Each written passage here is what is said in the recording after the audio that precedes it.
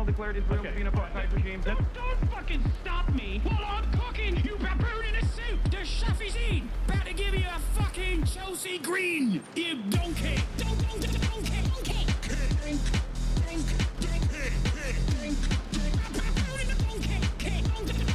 Listen to what I'm saying, and you will understand, perhaps, what I'm trying to imply. Patronizing.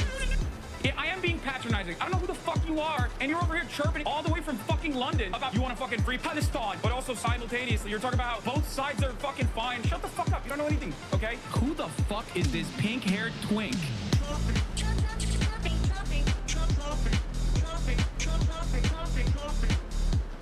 Dissolve the apartheid So what would you like to allow see happen, Hasan?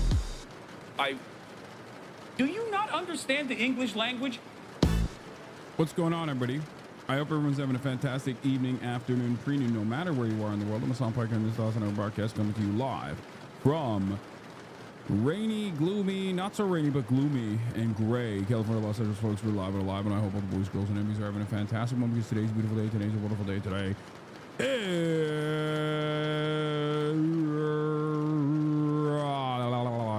is Wednesday, April 23rd, 2025. And I hope everyone's having a fantastic one, no matter where you are in the world. That's right. I'm wearing my Palestinian Youth Movement t-shirt that I got at Coachella. And yeah, I'm Hassan Piker. And we are here. We're live. We're alive. And I hope everyone's having a great one. It's a beautiful sunny day in upstate New York. Okay, stop flexing. Stop flexing. Oh my God. God's chosen place. The DMV said nobody ever, except for that one chatter. So everyone's required to have a baby now, MAGA. It's true. Everyone is required to have a baby. I'm going to impregnate everybody. Don't worry, I got you. Folks, this is part of the broadcast where I tell you about my personal news about what's going on in the world of Hasan, Hasanabi Piker, in between time period where I press the stop streaming button and press the start streaming button. So help me God, that's precisely what I'm going to do.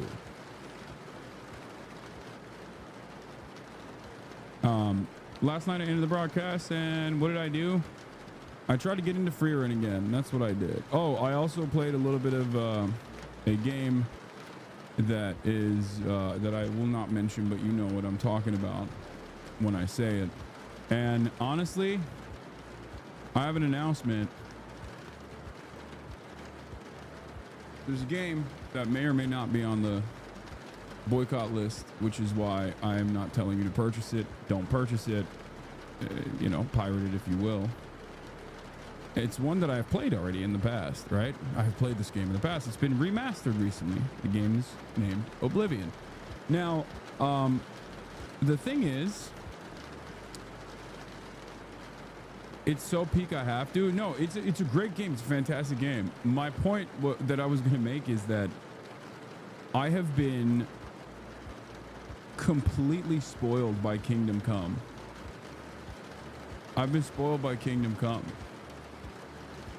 Yeah, I did a little bit of a tub night, watched some free run, which is so fucking slow.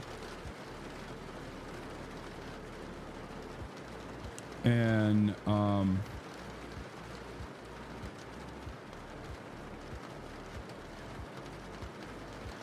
but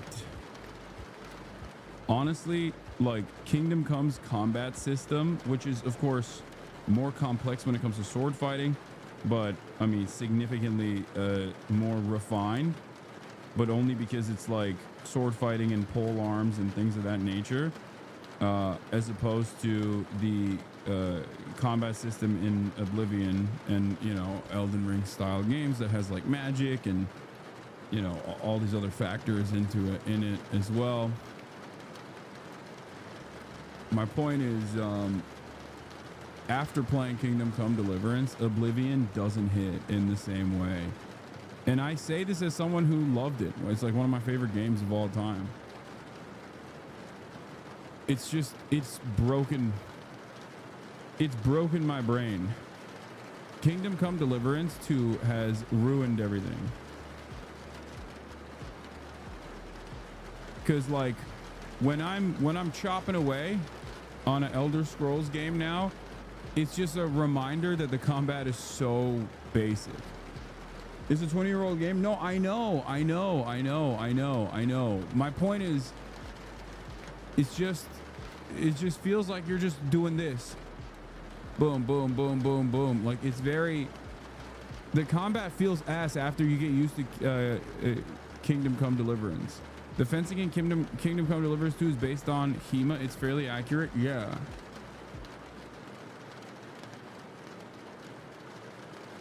Elder Scroll games weaknesses in the combat system makes sense. That playing a game with a good combat system is hard to go back. Yeah. But it's not just that. It's like, I know that in Kingdom Come Deliverance, for example, if I'm wearing a certain type of garb, the NPCs, like, it feels more real. The world feels more like alive, where the NPCs will react to it in a way where if you're dirty, for example, like, there's the survival component in Kingdom Come Deliverance as well. There's the hunger and all this stuff. Like, and if you, for example, you know, yuck it up in the mud and you get really dirty, the NPCs will look at the dirt on your clothes and react to it and be like, what the fuck happened to you? And I feel like it's just going back from that, it just feels something is missing. It is, Kingdom Come Deliverance 2 is, I think, truly one of the greatest RPGs ever made of all time. I want that. I want that combat system, and I want that game in a million different, in every single environment. I want the Oblivion structure to reflect that. I want that game and that engine and that style, that play style, to be in Oblivion, inside of the Elder Scrolls universe. Apples to oranges, they're different games. No, they're what? No, Kingdom Come Deliverance being compared to Oblivion or an Elder Scrolls game is actually unironically an apples to apples comparison, not an apples to oranges comparison at all. And I don't know if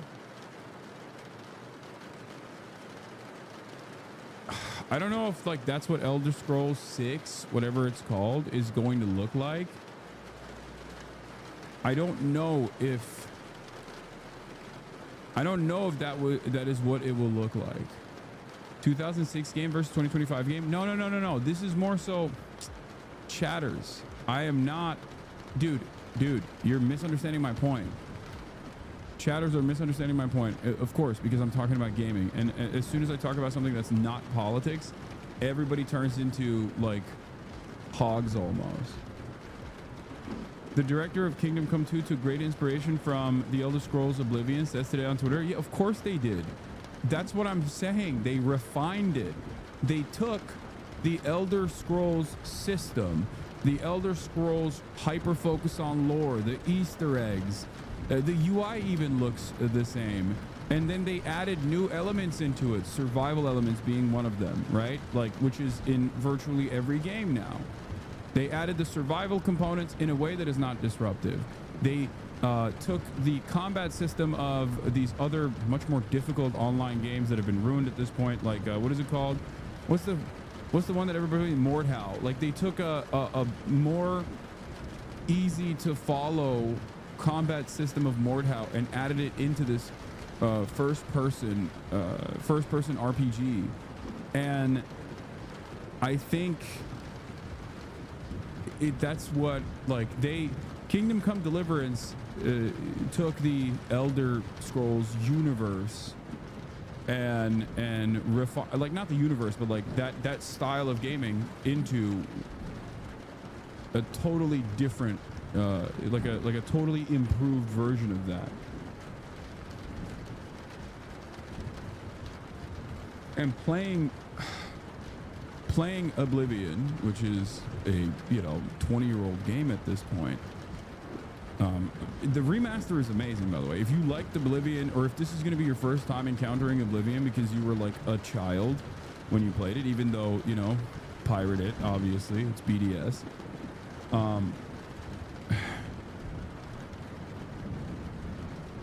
Like, if you were to encounter it for the first time ever, like, it's a fantastic game. You're gonna love it. The story is amazing. Like, it's amazing. It is a million times better than Starfield. right? Or was it? Is it Starfield? Was that the game that they put out?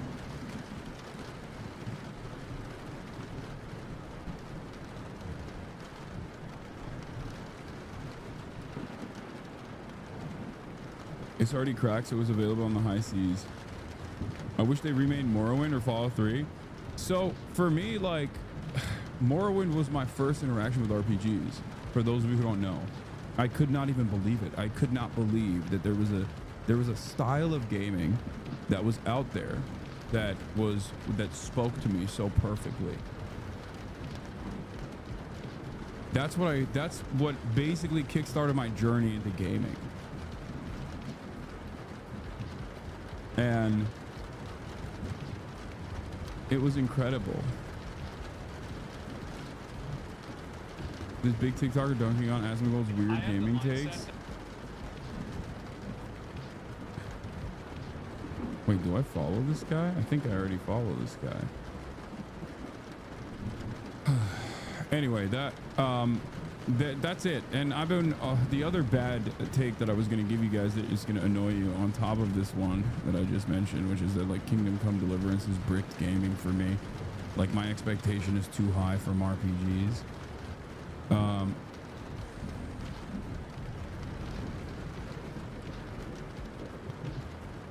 Is that I've been watching Frieren and I'm on like episode 3. And episode 3 of Frieren, and it's so goddamn slow, dude. It's so slow. I'm sure it'll pick up eventually, but goddamn, it's been slow so far. Everyone says it's peak, so I'm watching it, but like it's so goddamn slow. It's maybe perhaps a too slow of a burn, but in any case, that's what I got.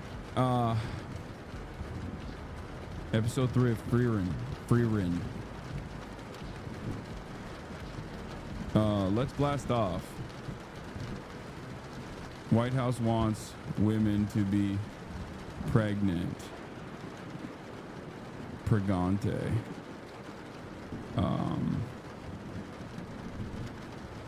Tariff war de-escalates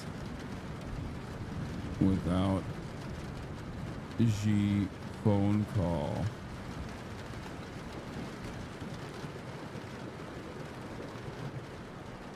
Did you have an Indian? No, I did not.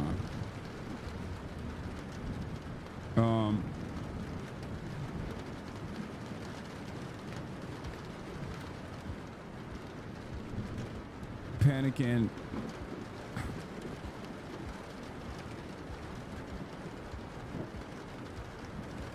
PANICANs rise up. Jerry versus Jordan Peterson.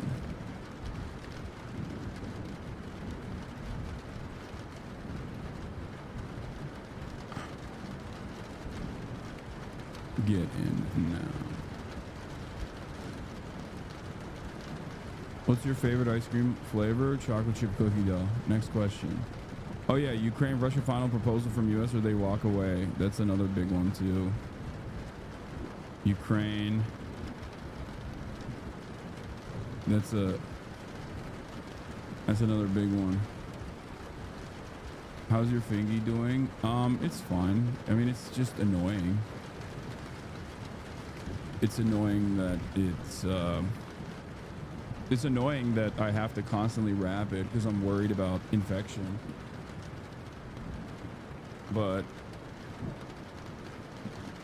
other than that, it's fine. Nora Damien, thank you for the 10 gifted subs, by the way, before I forget. La Cuchilla, thank you for the 5 gifted subs. And Durf, thank you for the 20 gifted subs. Those were earlier in the day. But yeah, let's blast off and let's get it twisted. Let's get it going, baby. Let's go. There's a lot to talk about today. Personal news-wise, I almost died while I was doing 310 pounds, which is not that much. Last week I hit 6 for 310.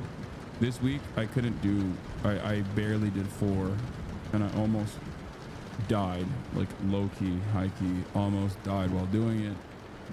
Here it is. Here's the video footage of it. This is it.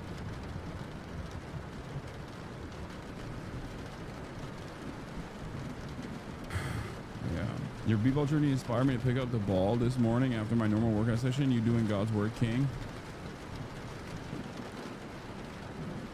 Bad first one regardless. Second one's much better. Yeah, really get into it. Third one is the best one. Fireman carried 310-pound dude once, but I also look. Like I rushed it up and it was like falling forward. Does the belt provide notable assistance? Yes. First 3 episodes of Andor 2 just dropped last night. Is peak. Love that. Unc been eating too much food lately. Got to lock back in. Yeah, I have been, but I have been locked in. Yesterday was a perfect day. Why no security bars? I mean, at that point, it doesn't fucking matter, dude. You know, it's almost 3 plates on there.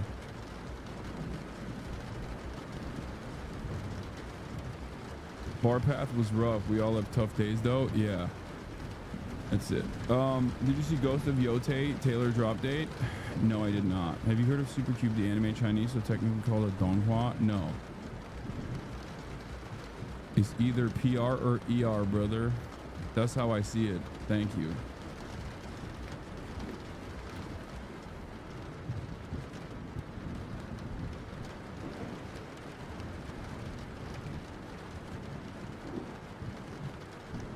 Another poll vindicating your immigration take.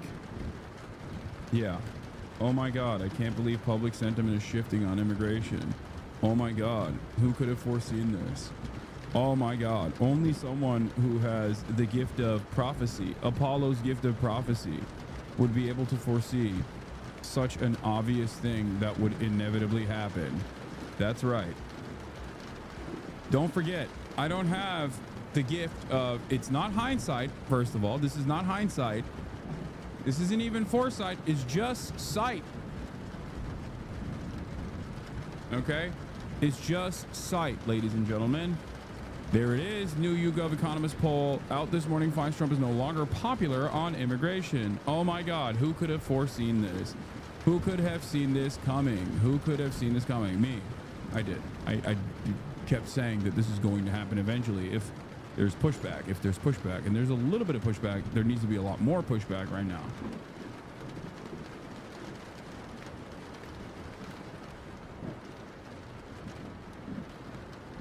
Yeah.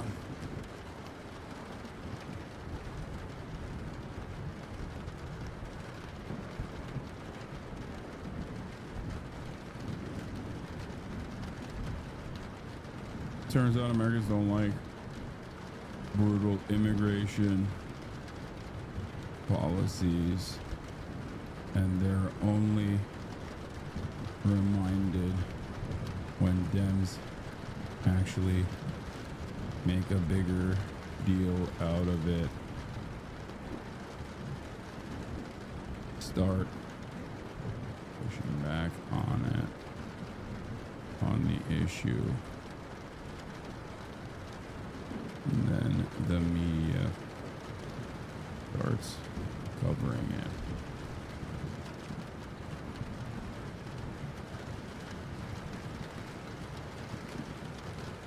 A really important lesson for all Dems to remember.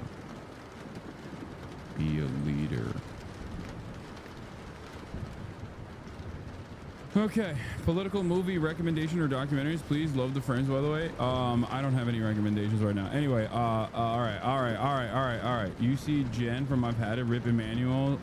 Yeah, Rahm Emanuel got cooked. I'm not drinking pure coffee concentrate. It's pure coffee concentrate that I put water into and I dilute with water. No, I'm not ripping pure XX coffee concentrate.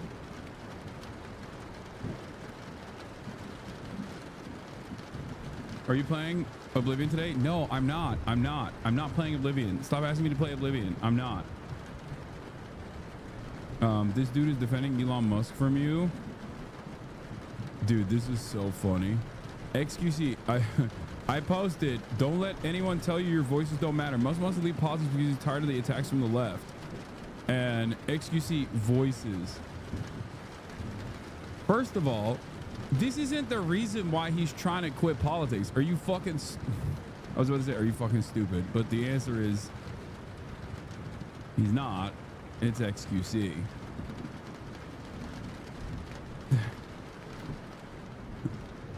Voices. This is so funny. This is just right-wing garbanzo. Okay? Straight up. Yeah, this is why Elon is quitting, dude. Not because he's such a fucking loser that... First of all, this unironically pairs up with his actions in office at Doge. What he has done at Doge in one of the most prominent stages has caused unimaginable resentment to such a degree that even in Europe, universally, Teslas are despised. Okay? It is reflecting in their stock prices. Well, not their stock prices necessarily, because the stock performance is not associated with like any sort of serious market fundamentals. Let's be real. It's obviously Tesla. It's a super inflated tech stock to begin with. But it's reflected in the 71% of net profit that they lost, even though the revenues that are even coming in right now, because they would have been unprofitable, the revenues that are coming in right now are predominantly coming in from carbon credit swaps from other companies still. Like $500 million of revenue for Tesla still came from the fact that they are an EV manufacturer, and other car manufacturers in the United States of America still don't make EVs or make enough EVs, and therefore they're still buying they're still paying Tesla. That is not true, Lamau. It is true. What are you talking about? That is not true. What? Am I getting something wrong?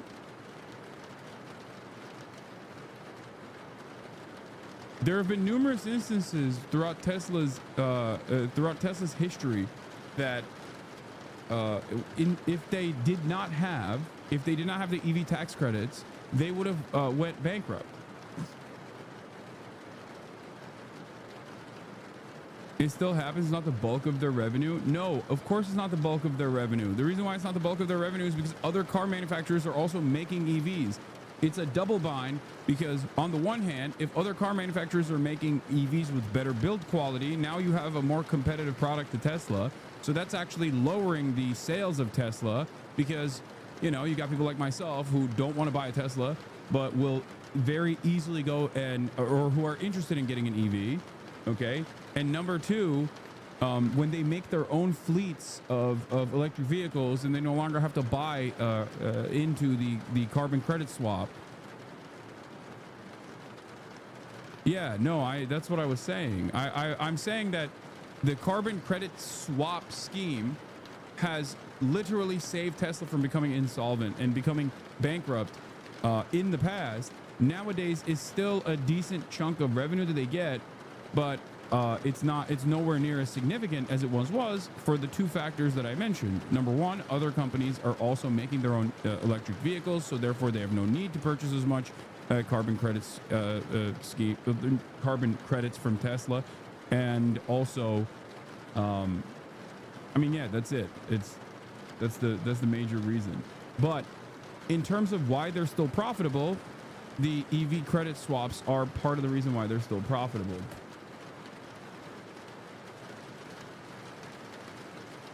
Don't react to it. He has been irrelevant lately and is doing the fuck Hasan again. Yeah, no, he's just...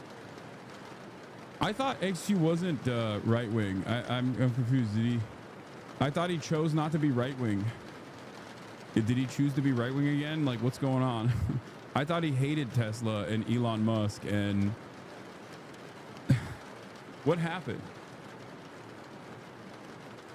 What happened? I thought personally...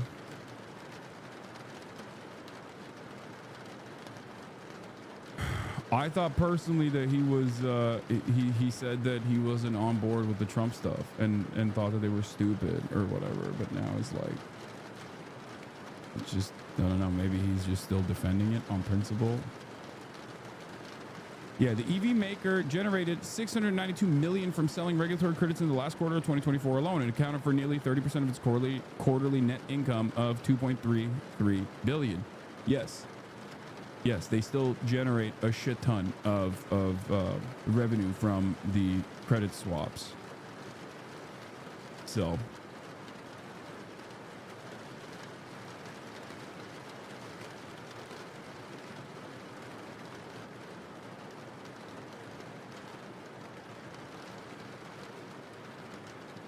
Yeah, Tesla reported $1.1 billion in net income for Q1 of 2024.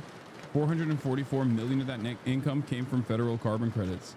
Yeah, I mean, there's also the federal carbon credits. There's different kinds of subsidies that they get at the point of purchase, but also from other manufacturers as well. We're talking about two different things. Anyway, why am I having this conversation? The point is, Elon Musk, under his watchful gaze, under his wonderful leadership, especially after he did this Doge stuff and became persona non grata, public enemy number one, because he is an unlikable monster, right? You, when it comes to Hasan, that's funny. An unlikable monster. Oh, wait, no, this person is responding to this guy. He said, you still have time to delete this, bro. He's saying is a dick riding. Elon Musk is an unlikable monster, and therefore people don't want to associate with Tesla anymore. I get it. I have a friend. I was talking to one of my friends. He's Jewish, okay? He bought a Tesla a week before Elon Musk Sig Heiled. A week before. And he was like, dude, I'm fucking driving around in this thing now. I'm going to meetings, and people are looking at me funny. You know? What am I supposed to do now? I just got this shit. I'm not talking about Will, dude. Will got the plaid a long time ago. Anyway, everything's computer, but 71% revenue drop, or net revenue drop. 71% for the same quarter. Q1 2024 versus Q1 2025. 71% net revenue drop. People don't want to buy this shit. It's not about this, okay? It's not about this. This is reflective of the resentment. This is reflective of the resentment that people feel towards Tesla, certainly the anger that people feel towards Tesla due to what Elon Musk is doing by, you know, engaging in mass layoffs, the federal government also being super incompetent in broad daylight in terms of how they're doing these supposed cuts, these budget cuts and whatnot. But there's a reason why people are bullying Tesla owners and shit, okay? And it's not like I've been egging this on. I'm not like, oh yeah, this is base, this is good or anything. I haven't really said anything. It's just, I don't even fully understand why there's so much smoke, so much animosity towards people who are individually own Teslas. Maybe it's because like I live in Los Angeles where it's not unique, and I see so many Teslas with a sticker that says like, I hate Donald Trump on them, which feels like a insurance against like people putting a dog shit on your car.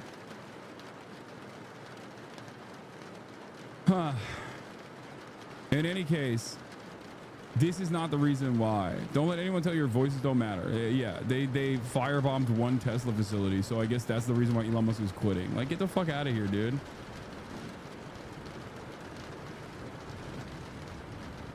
That was their profit change? Yes, net revenue, profit. Like, not gross. I'm saying straight up, their profit went down 71% quarter 1 2024 versus quarter 1 2025. That's huge. That's a huge decline. And a big part of that is because they are not selling as many cars. They're not selling any of their models. They underperformed according to analysts' expectations. Anyway, technically net revenue is not the same as profit. Yes, I apologize. Fucking goddamn finance nerds.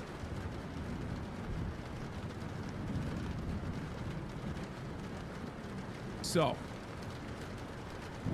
sad to see it. Any other corp would fire the CEO? No. I mean, they ate so good for so many years having Elon Musk be the key man. I don't even know if they can. You literally don't understand the stats. Yes, it's 71% down, but it's only about minus 10% if you count in Elon's big plans for robo-taxis and the very big plans in the future to sell more cars. Big plans. It's an investment. Yeah, exactly.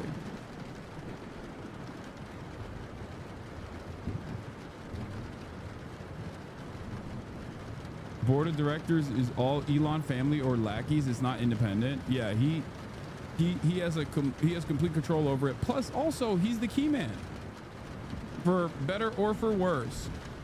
And for many, many years, him being the key man was beneficial for Tesla because he inspired a lot of confidence in Tesla. So people wanted to buy in. Every time he lied, people were like, I don't want to believe that he's lying. I want to believe that he's actually being honest. And I want to believe that he actually has a method to all of this madness.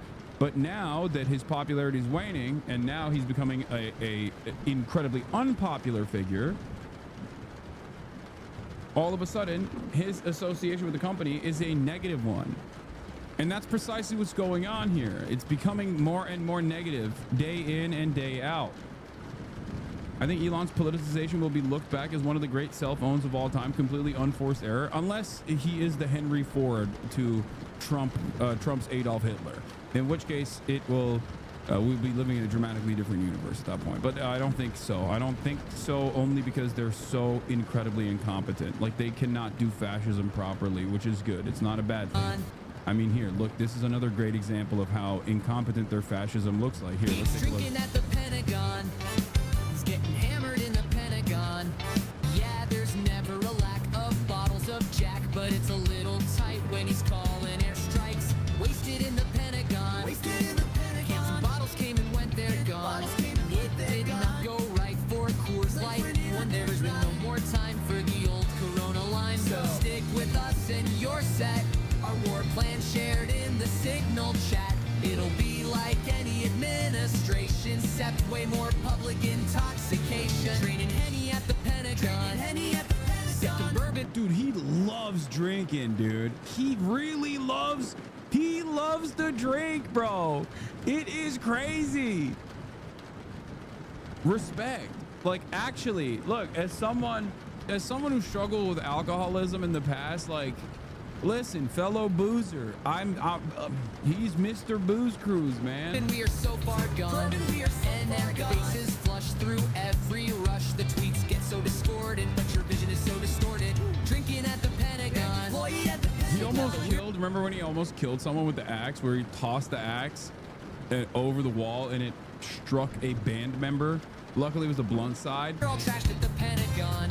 All the Houthi PC groups get confused because Pete blew through the booze like he's back at Fox News. Cause like you just blacked out on the job and texted secret war plans to everyone. Bitch, you hit the Pentagon! He no longer suffer the hangover? Yeah, of course. You can't have a hangover if you keep drinking. Never forget. There's no other company doing what they are, LaMafia. Every other company is either completely bankrupt, Waymo, or not trying to find a general solution. You can't really compare them to anyone else. What is this? You're acting like Google hasn't had cars autonomously driving around the country for years. Tesla leads the way in no way all than defrauding governments. There's no other company doing what Elon Musk is doing. Waymo is unironically a successful implemented robo-taxi system that you can utilize right now, and it has a better self-driving, a more successful self-driving initiative than FSD ever could have. What are you talking about? It uses a different technology from what I understand as well. Waymo's literally bankrupt. Okay, they are... Dog. They have an actually functional robo-taxi system. They're not saying we might have a functional robo-taxi system in our fleets maybe a couple years down the line. They have it. And I don't even want to defend Waymo because I don't like it. I'm scared. I'm scared when I see one of those cars, when I see one of those Jaguars and there's no driver in the driver's seat. I get scared. Okay, I think this is the spawn of Satan. But having said that, if we're going to be real about it, They already have an actual fucking functioning robo-taxi fleet that works, that operates right now in my neighborhood and in many other neighborhoods. It's not like ooh, FSD will be readily available. FSD will have a fleet of robo-taxis. Like, I promise it's gonna fucking work. You know, none of that in the future. It's here right now. What do you mean no other company's doing it like they're doing it? I guess you're right in the sense that, yeah, Waymo's not lying and saying that, like, in the future we're gonna have a robo-taxi fleet. They are doing it right now, as opposed to Elon Musk.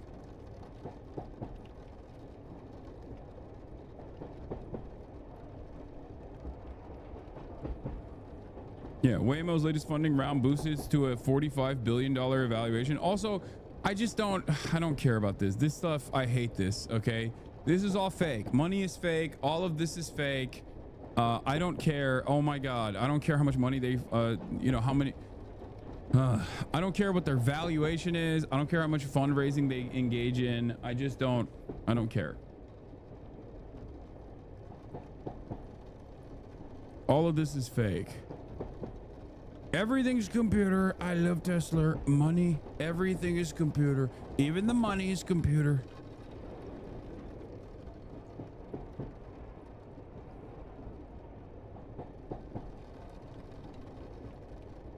Tesla has no interest in developing full self-driving. They're using 360 cameras. Everyone knows LiDAR is superior. Yeah. They're cash flow positive, not bankrupt like that chatter suggested. Yeah, I just don't know why that person is still dick riding Tesla into oblivion.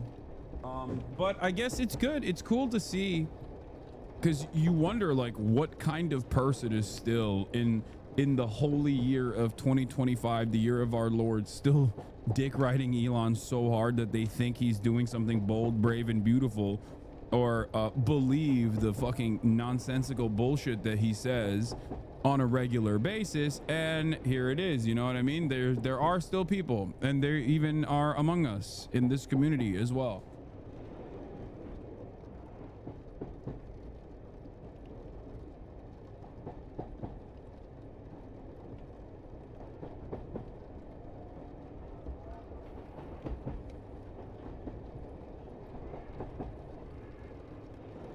Hate to be a stickler. Bro, you were drinking this past weekend. What do you mean struggle with alcoholism? Heavy drinking is not alcoholism. Alcoholism is a chronic illness. No, okay, chatter. Thank you for telling me about my experiences. Yes, I know that I have to constantly fucking monitor my behavior in that regard. I actually don't drink at all under normal circumstances, with very, very unique exceptions. Addiction, let me tell you something about addiction. And I'm sure you know this, considering how touchy this is for you. Addiction is different for different people, okay? It's more so about letting it get completely out of hand. I am not at a stage, like, I will never smoke another cigarette again, because I know the one puff that I take is over, I'm back into it, okay? Because I've quit smoking and then restarted over and over again throughout my life. But with alcohol, after I got arrested for a DUI and never prosecuted for it because I wasn't actually drunk driving, I quit cold turkey for a year and a half, almost 2 years. That allowed me to basically every now and then be able to drink without completely fucking relapsing. You don't have to completely relapse at the first sight of alcohol to be, I assume, to be considered a fucking full-blown alcoholic. That's why I say I struggled with alcoholism. Okay? I can't believe you're gatekeeping this, dude.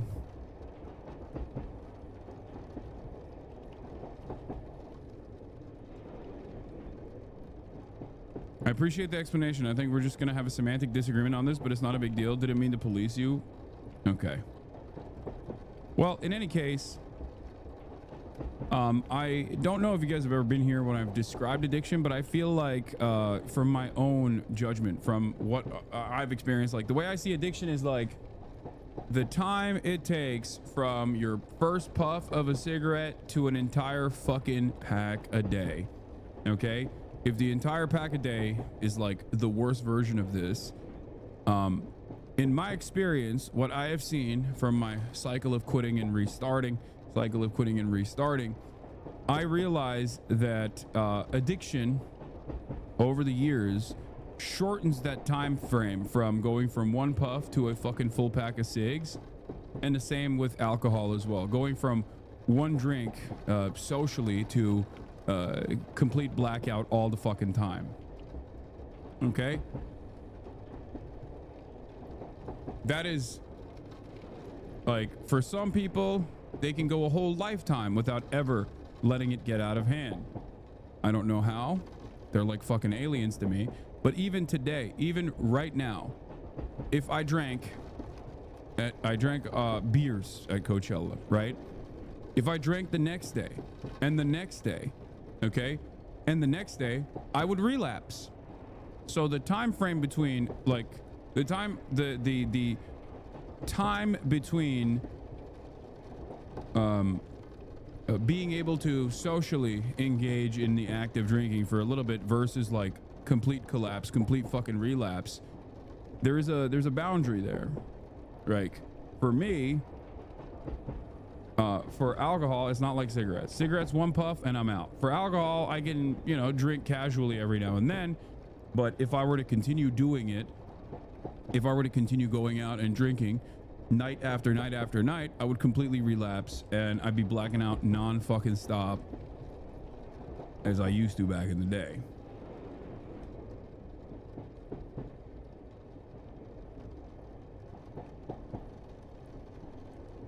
I'm very fortunate that I was surrounded by good friends, and I was able to catch this before it became a much larger problem, so I can still every now and then engage in social drinking without it becoming a problem for me. It's not the same for other people. It's not the same for other folks.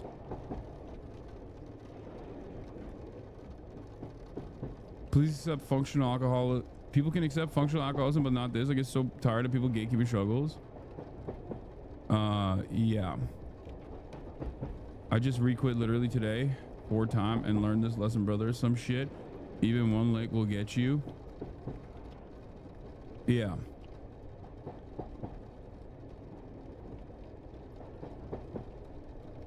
Are you sharing with us that you're an alcoholic? No. I'm not. I wouldn't say that I am, but I have said that I have struggled with alcoholism. It's not something that I keep a secret. It's something I talked about quite a bit.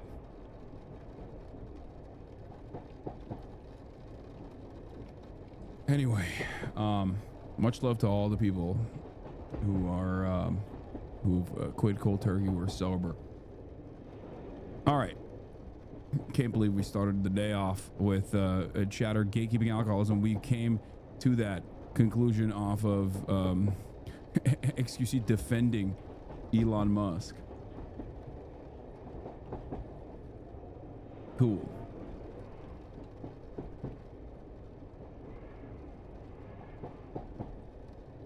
All right. Are you going to talk about Kashmir today? Probably not. Maybe.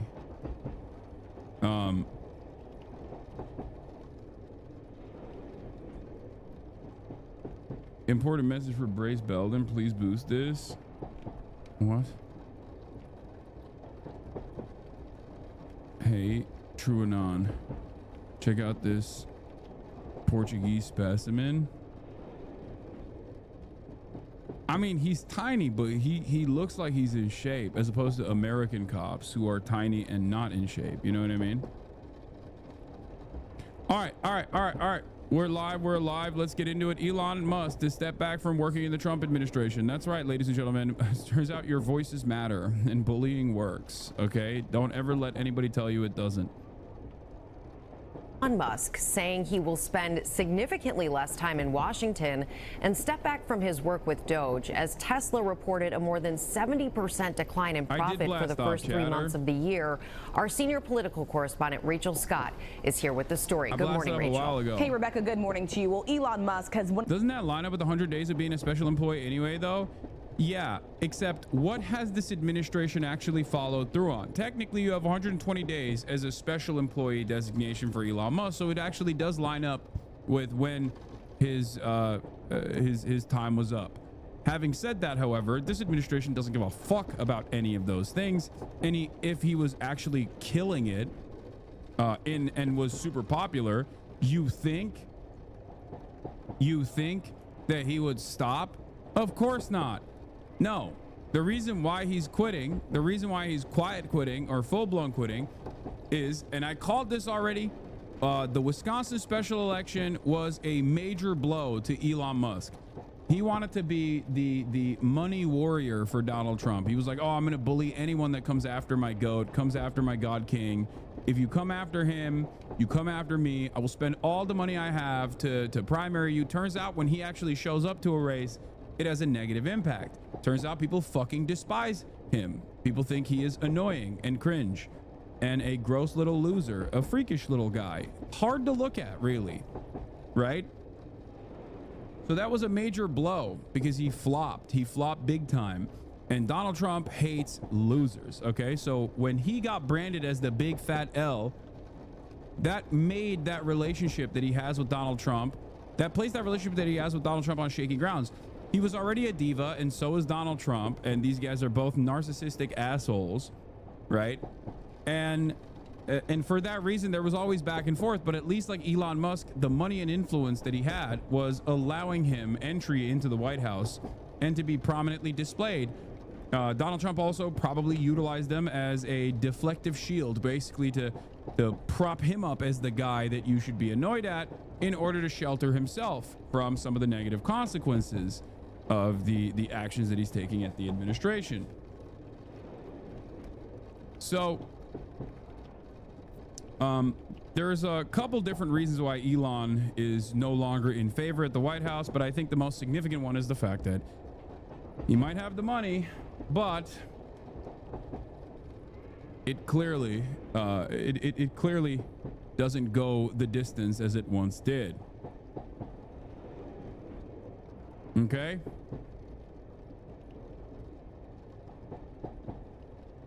But if you were to think that Elon Musk would not have redoubled his efforts at Doge and all the power and prominence that he has enjoyed within the White House, if he was actually killing it right now by his own metrics, if you know, Doge wasn't seen as like a pathetically unpopular and also incredibly incompetent group that is engaging in mass layoffs at the federal level, then he would have continued working. He would have continued doing the special boy of the administration status that he has. Has been one of the president's most powerful advisors. Trump doesn't need his money anymore. He won the election. You're wrong. If there's one thing that rich people like, it's making more money and getting more money.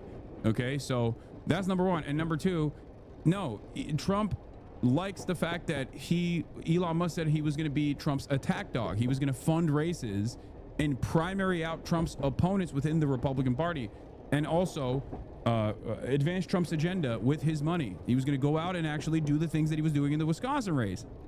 Once it was a failure, a spectacular failure, it was over. He no longer has that. He no longer has that motion. But he now says he will be spending less time in the Trump administration. He lost 1,000 aura points for that Wisconsin L. It was a big flop, and everybody realized maybe Elon does not have the motion that he claims to have.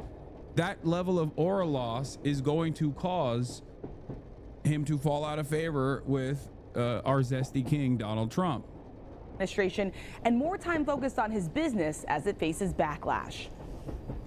Overnight, billionaire Elon Musk telling Tesla shareholders that his work with the Department of Government Efficiency is winding down. I think starting probably in next month, in May, my time allocation to Doge will drop significantly. The world's richest man insisting he will stay with the Trump administration, at least part-time, but will focus on his business. Starting next month, I'll be allocating far more of my time to Tesla. He sounds like a little boy that was sent to the principal's room and was scolded. Starting next month, I'm going to do less of the things that I've been doing. USA. In spite of the neurodivergence, you can still see a dramatic tonal shift here. I feel like maybe I'm reading too much into it. Maybe I'm being parasocial, but like it does feel like he comes across dejected. His remarks coming after his company Tesla announced a 9% drop in revenue from January to March and a staggering 71% drop in profits in the first quarter. The electric car giant blaming the growing trade war and, quote, changing political sentiment, which could have a meaningful impact on demand for our products in the near term. As people know, there's been some blowback for the time that I've been spending in government with the Department of Government Efficiency, or DOGE. The company's CEO has become a divisive figure since heading up the president's effort to shrink the size of the federal government. His high profile making Tesla a target.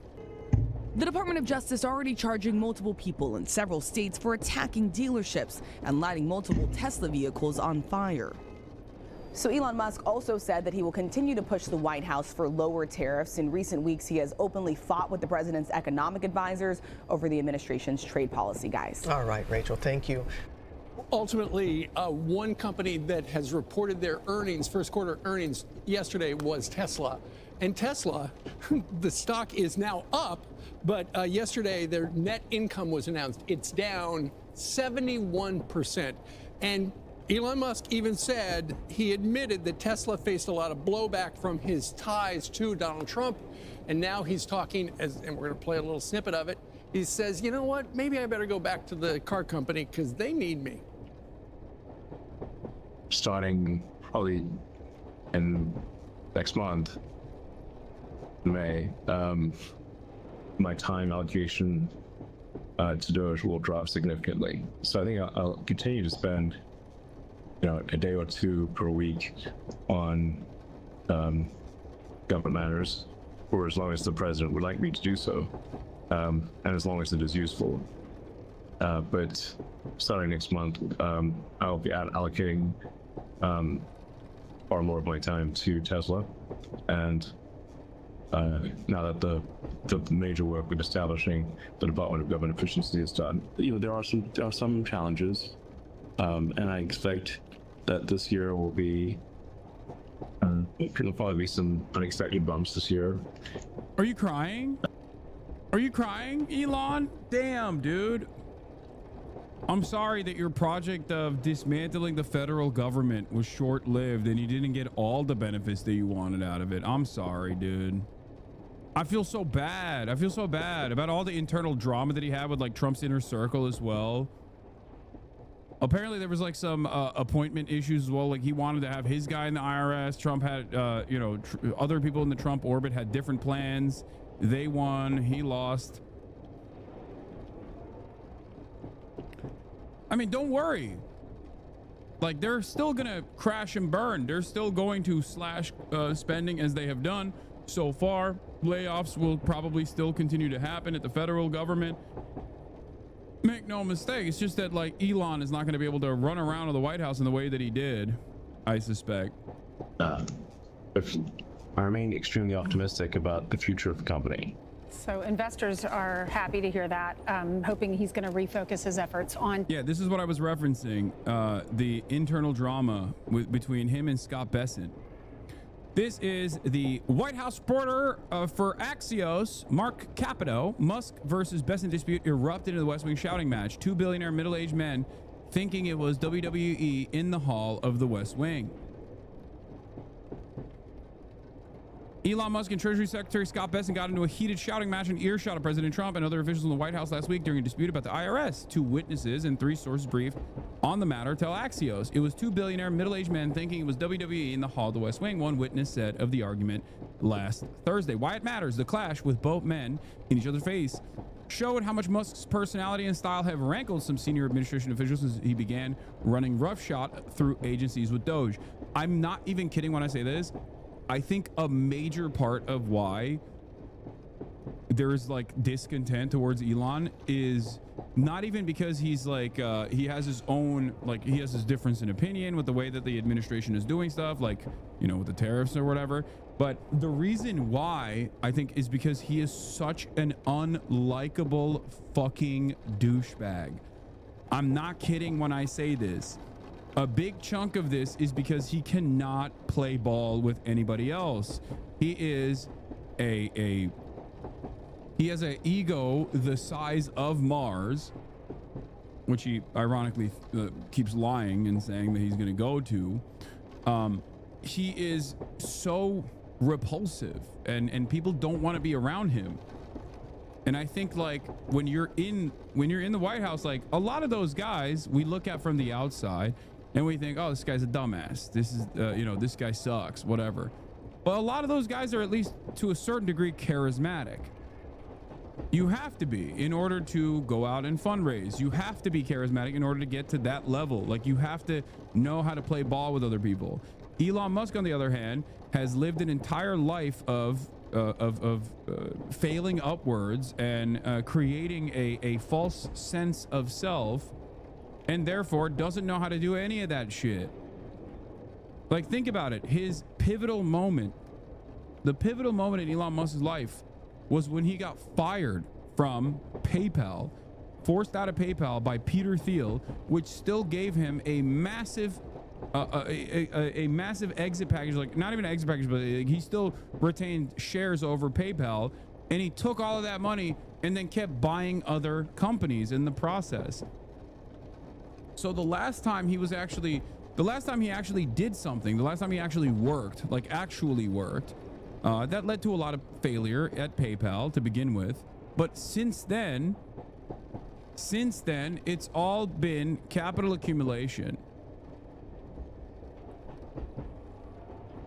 So he doesn't know how to be a normal guy who can fucking have a conversation.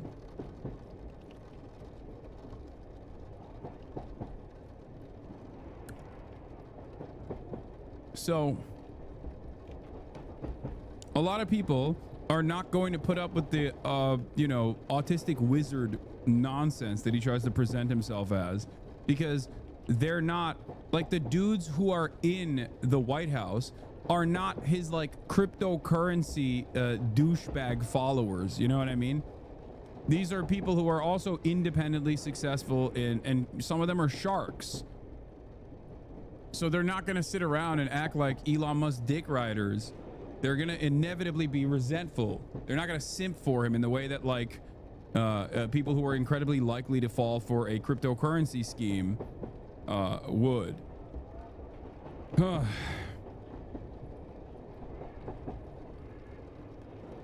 So yeah, you're wrong though. All he has to do is wiggle his fork sculpture and Trump will buy another Tesla for every American. Yeah.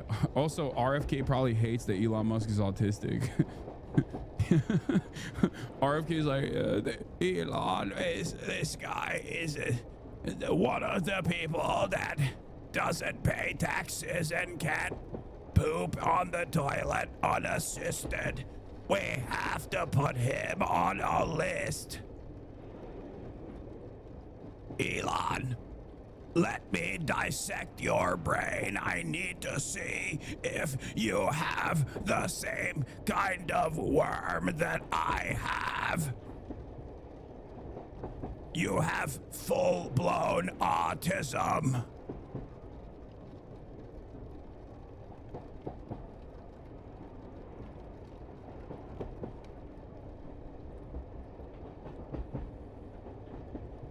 The New York Times first reported Friday that Besson and Musk had a disagreement over who would lead the IRS, but the chest-to-chest clash, oh, and Elon does have a barrel chest, between the two men a day earlier has not been reported previously. They were not physical in the Oval, but the president saw it, and they carried it down the hall, and that's when they did it again.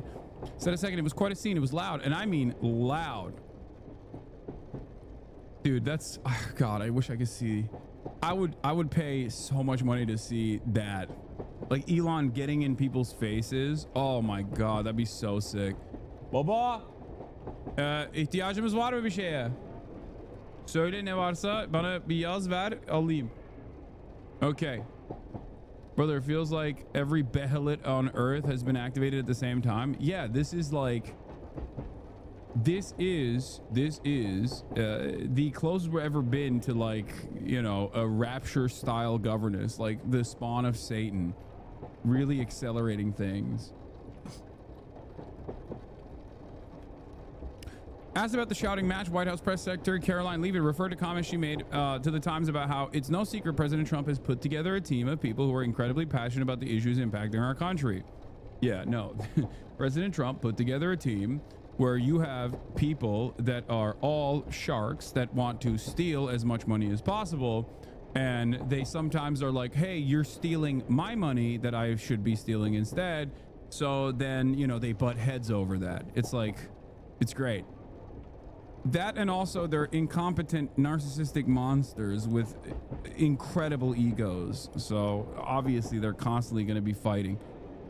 Anyway, representatives from Musk and Bessent acknowledged the shouting match happened, but declined the comment. Musk has had high-profile disputes with Secretary of State Marco Rubio, Transportation Secretary Sean Duffy, and Trade Advisor Peter Navarro as well. Everyone thinks Doge is great, but Elon's antics are a bit much, another administration official said. There was also coverage on the New York Times or was it Washington Post? I can't remember. That talked about, that went and got notes from anonymous administration officials that said that Elon is so fucking annoying that they want to kill themselves when they listen to him drone on and on about dumb, nonsensical bullshit. So clearly, that no, hired.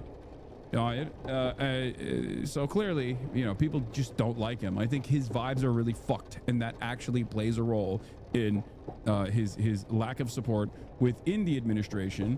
Whereas someone like Pete Hegseth, like I'll say this, someone like Pete Hegseth is the exact opposite of Elon. A dude, unless you're a woman that he wants to sexually assault, Pete Hegseth is absolutely the type of guy that other creepy sex pests will fucking love to be around. Okay? He's a TV guy. He's fun. You know, he drinks fucking brewskis on the job. He's a big dude, bro. He makes people feel young again. So he is the exact opposite of Elon Musk.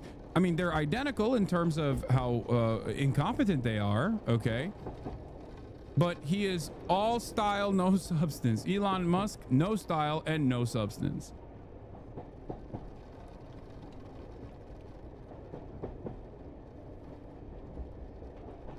That's it. He is like the old school. He's the old school kind of guy that, you know, could get a job with a handshake. Okay. That's who Pete Hegseth is. He's like, he's got a firm handshake. He gets the job. And before you know it, he's elevated himself into a status that within the company that he certainly has no competence to fulfill the role.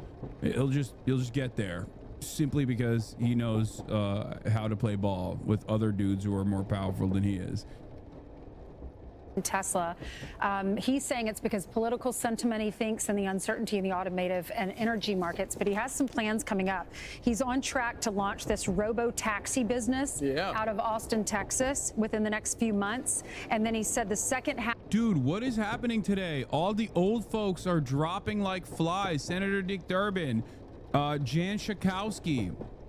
This is like, there's a crazy situation taking place within the Democratic Party right now. What the hell? Dick Durbin also is dropping. Oh my God, Chuck Schumer, please do it. Oh my God, Chuck Schumer, do it, do it, do it, do it. Drop, you pussy. Chuck Schumer, do not seek out re-election and endorse Alexandria Ocasio-Cortez. As a matter of fact, don't endorse Alexandria Ocasio-Cortez. That might have a negative association. That might actually fucking oof. That might actually be a problem. Oh my God, the purge is happening. Inshallah, we're gonna have young people in office now. Oh my Lord, you think them establishment is getting out all the old folks so they can put the younger neolibs that got the that they got from the Gillibrand template, I think that's probably what they're going to try to do.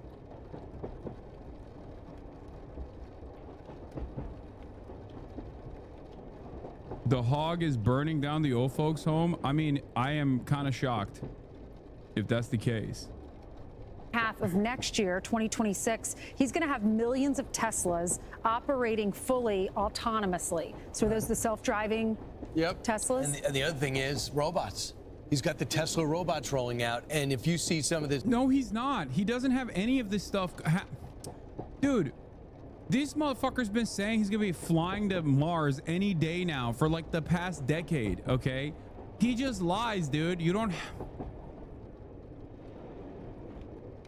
I hate that when you're the administration's guy, Fox just has to sit there and be like, yeah, he's got robots that will suck you. And it's great. And definitely he's going to do all of the things that he's promised. Like, no, man, a lot of fucking business people just lie. Okay. That's what they do.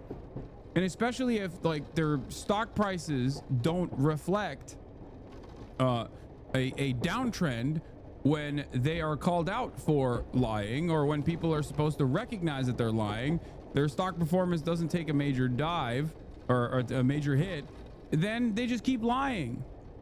Ever heard of unsupervised FSD June? Yeah, every year since 2017. Give me one time in history he said it would give me one time in history he said it would be the same year. Here's 36 times, but it only goes until 2022. So realistically, we're probably near 50 by now.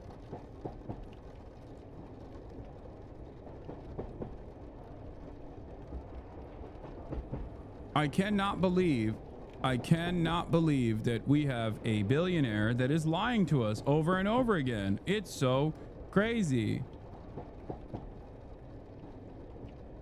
This makes no sense. What the hell? Did you hear about the heterosexual pride festival in my hometown of Boise, Idaho? It was started by a chud who thinks the earth is flat and socialism is family choking leash. Also got asked for donations to a bar in order to fund him buying a Cybertruck. So glad I left that shithole. I love this story.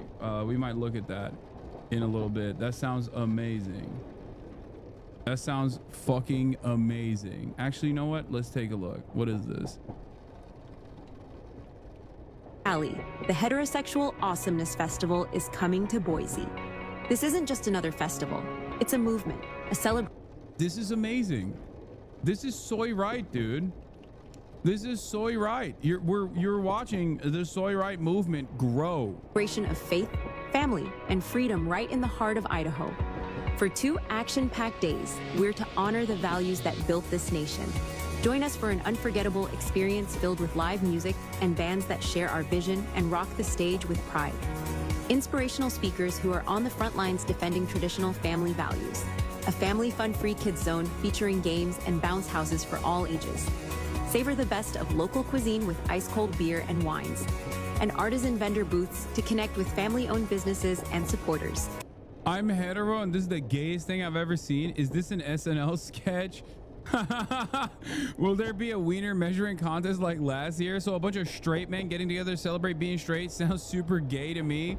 This is giving Sundown Town vibes. Finally, a safe space for people who say no homo after making eye contact. Oh my God, they're cooking them. This festival is more than just an event. It's a declaration that faith... First of all, a parade is gay as fuck. There is no way out of it, okay? Even if it's like a North Korean military parade, parades functionally are gay. It's just like, you know, it's going to be really hard to convince people that you're not doing some gay shit when you're like, I want to do a parade, okay? Thanksgiving Day parade, gay as fuck. But the very fact that you're trying to do a parade with like hard-dicked men, it makes it extra gay. Just, I don't know, just play with a penis, dude. Play with your boy's penis, okay? It's gonna be a less gay endeavor for you. Just play with your boy's penis. Family and freedom are worth protecting. We're reminding everyone of what truly matters. Together, let's make the Heterosexual Awesomeness Festival a resounding success. We're seeking for bands, volunteers, vendors, and sponsors who share our vision. Mark your calendars for June 20th and 21st, 2025 at the Cecil D. Andrus Park by the Capitol Building. Be part of... Grinder's gonna go crazy that weekend in Boise. Yeah. Oh yeah. All right, thank you for bringing this to my attention, chatter. I am going to this. Yeah, this is where you find this is pound for pound where you're gonna find the highest density of dudes who are questioning. Okay, opportunity strikes now for all the gay boys in Idaho. This is where you're gonna find all the questioning dudes. Okay.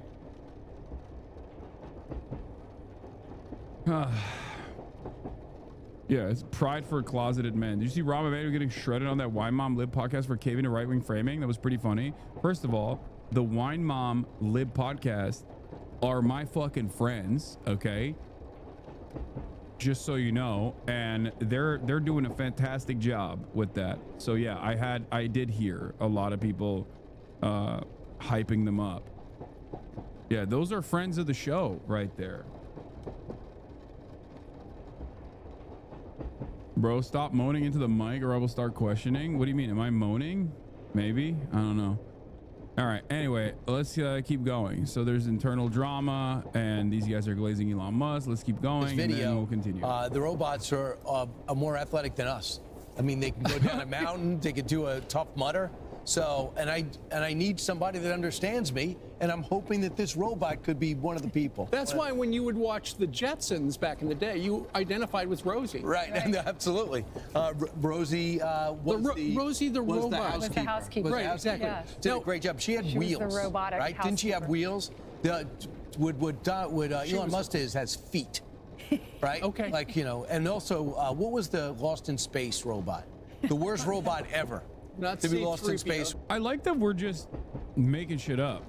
Like, these are not things that are happening. We don't know what the actual timeline looks like.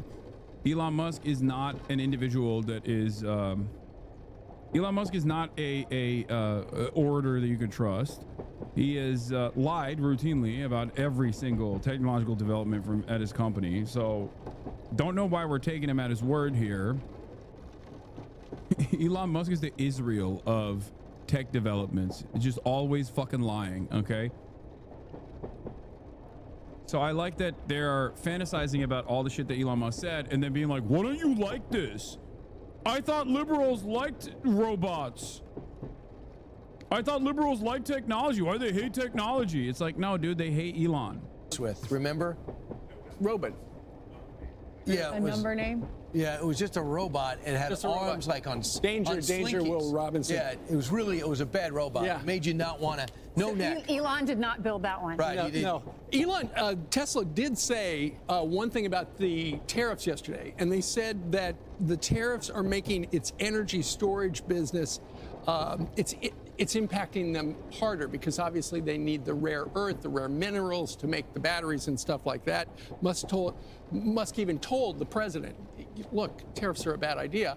But Musk also supports the president. He's got a different vision, and they're going through with it. It's just going to make making batteries more complicated. Just noted. Remember that Elon Musk is going to donate money, and Donald Trump is going to do whatever he wants. No, Howard Lutnick would be the Treasury Secretary if he listened to Elon Musk. Elon Musk didn't want the tariffs, but he respects that he's not the president. Right. And I would say this: there's got to be like 10 major items for national security that when this trade war is over, we just have to bring it back. And rare earths is another. We have to be able to refine it. We have to be able to do it because. Yeah. Again, how are we going to do that? Oh, that's right. Elon Musk's robots will be able to do that, right? Since we're in the business of fantasizing about shit that hasn't happened with no way of happening, we might as well continue fantasizing, you know? Oh, dude, you don't understand. Elon Musk's robots will actually do the refinery. Okay? It's great. And Elon Musk will just use those robots to build the factories. He'll build them tomorrow. Open Pokemon packs, you giant. Dude, shut up. God damn, calm down, brother. What the fuck are you talking about? Open Pokemon packs. The hell? Did you already cover the White House wants women to sex topic? Had the dip for a ship, a super curious? Yeah, we'll get to that in a little bit. China will hold this over our heads in any conflict, military or economic, unless we start doing it ourselves. I'm Steve Doocy. I'm Brian Kilmeade. Polling debunks Musk's excuse that his unpopularity collapse of Tesla is because of paid protesters. I think the protests are really starting to bug them. Yeah, they are. Of course they are. There are millions of people that are actively taken to the streets basically on a weekly basis. Of course that's going to have an impact. Of course it's going to have an impact. That's why it's so funny that XQC was like, oh, dude, what do you mean your voices matter? It's because people are torching Teslas. It's like, dude, the very fact that you got people so agitated that they're torching Teslas is, again, the point that I am making. The point that I am making is that people fucking despise this dude. I don't know if it's the number of protests or the number of people protesting or the fact that the protests really aren't going away and they keep seeming to grow. I don't know if it's the tenor and good humor and peaceful nature of the protest that's bugging them, but I think they're really getting bugged. I think it is really getting under their skin. And here's one way we can tell. Let's say you're the head of a big car company, and then something happens to your car company. And it's not happening to all car companies. It's not happening to the car sector, right? In fact, it's not happening to any other car company at all. It's only happening to your car company, and it's not good. Headline, CNN, Tesla profits plunge. Headline, Washington Post, Tesla earnings plunge. Headline, New York Times, Tesla's 71% drop in profit. Headline, USA Today, Tesla profits fall 71%. Headline, Wall Street Journal, Tesla profit sinks. Headline, Reuters, Tesla sales skid.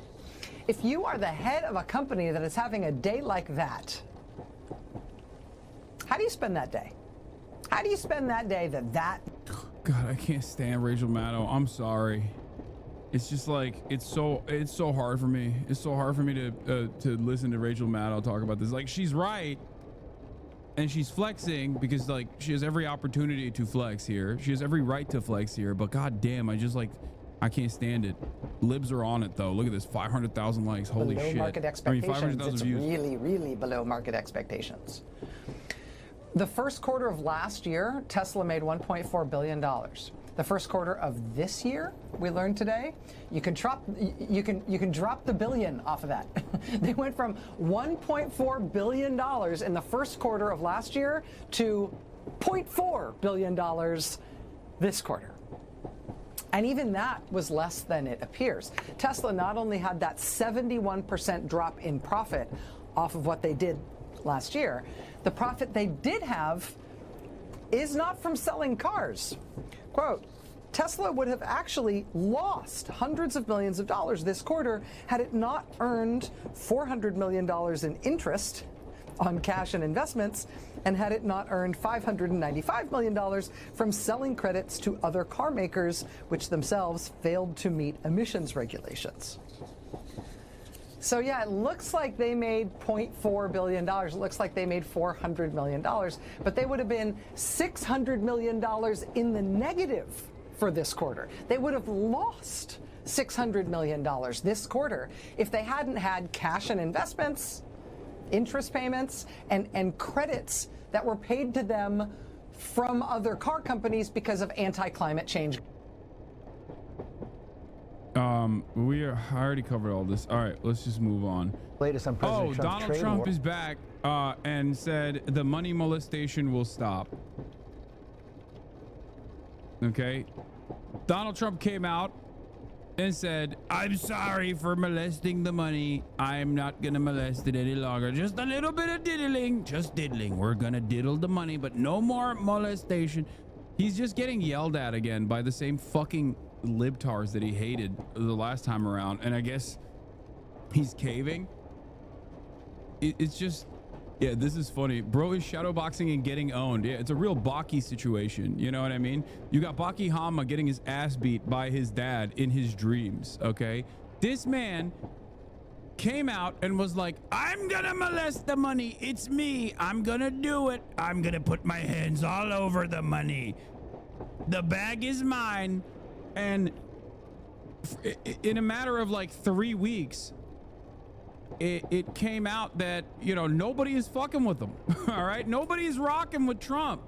America no longer has the motion that it once had. Lo and behold, everyone's shocked, except you wouldn't be shocked if you were watching me in the process, because I kept fucking saying that this is inevitably going to happen. He tried to go after China and say he's gonna do 7 trillion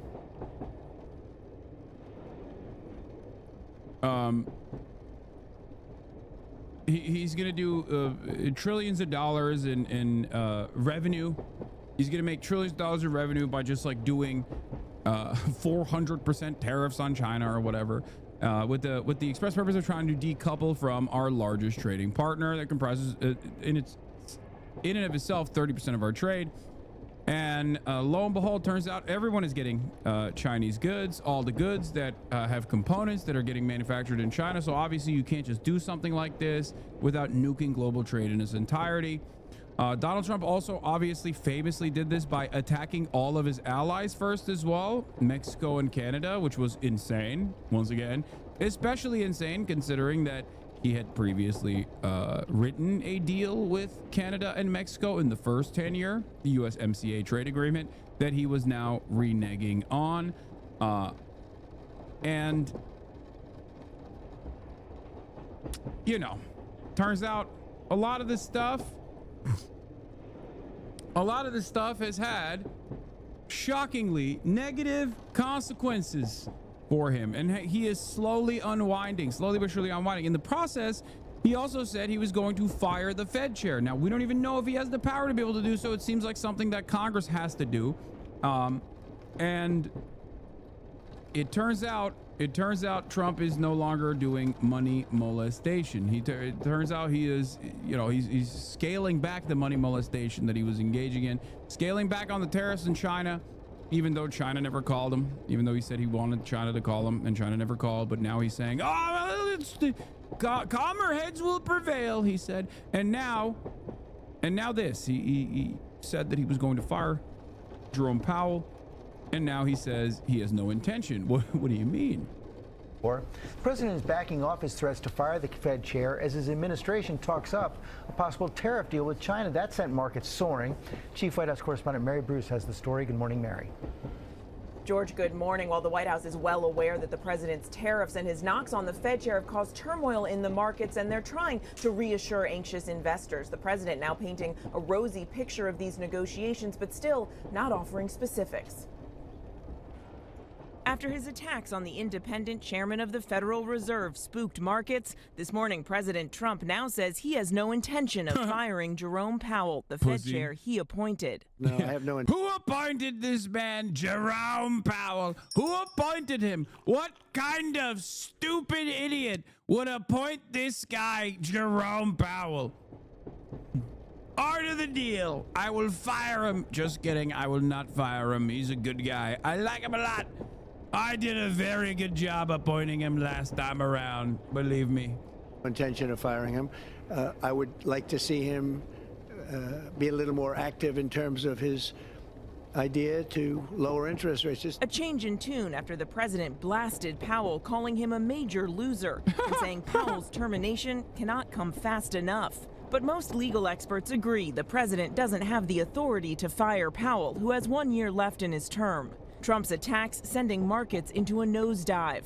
Wall Street is heading to its worst April. I love these photos, man. Since the Great Depression. The International Monetary Fund now warning Trump's tariffs will slow economic growth around the world, with the U.S. taking a significant hit. The White House now trying to reassure anxious investors. Treasury Secretary Scott Bessent telling investors he expects a, quote, de-escalation of the trade war with China, saying the current situation is unsustainable.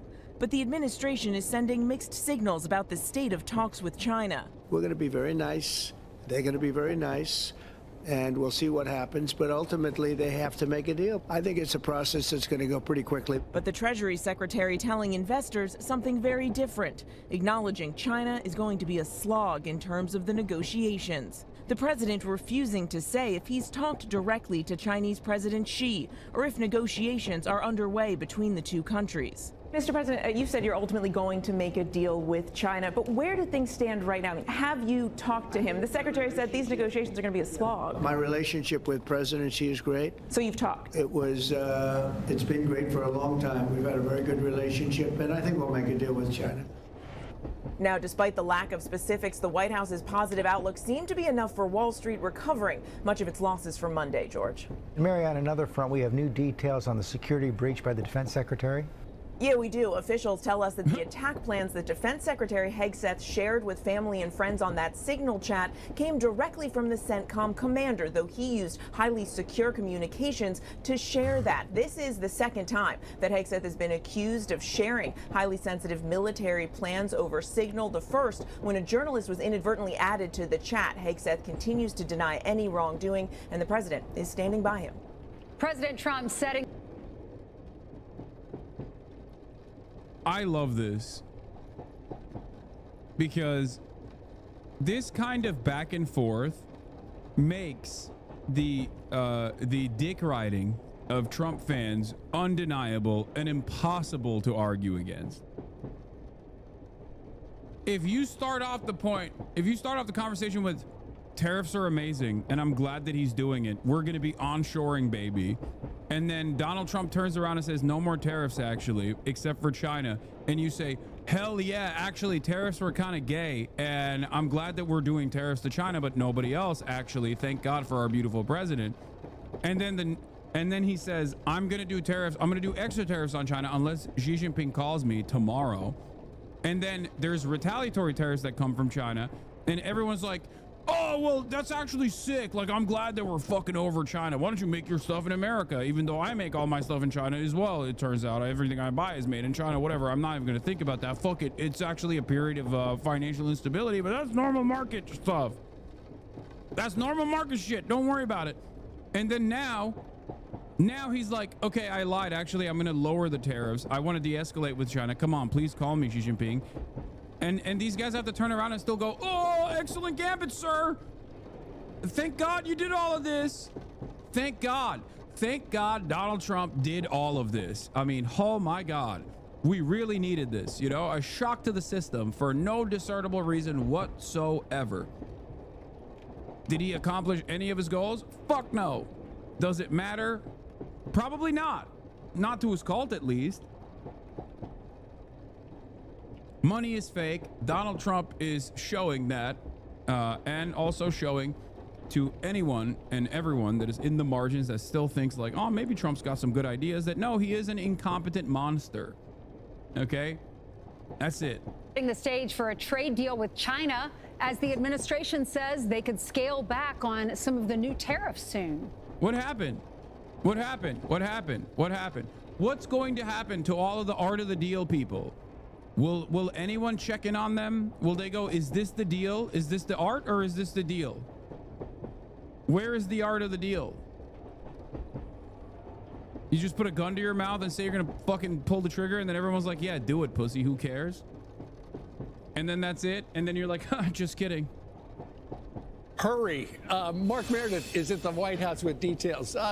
Mark, have the conversations with China actually started? Because it sounds like things are heading that way. Steve Ainsley and Brian, good morning, friends. Well, Steve, no, the answer is no. China has not, as a matter of fact, responded to the United States of America at all. They not only did not concede to the United States of America, they actually yesterday came out with a threat against the involvement. They came out with a threat against all of the other partners of the United States of America, as they are going through their own negotiations. And part of those negotiations are decoupling, forcing them to decouple from China, right? That's what America wants. America's saying, like, you have to also put tariffs on Chinese goods. You have to also decouple your trade from China. So China came out and said, this is like getting in the pen with a tiger. It will be dangerous for the European parties involved. If you follow through on the Trump administration's belligerent demands, then you're only going to hurt yourself in the process. So not only did China not call the Trump administration yet, I do suspect that that will come eventually because they want stability. But on top of that, they also said, don't fucking put tariffs on Chinese goods if you're a European trade partner. What are you doing? Same with Japan, same with all of the Asian partners. Yeah. China said, we'll go ban for ban. And they have been. They have been going. So that nothing ever happens. Chuds were right. I mean, this is very much things happening moment. I don't know what you mean by this. Nothing ever happens. Chuds don't think that there would ever be a multipolar world. Under normal circumstances, America could basically enforce its wishes upon China and all of the other global trade partners like that. There would be no issue whatsoever.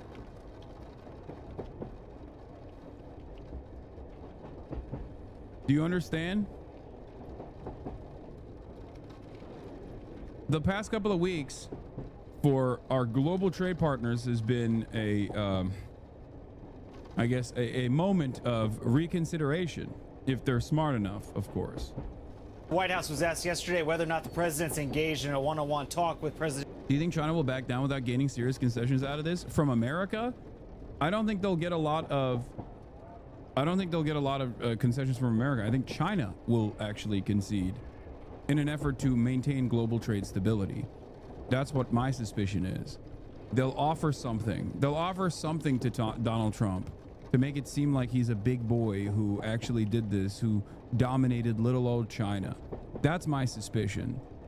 And the only reason why they will do that is because they benefit from global trade working the way it currently does.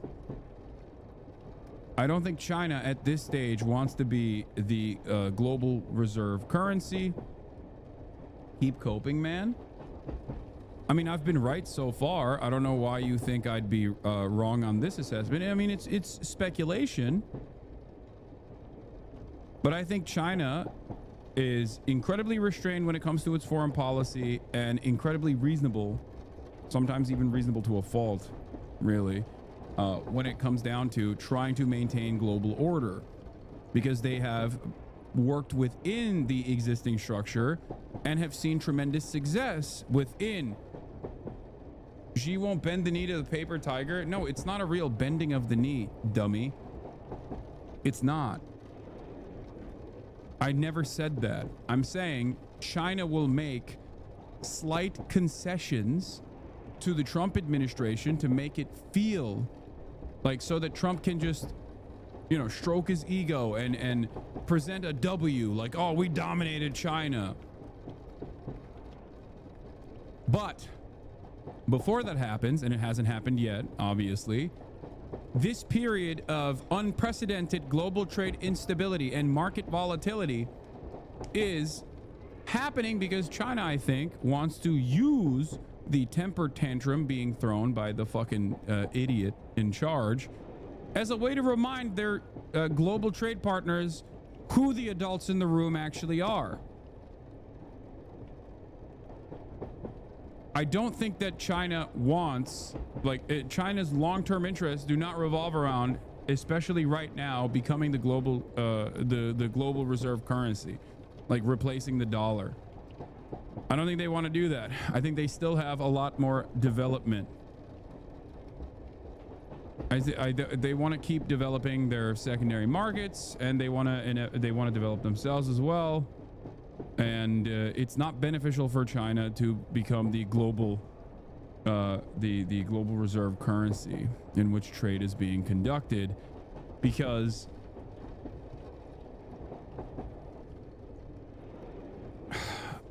that would require, at least in the current landscape, in the way that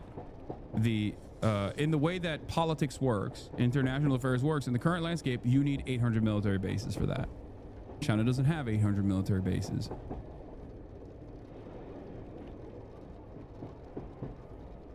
President Xi of China, and the White House not willing to go on the record with that, an indication that these conversations are still not happening at the most senior levels. If you think China will make slight concessions, doesn't that mean that you think Trump holds more cards over them? No, the only fucking reason why they will inevitably make slight concessions in an effort to make it seem like Donald Trump won this fucking battle is because they still want... Donald Trump is saying, I have a nuke. I am going to nuke myself and the entire global marketplace. Of course, China doesn't want the entire global trade design to be nuked overnight. They stand to benefit from the way trade is conducted on the international stage. What do you mean? Yes, when you are the United States of America, putting a gun to your mouth and saying I'm gonna pull the trigger is going to be quite impactful for that reason.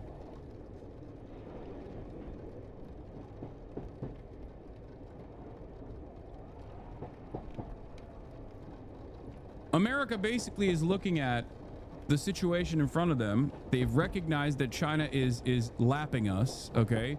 They recognize that China is far more developed. They recognize that China controls the refinement process for key resources that are necessary. Like, they have a lot of power, okay? And if you look at it like a board game, America basically recognizes that China is winning the board game. So they're saying, I'm going to literally flip the fucking table. I'm going to flip the table right now.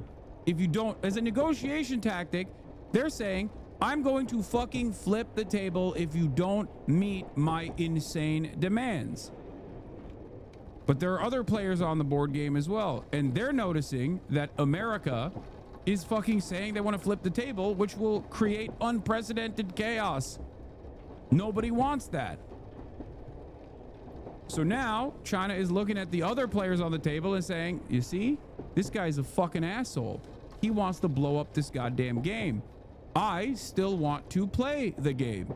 Maybe I'll win the game in the end, but I still want to play the game. Do you want to continue playing the game, or do you want this person to fucking flip the table and no one wins? You are admitting that Trump holds the cards? I think you guys are some of the densest motherfuckers I've ever encountered in my entire life. If China wanted to flip the table, they could too. That doesn't mean they hold the cards, you fucking moron. If Trump held all the cards as the global hegemon, then China would have conceded overnight. Why has that not happened yet? Like, actually fully conceded. Is this all the fucking Asmongoldиans that aren't getting? You don't let the bully get away? What? That's not how international relations work, man. What are you talking about? Nobody wants nukes to be launched, okay? Obviously.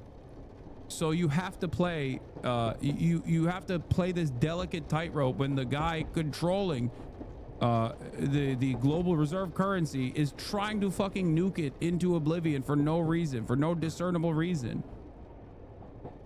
It takes time. You have to solidify your relationship with your global trade partners outside of America, because many of the most important markets that still import from China are within the sphere of American influence. Either way, all three major U.S. stock indexes are set to open sharply higher today, given some of the news the president and Treasury Secretary made within the last 24 hours, suggesting that the trade war won't last forever. As you all three know, there's been a major sell-off on Wall Street ever since the trade war began. We're doing fine with China. We're doing fine with I think almost every country. This is great, yeah. Breaking, Scott Bessent has said in response to Trump's tariff announcements, more than 100 countries have approached us wanting to help rebalance global trade.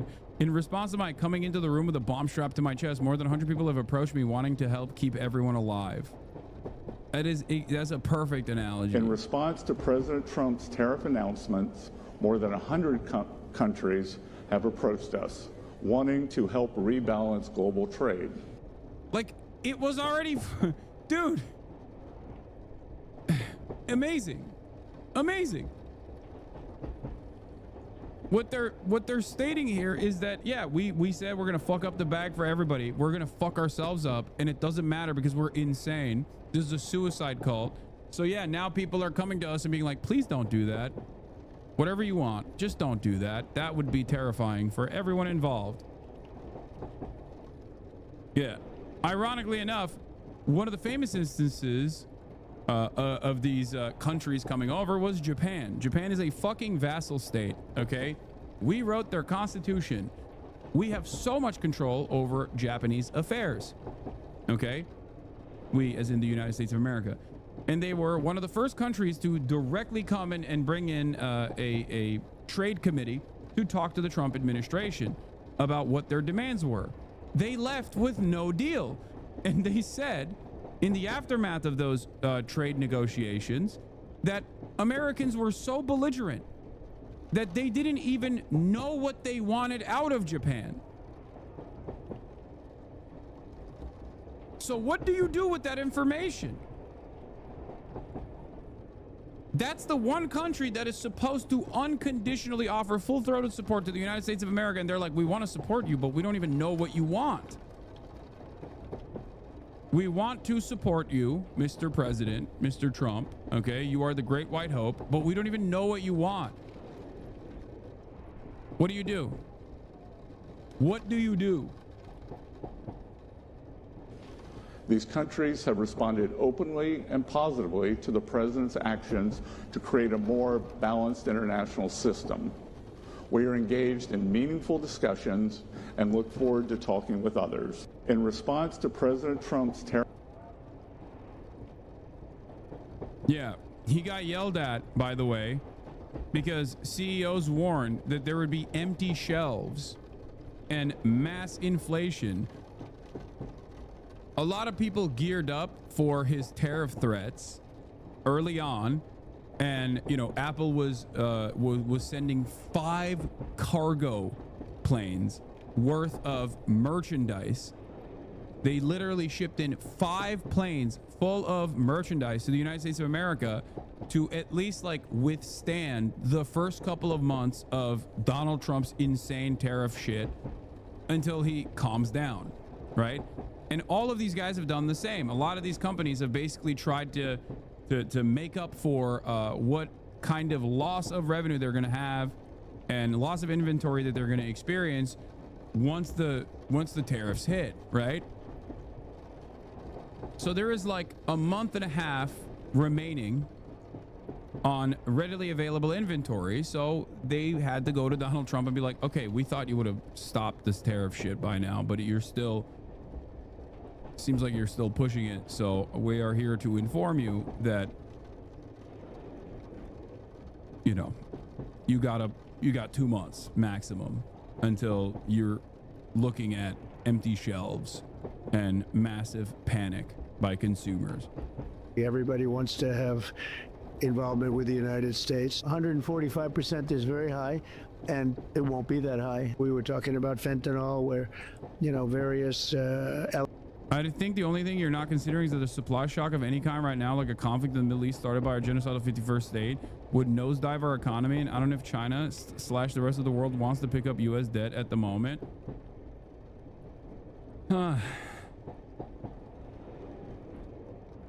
elements built it up to 145. No, it won't be anywhere near that high. Making the corpos bleed is kind of cool though. Yeah, except you live here. You don't live in Germany. So when the corpos are bleeding, you also don't get to purchase the things that you need.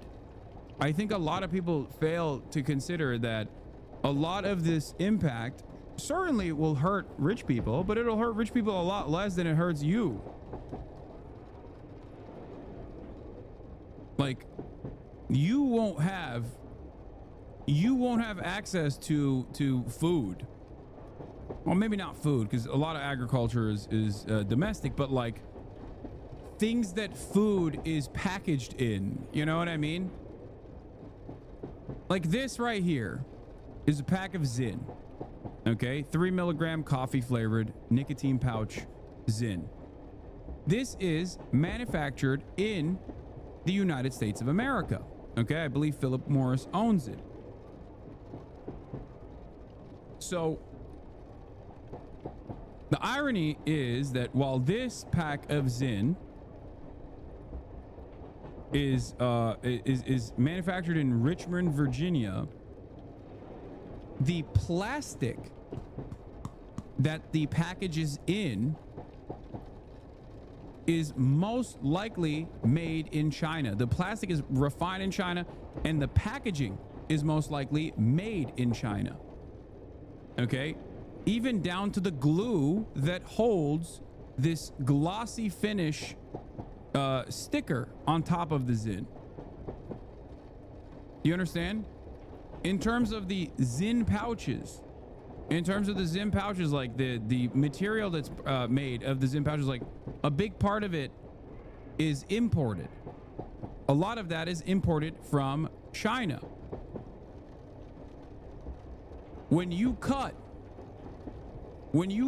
a fuck ton of the things, like it's not like Zyn tomorrow is going to be like, all right, well, I guess we can restructure our procurement strategies and just, like, you know, find a fucking plastic manufacturer, like a plastic refinement facility in the United States of America, and find a way to make these cheap ass plastic containers that the Zyns are coming in.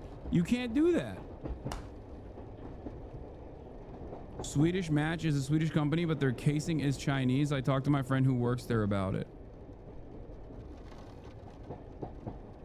No, but these are produced in American plants, though. I'm pretty sure.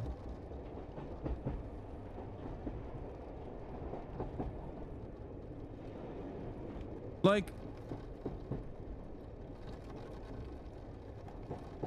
what people fail to consider is so much. The way that global trade is designed, like, so many of the things that you think are like manufactured or assembled in the United States of America are still relying on parts, ingredients, components that are manufactured in many circumstances China. I don't know what you want me to do. It's my dad's phone, chatters. It's my dad's phone is ringing. What do you want me to do? It's just, you know, it's how it is. How it is. It'll come down substantially, but it won't be zero. As Fox Business has learned, Treasury Secretary Scott Bessent also said something similar to investors this week, that he expects a de-escalation with China in the near future. 2 weeks ago, the White House also pushed pause on imposing sweeping tariffs on almost every U.S. trading partner. It allowed this pause to allow negotiations to continue. So far, though, no new trade deals have been signed, and the White House says stay tuned. I spoke to our entire trade team this morning. There is a lot of progress being made. We now have 18 proposals on paper that have been brought to the trade team. Again, these are proposals on paper that countries have proposed to the Trump administration and to our government. The other reason we're seeing so much green on Wall Street before the opening bell is the president made the strong suggestion again that he has no plans to fire the Federal Reserve Chairman Jerome Powell. Just this week, Trump suggested that Powell should have to leave his post. What happened? I thought China also was going to inevitably cave and concede. I'm just so shocked because I trust my big, beautiful, bold, brave president. I trust my big, beautiful, bold, and brave president to do the right thing. I trust him. I trusted him this whole time. I trusted him when he said tariffs are necessary. I trusted him when he said tariffs are unnecessary. What is happening? What's going on? Are they necessary or are they unnecessary? Are they helpful? Is China coming to the table? Are they not coming to the table? What's going on? I want to trust my big, beautiful boy, but it's, you know, he's seemingly making it harder. Reserve Chairman, his post isn't up until May of next year, and so there was that suggestion that maybe Trump would try to push him out of the job, but Trump said last night that he no longer feels that is the case, but of course he wants to see interest rates brought down sooner rather than later. Excuse me. Steve, Ainsley, and Brian, back to you guys. Yeah, the market seemed to like that. So any sense that there'll be any progress made because Norway comes this week? Don't they want a trade deal too? Well, the White House has been very clear, Brian, that they believe that everybody who's been on that hit list of the different tariffs will want to make a deal at some point. You had the Vice President in India talking about trade as well and how to develop a further U.S.-Indian relationship. But in terms of actually getting these deals signed, there's a question about timing because they have to be worked out. It's not that it could just be written on a napkin and go. There's a lot of complicated language here. And the White House has said simply that their team is working on it. But as lawmakers have been talking about, they want to see progress quickly. All right. Thank you so much, Mark. This is great news for China. Scott Bassett was at a J.P. Morgan event in Washington, D.C., talking to investors, and he says he expects a de-escalation in the trade war between the U.S. and China. He said no one thinks that the current status quo is sustainable because right now we have the 125% reciprocal tariffs on imports from China, in addition to those 20% tariffs on Chinese goods to curb the flow of fentanyl into the United States. So one of the things that the White House is asking from all the countries is, okay, if you want to make a deal with us, you got to make a deal with us that you're not going to deal with China. And there are a number of countries that are pushing back on that. In fact, the EU has just come back and they said they will not decouple from China. They said talks with the United States and relations with China are two distinct matters. What the president is trying to do is he's trying to get so many people and countries around China to isolate China so that he's got better negotiation, better leverage. By the way, two things I want to show you while we're on this subject. I do want to show you this neat little graph. Okay, this will be illuminating. Days since U.S. President Trump has spoken with Chinese President Xi Jinping. Inauguration day. Okay. Trump announces 10% tariffs on China, claims to have spoken to Xi recently, but the Chinese ministry doesn't confirm. Raises China tariff to 20%, 25% global tariff on steel and aluminum, which impacts Chinese steel and aluminum as well, of course. Announces China tariff hike to 54%. China tariff goes up to 104%. China tariff goes up to 125%. Clarifies he meant 145%, says he might cut the China tariff. Bessent still says he might not cut the China tariffs. It's been 96 fucking days.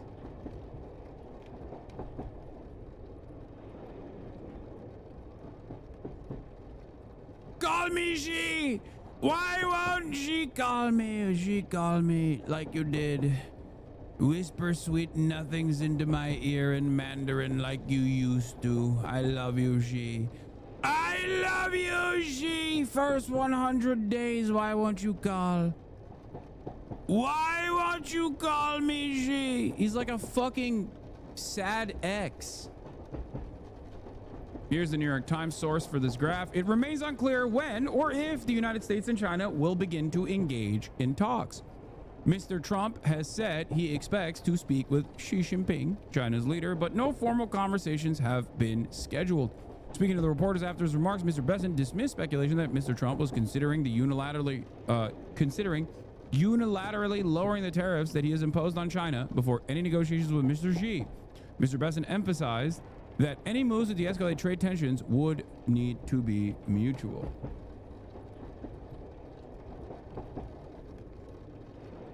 Yeah, he could take a page out of Hasanabi book and post a hot thirst trap. That's what I'm saying. Trump needs to post meat on the timeline if he wants you to call him. That's what he needs to do. For all of the American hegemony enjoyers, this must be a really weird time. Okay? It's got to be a real weird time if you're like, America is the top dog. What the fuck? And in certain respects, it still is.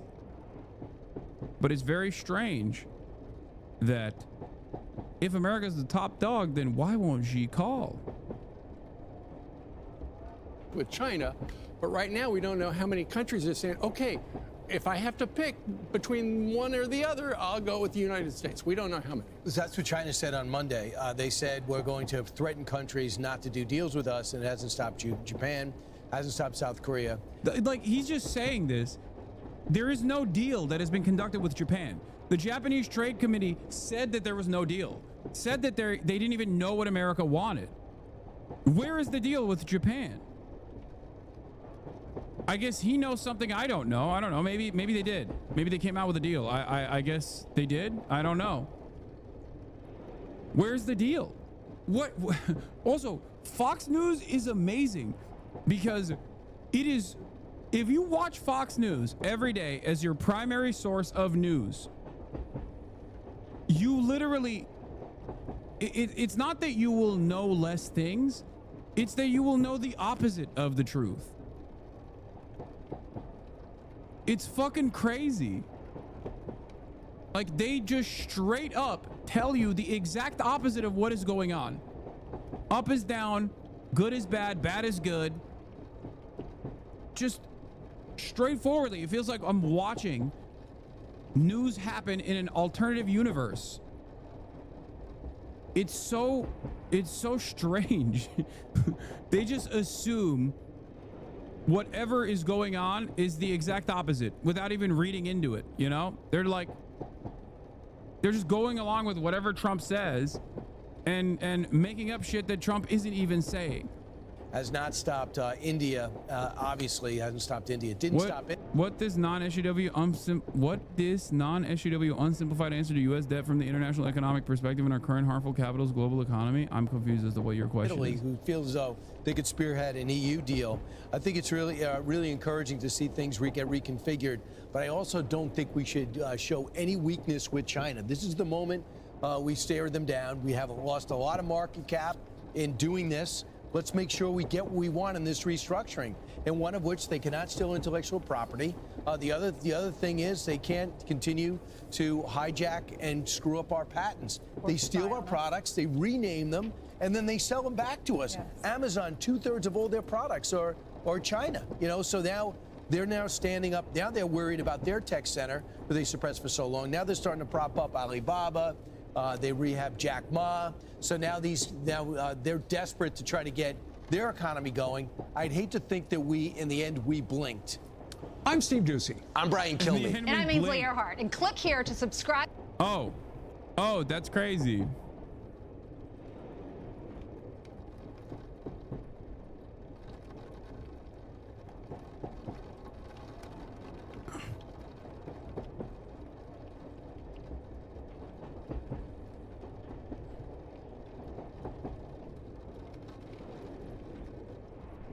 Hold on, I'm tweeting.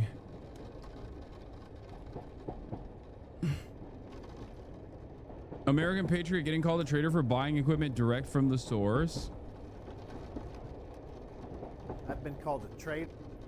What the fuck? What is this? Yeah, I said, I'm tweeting, he wanted you to call him. He'd stop at nothing to get that call. He'd collapse global trade in its entirety for one phone call from Xi.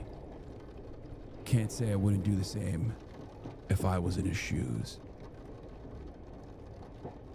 That's right. This is actually a love story. When you think about this as a love story, where Trump is in love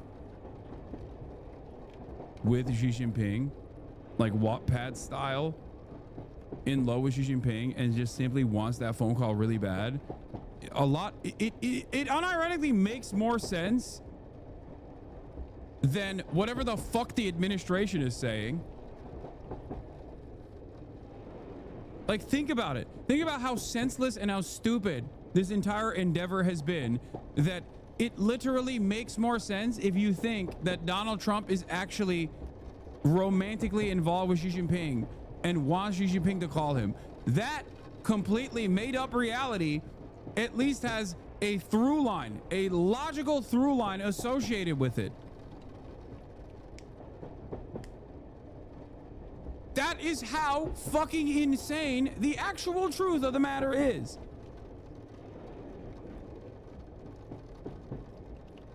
Amazing. I'm turning my back on my country because I decided to get some machines that make my life easier. $44,000 for an American-made Ditch Witch, or 15 grand for that, and that might be better.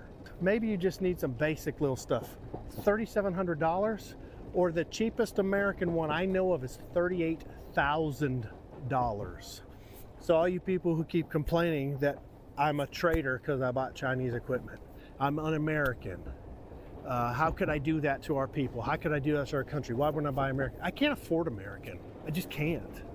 I've been called a... $5 says retaliatory tariffs from China got Trump hard. Yeah, it made him hard because it reminded him that Xi does know he exists. It's like when Ethan Klein gets excited when I tweet about him or respond to some other like insane shit that he said. And he gets like really stoked because he's like, oh, finally, he remembers me. Similar situation. Also a love story. Also an instance where someone is just like burning a lot of their social capital for no particular reason other than to get a call back.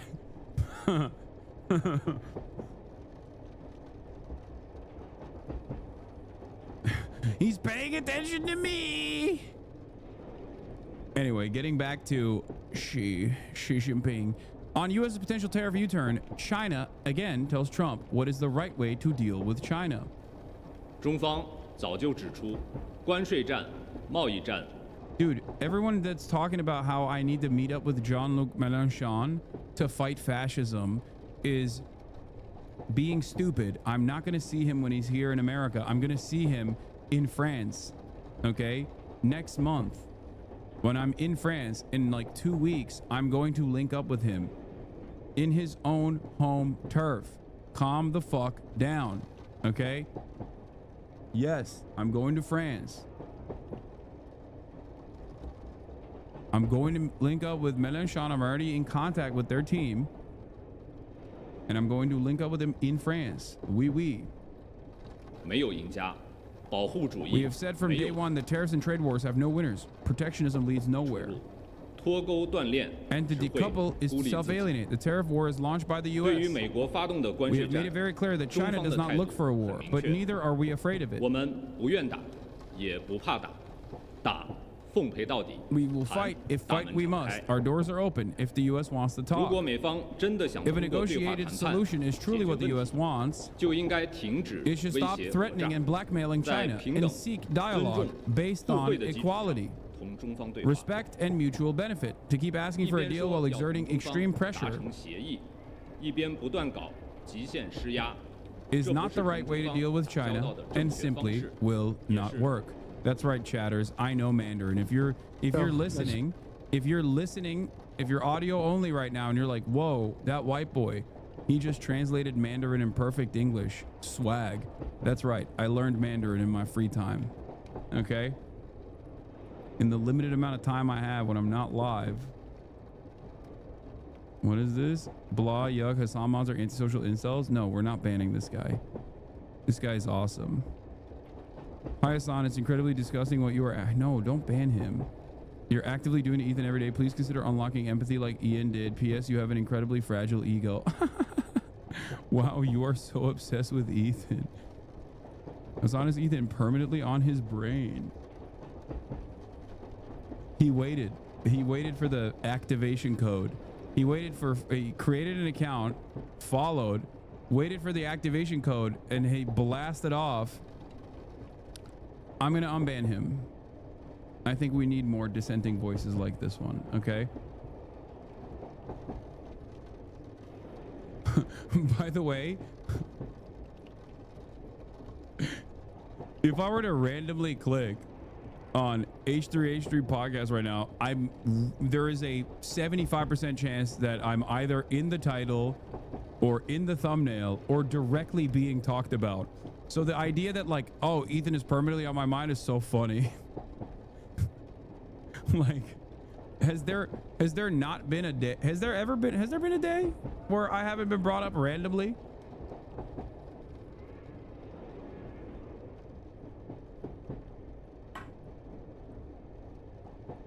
What is this? You said the trigger word and I got activated like the Winter Soldier. You have to see this compilation.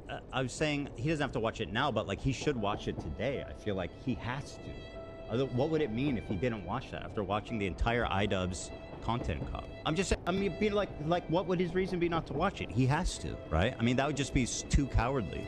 It would be too blatantly just cowardly. It's the least he could do. I mean, he owes it to the both sides of the argument. Is he reacting yet to my response video? Notice me, senpai. Notice me. Did he? No, of course not. Well, I don't know. I mean, I don't know. I mean, they're very, very unlikable to anyone who's outside of their extreme circle. Has Hasan reacted to my response? Do I need to check? Has he checked? Do I need to check? Is he still talking about the Pope? No, we checked. He's not. Is he talking about the Pope still? Lining himself with denims. Look how he gets all excited. Oh, I'm finally the subject of the conversation. Here we go. Finally, somebody's talking and thinking about me. I'm all ears. Objection! I was saying he doesn't have to watch it now, but...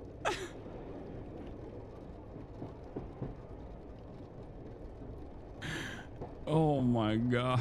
Oh my god.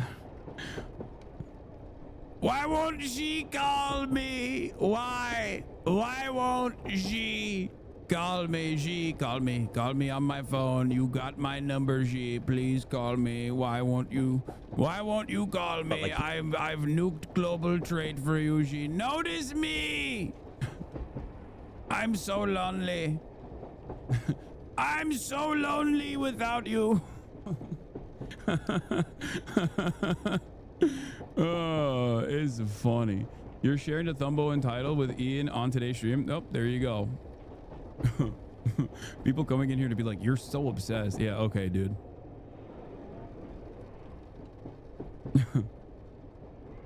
Anyway.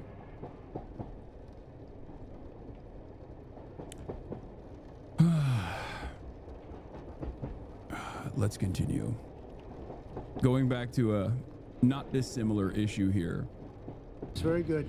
Every country wants to partake, even countries that have ripped us off for many, many years. China is an example, but it's not just China. European Union, they ripped us off for many, many years, and those days are over. We're going to make a lot of money for our people.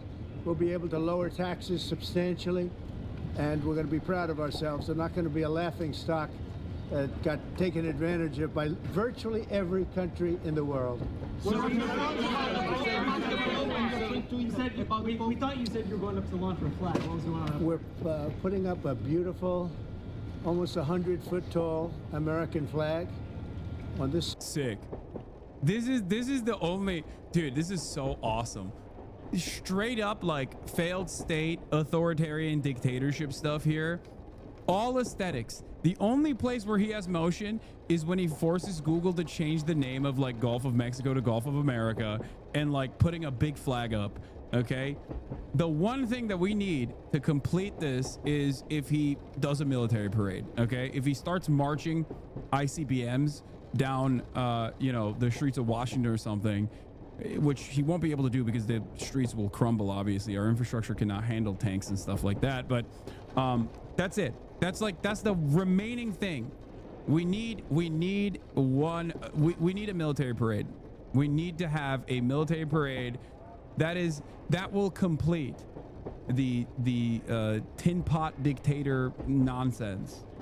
Okay, which I don't even have issues with. I kind of like parades. You know, they're fun, and I think military parades like is cool. It's like they march and stuff, and they march in unison, and it looks cool. I don't know. And I also do like big statues. So I assume he's gonna do like a military parade and a big statue. Okay, those are the last two things. Those are the last two things you need to have, like a massive statue of himself. Why hasn't he thrown it yet? I thought he wanted to throw one in 2016. He can absolutely do it now. I think he will. Side and another one on the other side, 2 flags, top of the line, and they've needed flagpoles for 200 years. Yep, there it is. Something I've often said, you know. Yeah. he couldn't get any motion on the global trade panic that he caused. He's going back slowly but surely on every single thing that he's done so far, taking back the tariffs, lowering the universal tariffs, lowering the tariffs on China. China still hasn't called. Hair looking like shit. Feels like he's losing it a little bit. Okay. And regardless of all of that, even though he's doing the one-sided concessions, the FT says Trump is going to exempt car makers from tariffs on auto parts from China. Okay, the exemptions are coming. They're kicking in piece by piece. The only area where he can seemingly make change is when he puts up like a fucking big ass flag. Cool. All right. You're just proving the MAGA communists right, LMFAO. Wait, what? What do you mean proving the MAGA communists right?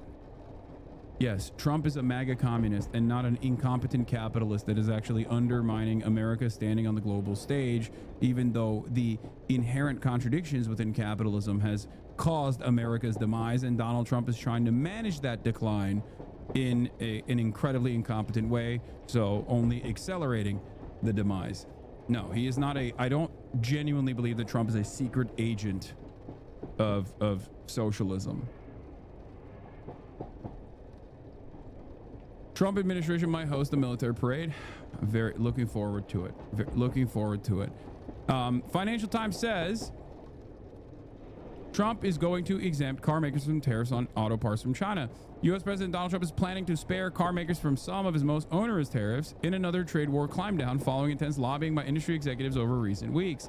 The move would exempt car parts of the tariffs that Trump is imposing on imports from China to counter fentanyl production, as well as those levied on steel and aluminum, a destacking of the duties, according to two people with knowledge on the matter.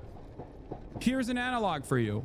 Remember when Republicans were running around saying abortion is murder, and then they actually did the Roe v. Wade thing, and then everyone was like, holy fuck, I have no more autonomy. My daughter is pregnant. She's a teenager. She needs to get an abortion. What the fuck are we doing here? Oh my God, my neighbor died doing an ectopic pregnancy because the doctor was too afraid to fucking perform a medical abortion on her because they didn't want to go to jail.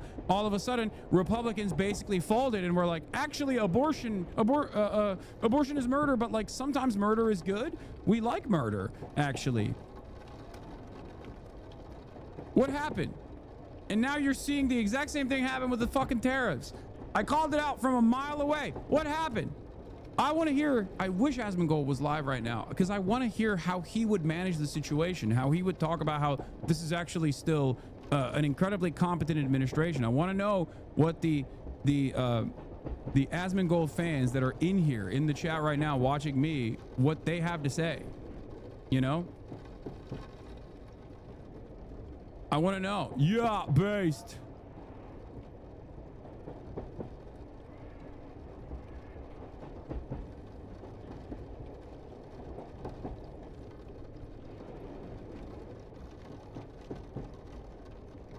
I wish.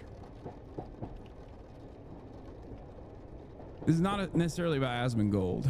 This is about unlocking the mindset and understanding the mindset of those who still at this stage think Trump is being super competent, think Trump is doing moves that we simply cannot comprehend. That's what I'm saying here. Where are the fucking hogs? Hogs, chirp up. Chime in. I want to know, do you feel duped? Do you feel like maybe, you know, do you feel like you were led to assume that Trump has all of this, Trump has this brilliant technique here that was going to dramatically solve the trade deficits or whatever? Asmongold already said that if Trump concedes from tariffs, he's a loser. Well, I guess he's a fucking loser then, huh?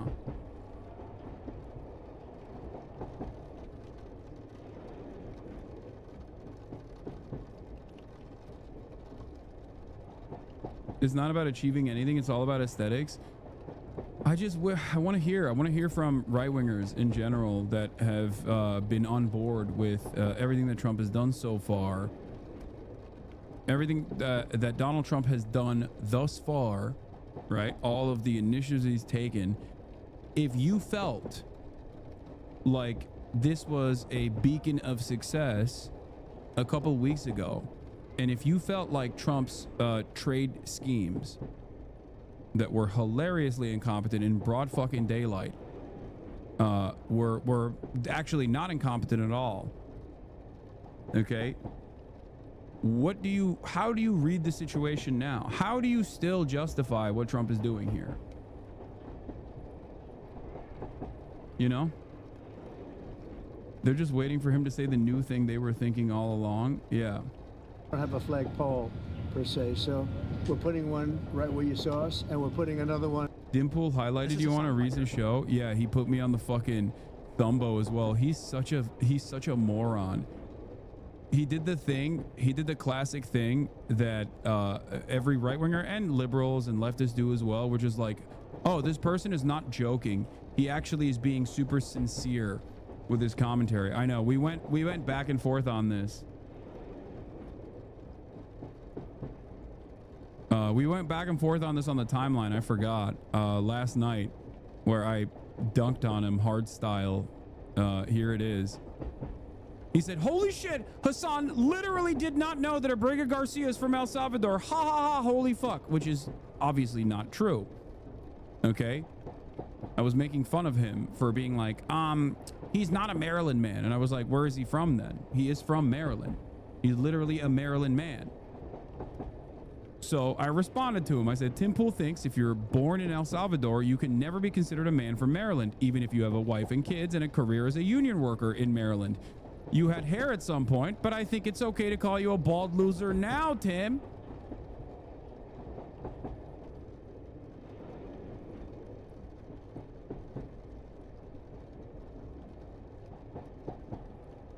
He didn't like that.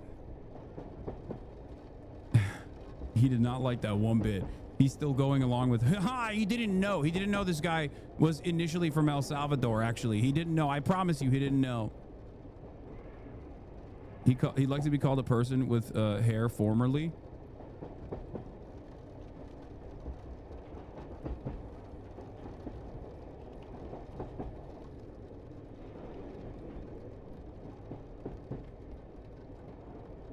Where is it?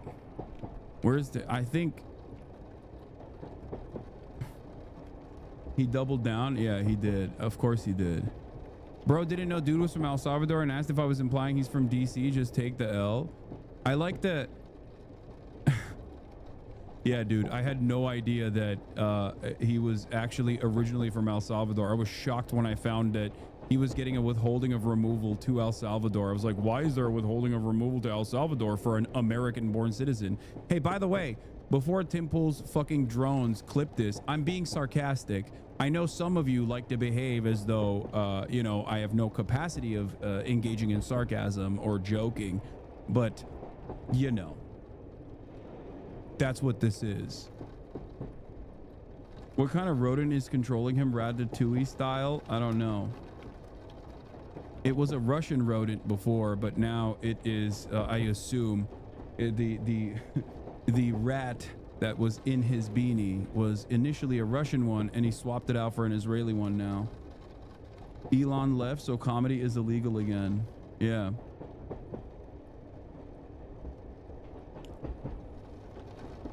How could a rodent control him if he has no hair? That's why he has to wear the beanie all the time, chatter. Do you not know? Do you not understand?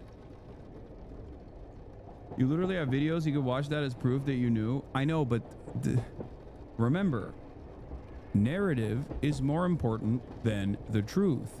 Narrative is more important. His fans are not going to fucking go and see if I've done numerous videos on the subject matter, carefully detailing all of the events and his background.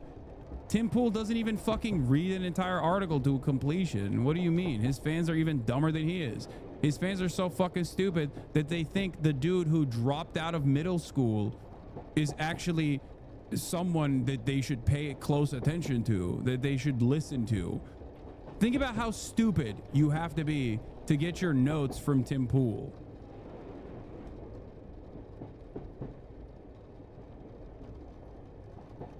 A guy who said Trump would win 49 states. A 49 state landslide victory in 2020. That's what Tim Pool said.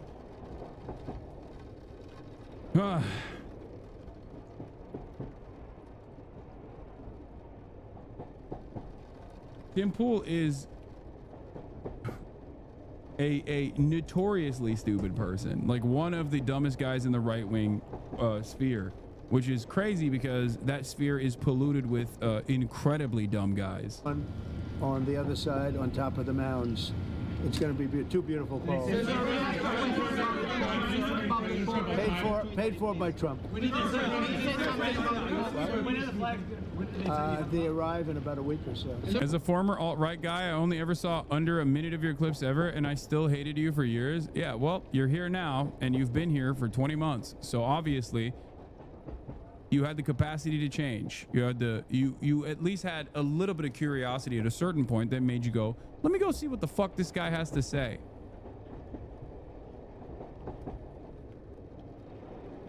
You know? And many people do this. This is why my haters ironically create a hater to lover pipeline in their own audiences, because when they come in here to search on their own for what the truth is, they end up realizing that, oh, these guys were just fucking lying to me. I watched you for 8 months and still disagree with almost everything you say. Okay. I hated you from the liberal side and it was exactly the same thing. Yeah. Yeah, my haters become waiters at the table of success, and my haters become lovers at the table of learning, I guess. Can you clarify, Mr. President, on China? Yeah, we are going to have a fair deal with China. It's going to be fair. Are you talking to them actively now? Actively. Everything's active. Everybody wants to be a part of what we're doing. They know that they can't get away with it any longer, but they're still going to do fine. And we're going to have a country that you can be proud of, not a laughing stock all over the world. Yeah. This move right here, definitely not putting us in laughing stock territory. I'm gonna force China to concede on all matters trade related. Also, I'm conceding now, even though she never called me. But we are not a laughing stock of the world. We are actually, everyone is afraid of us. The world for many years, you know, and 1913 they traded to the income tax system. We used to be all tariff, and we had no income tax, and we had the wealthiest country we ever had proportionately.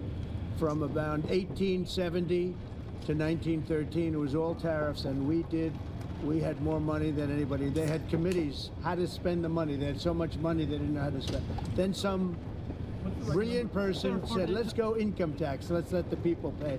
Now, we're going to be able to substantially lower taxes when this is finished. So, Mr. President, how does it look in the meantime? Are you it looks good. Yeah, no, it looks good. While you're negotiating? It looks good. We were losing anywhere from $3 to $5 billion a day.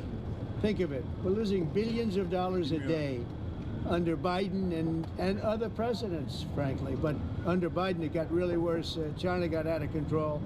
We're losing $1 trillion a year. Trillion, not a billion, not a million, $1 trillion. And now Tim Pool's fan base now? Oh yeah. A few days ago, Tim Pool held a members-only live show, and the audience was exactly how you'd expect. When Tim says he's building a culture, this is what he means. This is fucking amazing. I love this. This actually dovetails quite nicely into what I suspect is going to be a sea change. What I suspect is going to be an attitude change, even from the likes of Asmongold, who is the most prominent right-wing figure, both on this platform and perhaps online. Why do I say this? Well, here is why. Here's Peter Hamby. Okay. Trump is, according to the latest Harvard polls, sinking with young men.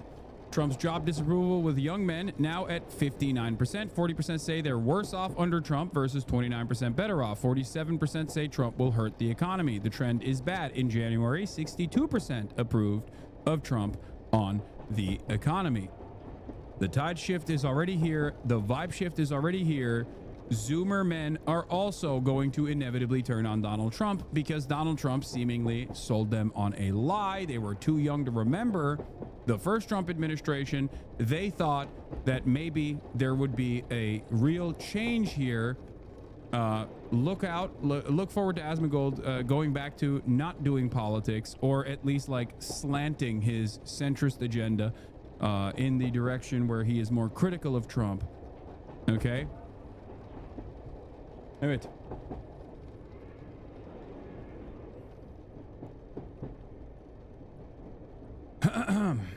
Just wait.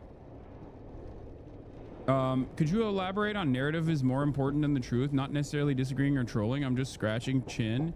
As in, if everyone is lying, then the truth is irrelevant, okay?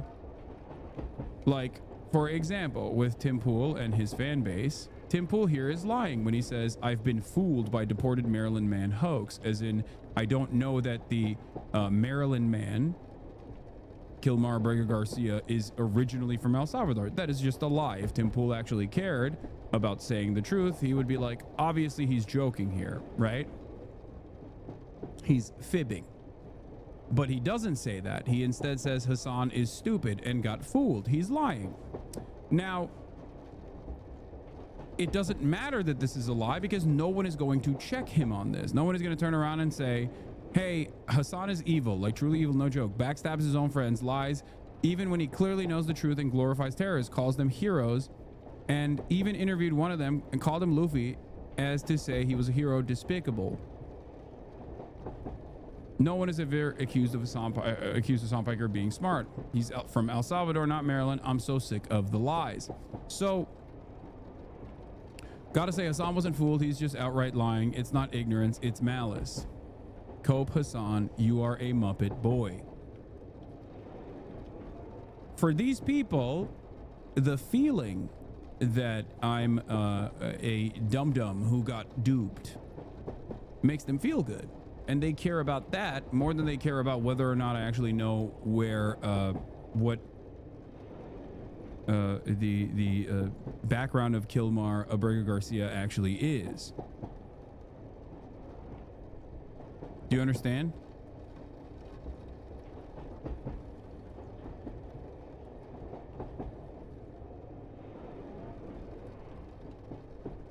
Is he still avoiding talking about India? Are you talking about me or are you talking about Tim Pool? Do I have a lot of Indian Hasanabi heads in here that are just like constantly demanding I talk about India? What's going on? For the past 2 days, everyone, I think there was like a terror attack in Kashmir or something, and I haven't looked into it. And people are just like, dude, why aren't you talking about this? Why aren't you talking about this? Like, because I don't know enough. I don't know enough about what happened. I have no idea. What do you want me to do? Fucking talk about shit that I don't know? What is going on?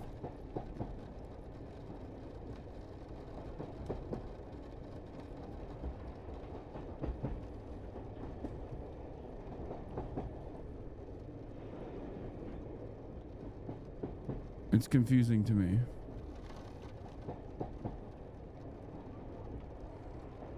And I don't know what the reason is why people are like, oh, he's avoiding talking about it.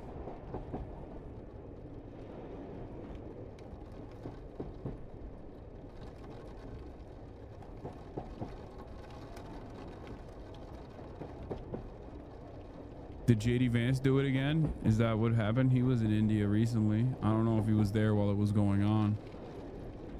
The fucking Antichrist, dude.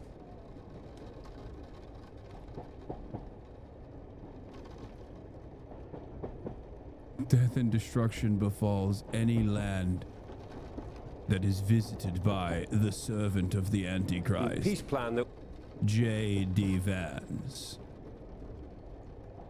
One of the four horsemen of the apocalypse.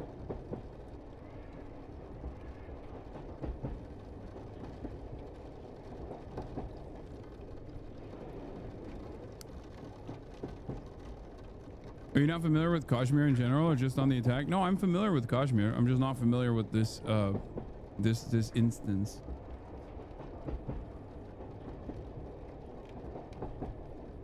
It's because they're mad you won't cover it and they think saying you're avoiding it will get you to cover it. Yeah, I mean, there are a million stories that I don't end up getting to every single day. That was briefed to some of the press late last night is tentative. Yeah, we're moving on to war, more war, this time in Ukraine. Details emerge on the reported U.S. peace proposal. The United States is making a take it or leave it final offer style scheme here. And let's take a look. It is unconfirmed. It's only what's been briefed out to some of the press. and undoubtedly it will be subject to quite a lot of pressures on all sides. But as far as we can tell, this is what's being said, that within the whole battlefield there'll be a freezing, more or less, where the front lines now are. So the famous front line that we've got used to, this big semicircle, will more or less freeze. And that means that the Russians would have to give up the ambition to have the whole of the four areas that they took, Luhansk, Donetsk, Zaporizhia and Kherson. In September 2022, they annexed them all. They just declared that they were all Russian, even though they only then had 2/3 of them. And they still don't have more than about 4/5 of them. And indeed, in Kherson, they took the whole of Kherson itself originally and then were kicked out of there in the autumn of 2022. So the Russians would have to accept that they're not going to get, under these proposals, everything that they claimed. The Ukrainians would have to accept that the whole of Crimea that was taken in 2014 in the first Russian invasion would be de jure given to Russia, that the Russians would be recognized as having control of Crimea. Now, that's something that the Americans may say will give you formal control. Ukraine is getting fucked here, right? Oh, 100%. Yeah. Like, look, there were numerous exit ramps here where Ukraine had significantly more leverage, whether it be trying to manage the situation by abiding by the Minsk agreements. Some will say Russia played a role in the violation of the Minsk agreements as well, and there is truth to this. Okay, that is the best path forward, right? No conflict, conceding to Russian demands that DPR and LPR are still within Ukrainian territory, but at least have a semblance of autonomy. Okay. And then the other exit ramp obviously was the Antalya 15-point plan that Zelensky was on board with initially. De jure means officially. De facto means not officially, not legally, but functionally. De jure means official recognition. And in this process, they had significantly more leverage when they had been able to successfully push back Russian forces from Kiev. They had a lot more leverage, and Russia controlled a lot less territory at this point.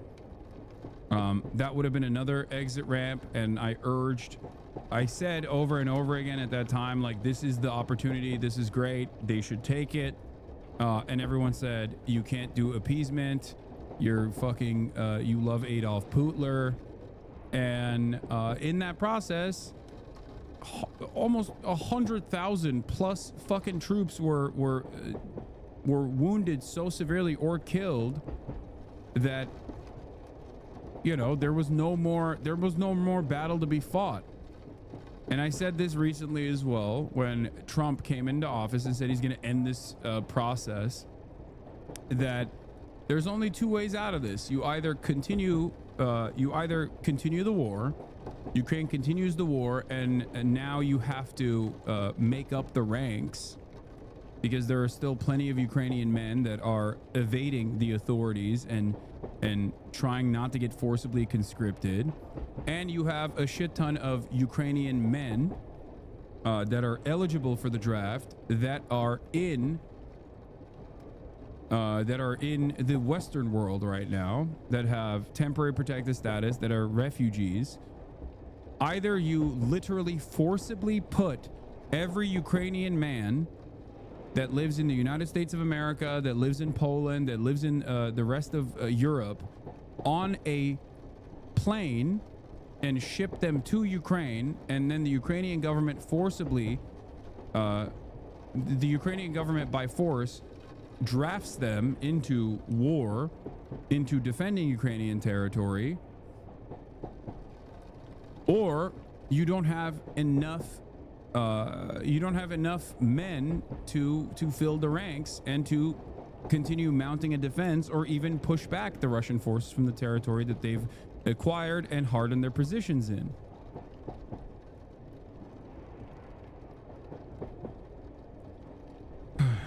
So that's the issue.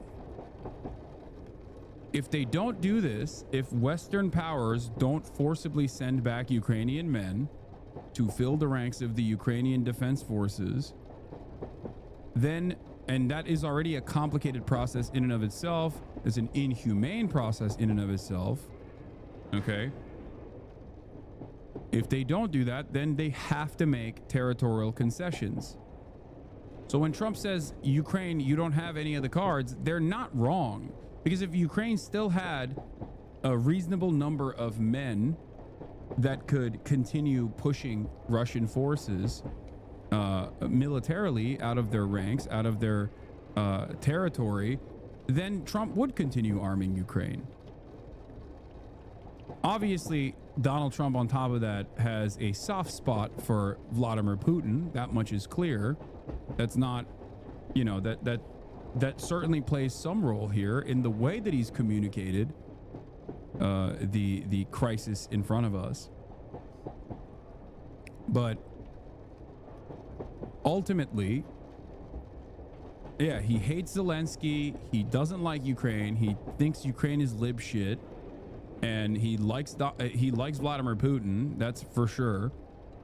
Okay, so all of that definitely plays a role in the way that he's talking about Ukraine and Russia, which has been insane in and of itself. But obviously beyond that, they are in a bind. Like Ukraine is stuck. They simply do not have enough manpower. They do not have enough members in the armed forces at this point. So what do? There's another option. A third option is to lower the age of conscription and then effectively destroy the next generation. And by force, start bringing in 18-year-olds into the armed forces. That would be terrifying, and it would completely destroy Ukraine's future. What remains of Ukraine? There's also the other scary part of the story, which is, what if Russia recovers and then rearms, re-ups, and then invades further? That is also a very real fear for Ukrainians. Fuck is this Russian propaganda ass dog shit? What? Russia is losing hundreds of vehicles a week. Shit ain't finna go down on God. I'm non-military German about to go over there. Doesn't Ukraine have 1 million soldiers? They got 1 million. What are you talking about? Fuck this Russian propaganda ass dog shit. You look like a dog / monkey. Okay. I never knew that Germans were saying, I'm finna go there. German kid who says, I'm finna go there. It's finna go down, dog. Shit ain't finna go down, on God.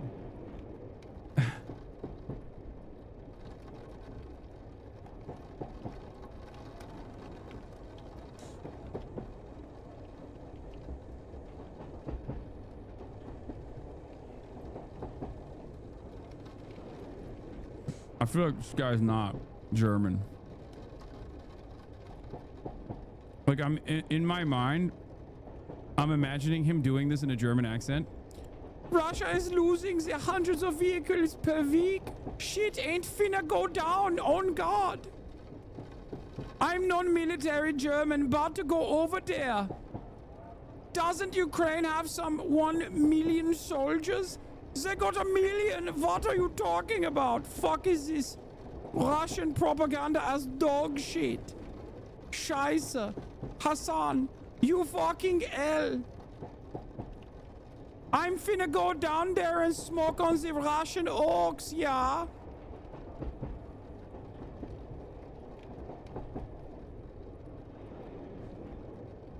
At no point did I say that this has not been costly for Russia. Of course it has been. What do you mean?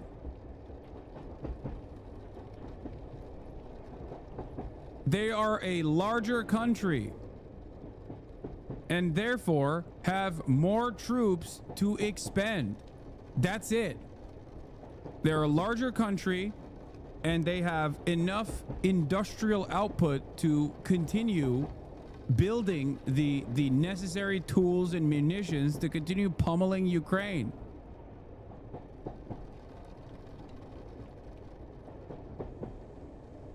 That's it. Bro fled Kosovo to LARP of dying in the grayest bog in the universe. Yeah.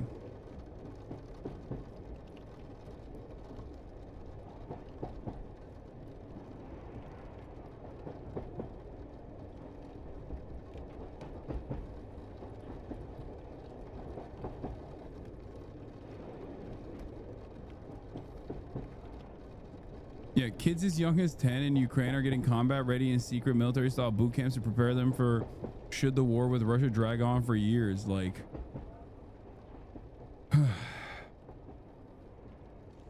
war libs make me viscerally angry. Like, I understand why people are fucking terrified of Russian incursion, because like they are an unreasonable force. They are an unreasonable fucking force. Okay, I get it. I get why you're like, yeah, Russia is just gonna rearm, re-up, and then go again. But you have to give peace a chance. There's no other option here. There's no other alternative here. It's the same fucking thing that I said about initially what I said about the Palestinian emancipatory movement, where I literally said like ceasefire is good. Ceasefire is good. That allows aid to come in. Ceasefire is a good thing because people get food in the process. People get shelter in the process. People get a brief moment of respite from being bombed unnecessarily in the process.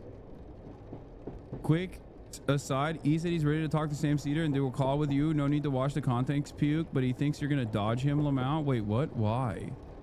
Why would I dodge him? I've been saying I want to talk to him from the jump.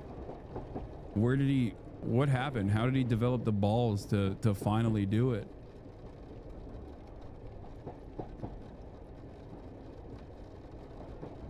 Israel stopped aid, but still true? No, I know. I know that. I know that. Yeah, I believe it when I see it, dude. That'd be... I guess is here. It's finally here. He's run out of content, so he's willing to pull the trigger. There's an influx of chatter saying he wants to talk right now. I don't know if it's true. If you do talk to him, he has to never talk about you again. No, I don't even need to. I don't even need to offer conditions like that.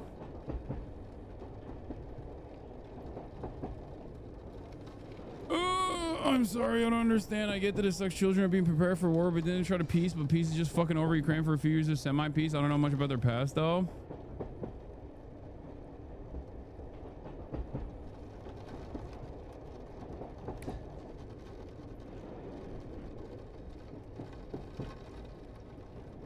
Hey, Hasanabi, just want to say I found you from the recent vid from Mr. iDubbbz and wanted to say I really appreciate the work you do, especially for advocating, highlighting the current genocide being committed by Israel. I don't agree with some of your viewpoints, but I think the work you've done advocating for human rights is exemplary. Thank you. I try my best, chatter. Thank you for watching. I think if you... Honest question, haven't been following you for long enough. Why don't people talk about taking out Putin more? Isn't this his personal project? Wouldn't ending Putin bring the most peace? I mean, that's also a complicated equation because like Putin has calcified his power that in a post-Putin universe, I don't know what happens to Russia. There's a lot of destabilization that would happen in the process. Are you beefing with Sam Cedar? No, I love Sam. What the fuck? But also, the reason why people don't talk about assassinating Putin is, first of all, they do talk about assassinating Putin. That's not true. This is a common trope. I'm sure even Russians, like Russian dissidents, probably also fantasize about the day that he will inevitably die. But I know this from my own personal experience growing up in Turkey.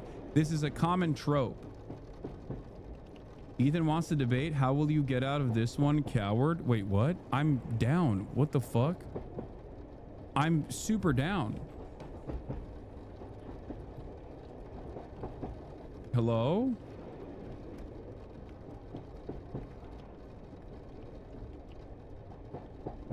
Putin is popular in Russia? Yes, there is. Putin is also popular in Russia, but he's, you know, there's plenty of dissidents. It's like saying Erdogan is popular in Turkey. Oh, cool. Never mind then. Wait, what? He wants to talk right now?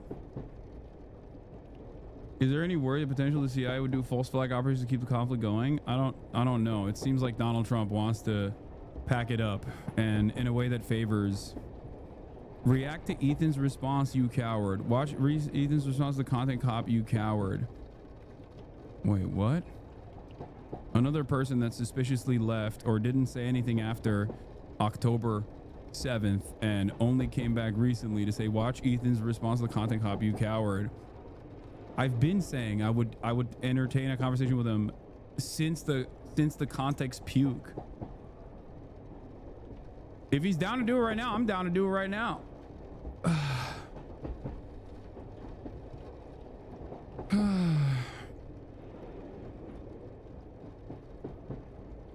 If he's actually down to do it right now, I'll do it.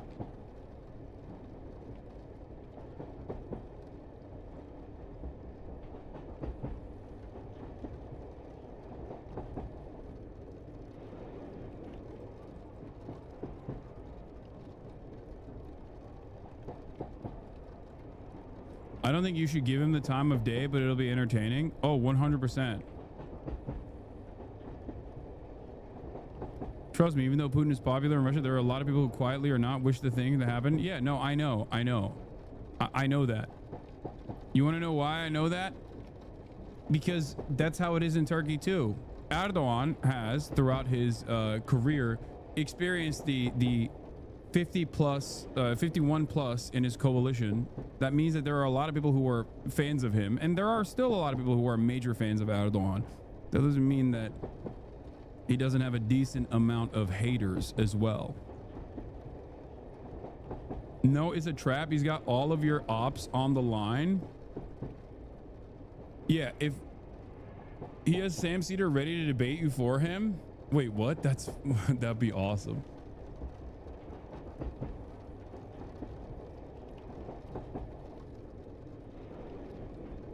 I can't have the D-man bait and switch because I would get banned off Twitch if he did that.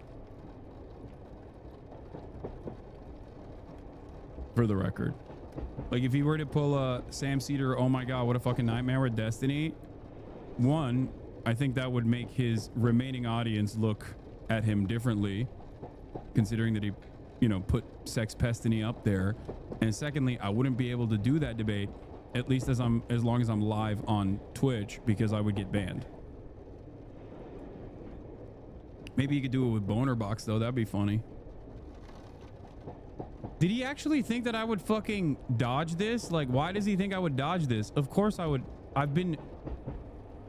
It was pretty cowardly, to be fair. Wait, what? What was pretty cowardly? I've been saying you said Ethan wants to debate. How will you get out of this one, coward? That's what I've been saying.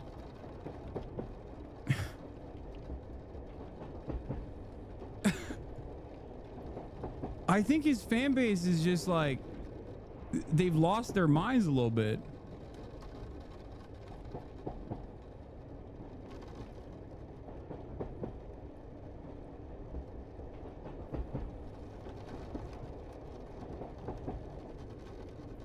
Wasn't it your idea to have a debate instead of watching content puke? Yeah, exactly. Fan base is Delulu at the moment. Yeah, I'm so confused by this. This is a very confusing thing because, like, even on accident, you might have heard me saying, like, I'm down to fucking talk anytime, any place, big dog. It's like when we watch Fox News and they're living in fucking opposite world. Ethan just said you have talked about him for 320 hours before Ian's video, and he has only talked about you for an hour. Okay, I think you guys are baiting. There's 0% chance that that sounds so insane. That is literally the most delusional thing.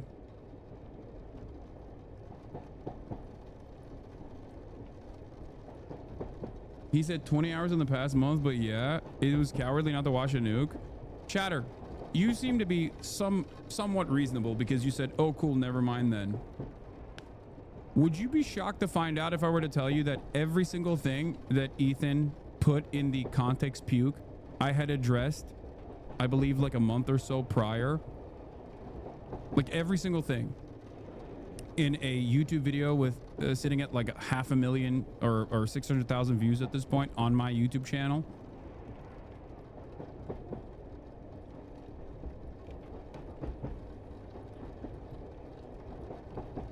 Would that actually shock you? Because you think I've never addressed any of these things, right? And I understand why you think that if you have not actually come in here in the past couple of months to see if there's any veracity to these claims at all. It was cowardly for you not to watch a nuke and just debunk him on the spot. Just stop deflecting. See, this is what I mean. Because I said I would even watch the context nuke with him.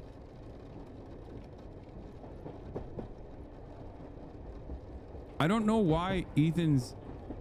So then it should be easy to react to it? Yeah, of course. It is super easy to react to it. If you think that I'm afraid of fucking Ethan Klein's political prowess, you have to genuinely be delusional. At the time, it was right around the Trump inauguration, so I was a little bit busy with that stuff, obviously, with the collapse of America. But I said that I would be willing to entertain a debate, or even after he heard me say that, he turned around and added an additional qualifier that I had to watch the context nuke, to which I responded with, I'll watch it with you. Now, you might be wondering why I said that. Does that seem like something a cowardly person who is afraid of addressing the context puke would say? Or do you think there's a reason for why I would watch it with him? The reason for why I would watch it with him is because I don't think he's behaving in good faith. Also, the harassment campaign was a bad look for you and your whole crowd. What harassment campaign? Ethan Klein has been doing a harassment campaign for months before I even uttered his name on my broadcast.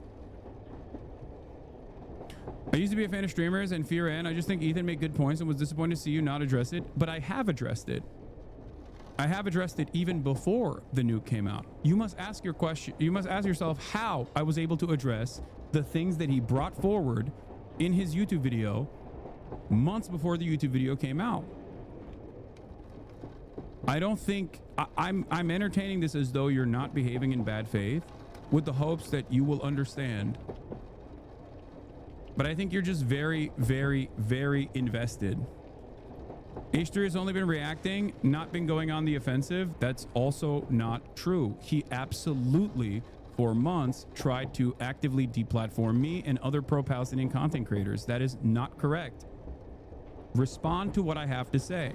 How was I able to put forth a YouTube video months before the context nuke that addressed the entirety of the context nuke and the issues being brought up in the context nuke? How was I able to do that? Is it because I know how to see the future? Is that what you think happened? Or is it because the sourcing of the context nuke was coming from a particular community that had already brought forward these issues with out of context clips? How was I able to pre-watch it?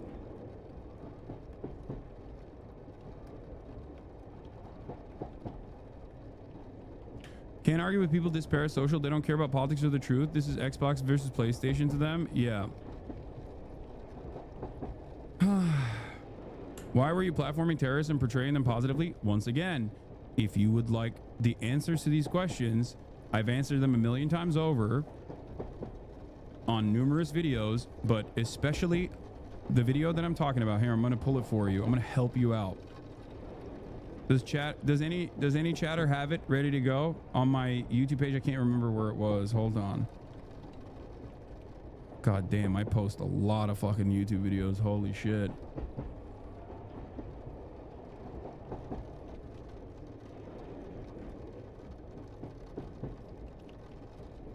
I'll help you with this, okay?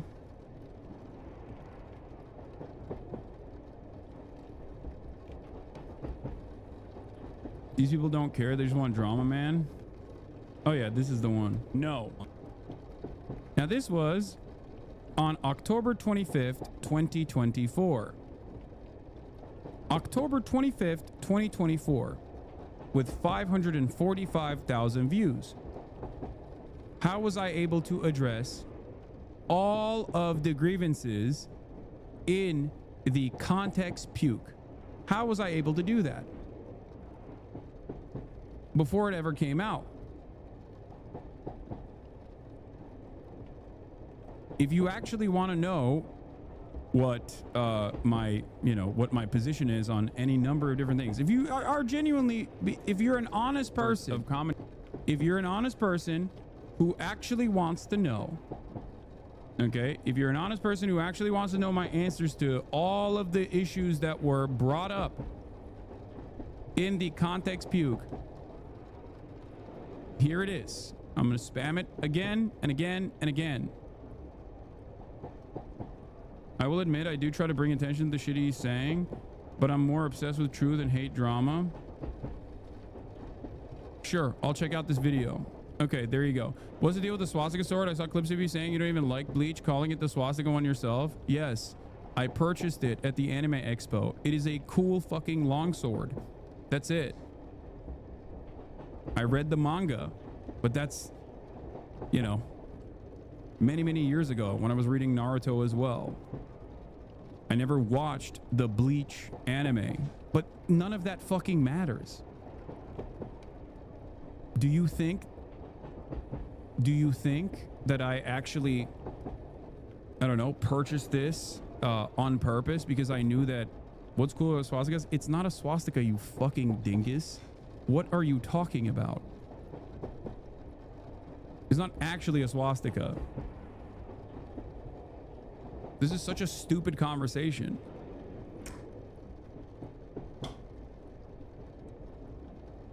I'm not trying to be bad faith. I used to be a fan, so I feel like Ethan has been wrong the whole time. I'll go back to watching the pod.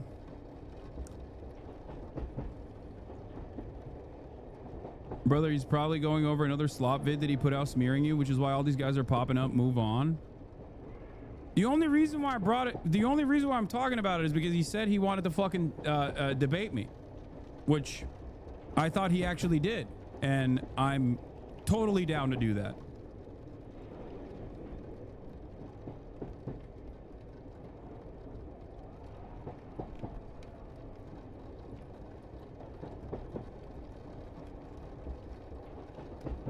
I will show you this.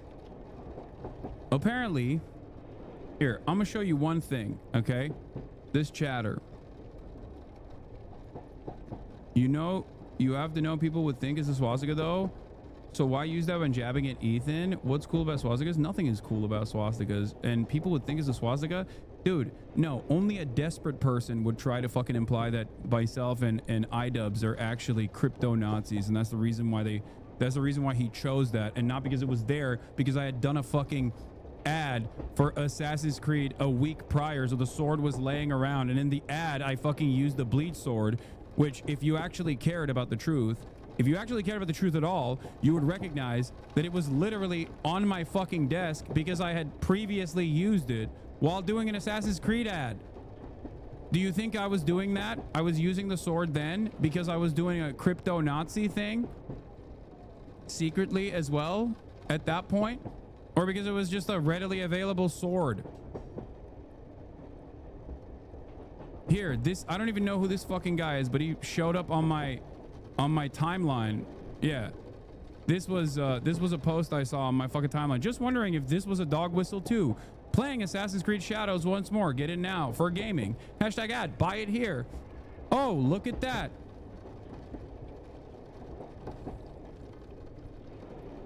It's the same sword.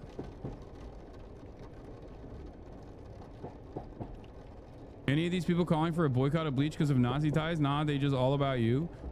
Is getting you to play defense not the point of them saying this wild shit? No, that's what it is. But I mean, the stupidity is so fucking ridiculous that it's like, it's not something that I thought was worth even addressing. It is literally the Bleach sword. That's it.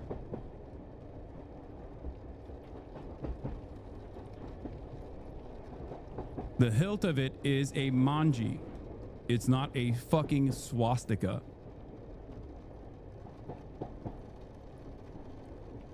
It's not even a full-blown manji either. It's like a hilt. As a former deorbiter who dislikes E, lol lol lol. Oh.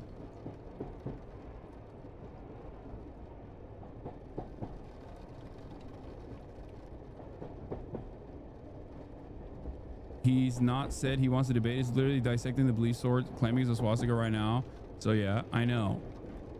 Yes, it's Ichigo's sword.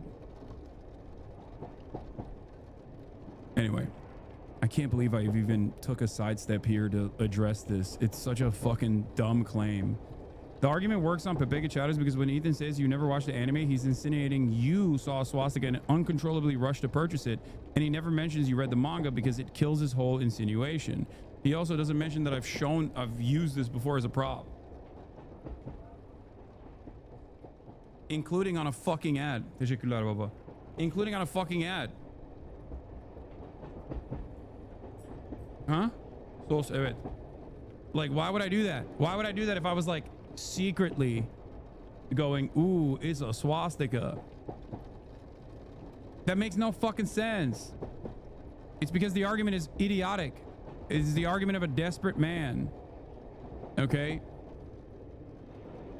Anyway, watch the fucking watch the video and then come back to me. And I think if you are actually a good faith chatter, you will understand that a lot of this stuff is whole cloth made up by Ethan, and it's just you're entertaining the mania of a person who's fucking falling apart in real time that virtually everyone else online can recognize and see, but your fandom is causing you to turn a blind eye to the unhealthy habits of a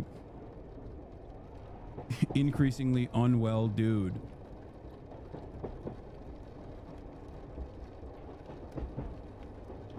The very fact that all of the people that Ethan has at a certain point duked it out with, from Quarter Pounder to Keemstar to all these fucking evil villains, like to actually bad people online, the very fact that all of those guys are now on his side should have at least caused you to go, you know, maybe we're not on the right side of this. But no. So if you can't see that, I don't think you'll be able to get yourself out of this weird stupor you found yourself in. Ethan Klein became the lolcow that he used to make fun of. And he did it on his own. I didn't even fucking push him to become this person. I tried to urge him away from becoming this person. Dangerous levels of narcissism.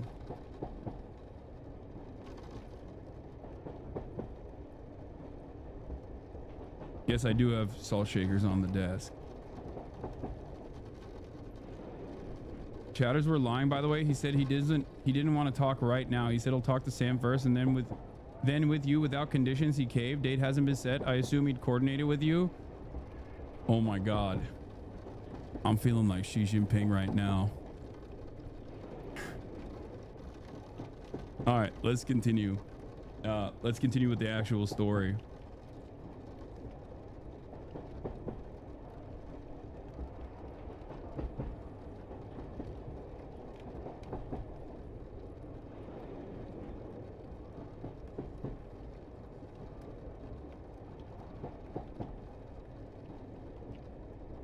It's so funny that he's hitting like the chatter hit like every talking point. Annette is right here. Yes, Annette. Yes, please come over. Would you like to have some comments to make? I know you're a former Charlotte Mecklenburg school teacher. I'm a North Carolina. Hold on, I gotta get my sauces. Yes, from Newburgh. Yes.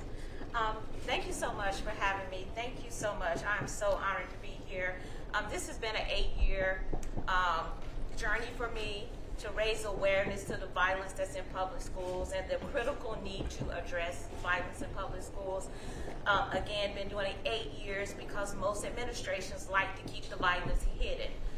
We have 3 students that should be here with us today. We have Austin McCalf, I'm sorry if I say his name wrong, Serenity Baker, and Nizir Taylor from Charlotte, North Carolina, who was shot in the back as he was getting off of a school bus because they thought he was a part of a big brawl that happened inside a public high school.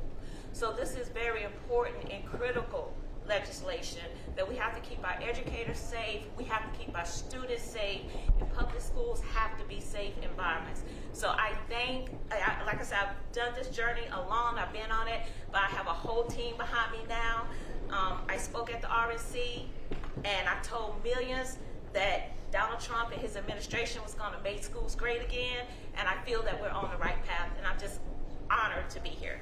Thank you. Oh, yeah. Our great vets that are with us, and is it okay if I give her one? What do you think? Thank you so much. I appreciate it. Thank you. What an honor. Great job.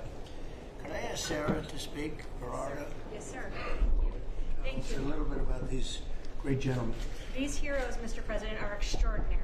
This is my husband, Michael, and so many of our dear, dear friends who are here today. Many of them have met you, sir, in your first administration in the hospital, many times at Walter Reed. Right. And they've had long recoveries. Tomorrow, for my husband, marks 15 years since he was wounded in Afghanistan.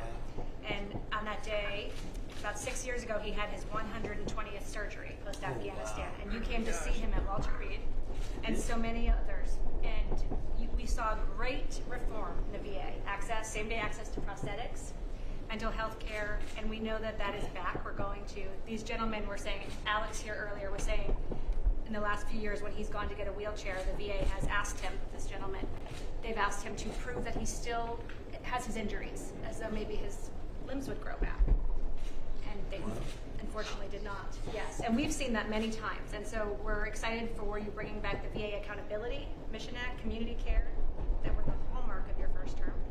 And we're so excited, sir, to be here. We're honored to be here. And thank you for all you do for our nation's heroes. Thank you. Who's that picture on there? That is Joe Biden, and it says, "Let's go, Brandon." I'm saying, what was that picture? That's great. I told him he wasn't allowed to ask you to sign it. That's very good. Well, thank you all very much. Would you like to say anything, fellas? There's a big chance you have a lot of good people watching. Those veterans better not exhibit anti-Christian bias. I believe very much in you like I do. Mr. President, we're If very they happy do, with the energy that this I'll take away their administration is bringing, prosthetics. And it's an administration that says. That's another thing that they're doing in the VA, by the way. We're behind you. We believe in you, and I think we all love you. We got to speak for everybody. Thank you very much. And I'm going to get you a better hat. Say better hat. That's a good one. That was the original. It was. That means he was there. I've been wearing it before it was cool. That's right. That's an early one. We'll save that one though, right? Yes, Mr. President. Thank you. Anybody? I'd like to say. Oh, go ahead. I was just going to say thank you for loving America, sir. Thank you very much. It's very nice. Thank you very much. True. Linda McMahon standing right there. It's WrestleMania time. Of course, he goes immediately to say thank you, as he was the one that saved Michael Bardo from the helicopter and got him off the combat zone. So, selflessness of these men is unspeakable. That's great to see you. Yeah, he's alive because of that man right here.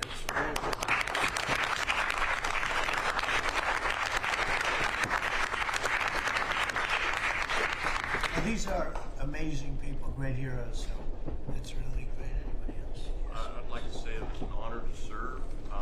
You were worth it. This country's worth it. It's because of what Christ made. Thank you. And we have a spirit that people haven't seen. Come on, get to the answers, man. Get to the question answer session. We don't want to hear this shit. I think even then, because we've been through so much for the last 4 years together, it was so bad. It was so bad what they've done to the borders, what they've done all over the place. Yeah. And, speaking in a room full of like veterans with severe war injuries. I'm the one who's the victim. I've been victimized so bad. This is gunmetal. I don't know, soldiers like the black, but I think you like this one. It's okay. A lot of soldiers like the black. Here we go. What do you like? I'm the biggest victim here. See? I told you. Proverbially, my legs were blown out. Okay, look at this. Oh, that rarely happens. You're different, huh? Oh, that's great. Call it the military. No, but isn't it? I always say the soldiers, they do like it. It's gunmetal. That's what I heard that it was gunmetal. I'm giving him two. We have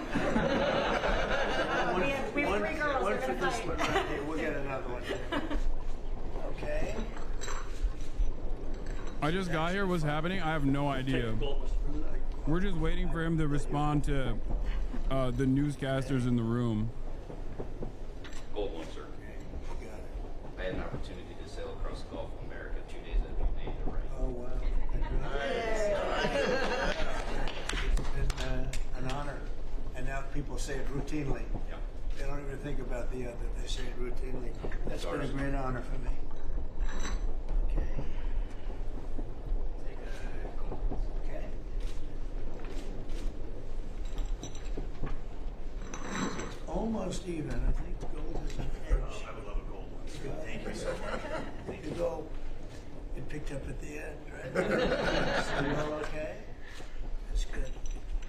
So, I want to thank you very much, and especially, that's a great story. What do you think of a guy like that? Pretty good. It actually have all served together. Wow. And Jared.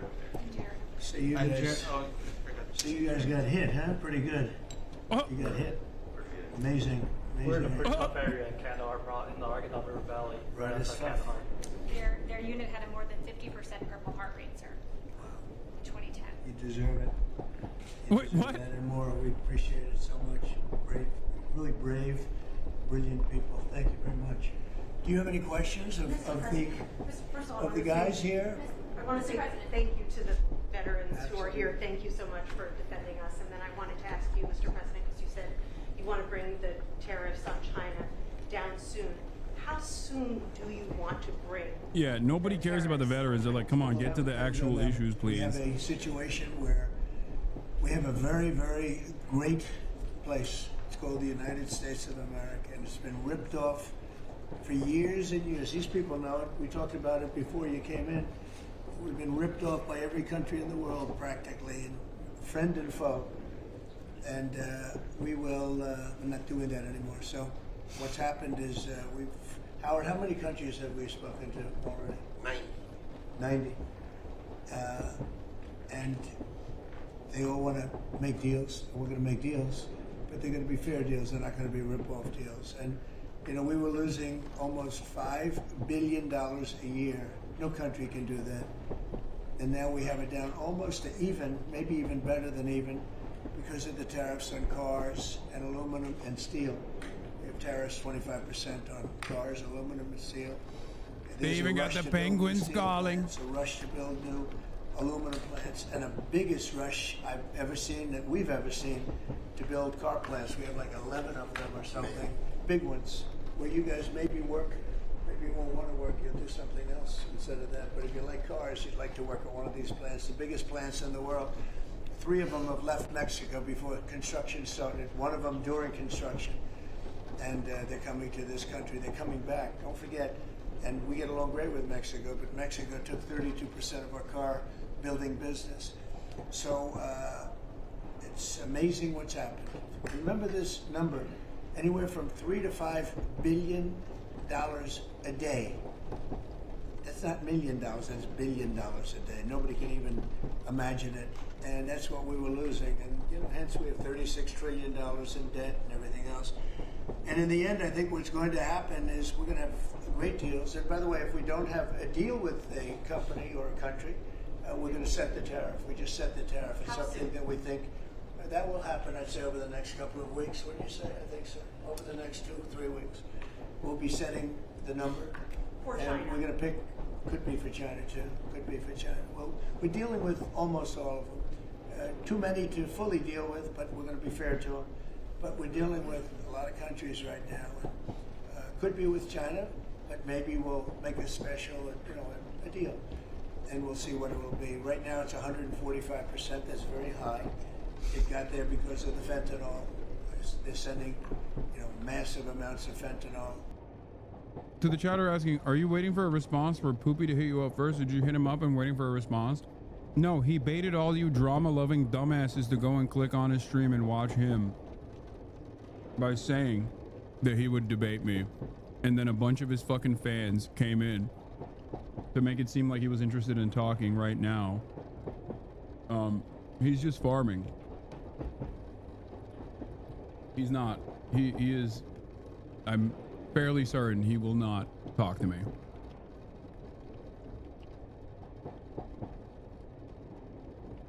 But breaking even, let's say, but we're going to make a lot of money.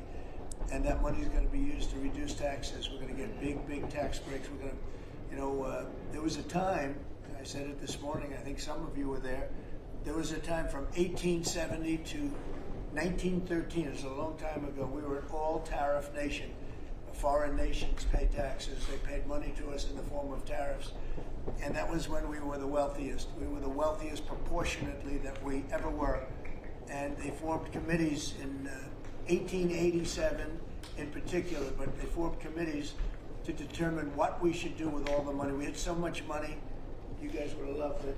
We had so much money, they didn't know what to do with it. We gave it away to different causes, and you haven't seen that too much anymore, although we give plenty away, but now we shouldn't be giving it away. We have to take care of ourselves first, right? But we were very wealthy, and proportionately the wealthiest we ever were. We built the Panama Canal. Jimmy Carter gave that away for $1, by the way. One of the most profitable things ever built, the Panama Canal. We gave it away for $1 to Panama.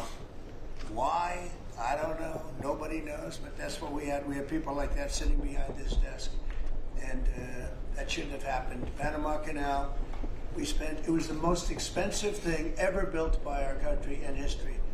I'm talking relative dollars. We've never built anything so expensive. I think it was the equivalent of $1.7 billion. And we've never built anything like that. We built a lot of things, but never so expensive. Then we started building other things. We had a lot of money to do it, all based on foreign countries coming in and paying us tariffs. And we're doing that again, and I think we're going to make so much that we're going to be able to reduce taxes in this country by a lot. And we're also going to treat those countries very fairly. But if we don't make a deal, which is possible, we're going to just set the price. Because you remember, they have to come in, they want to come in here, and they want to do business with the United States.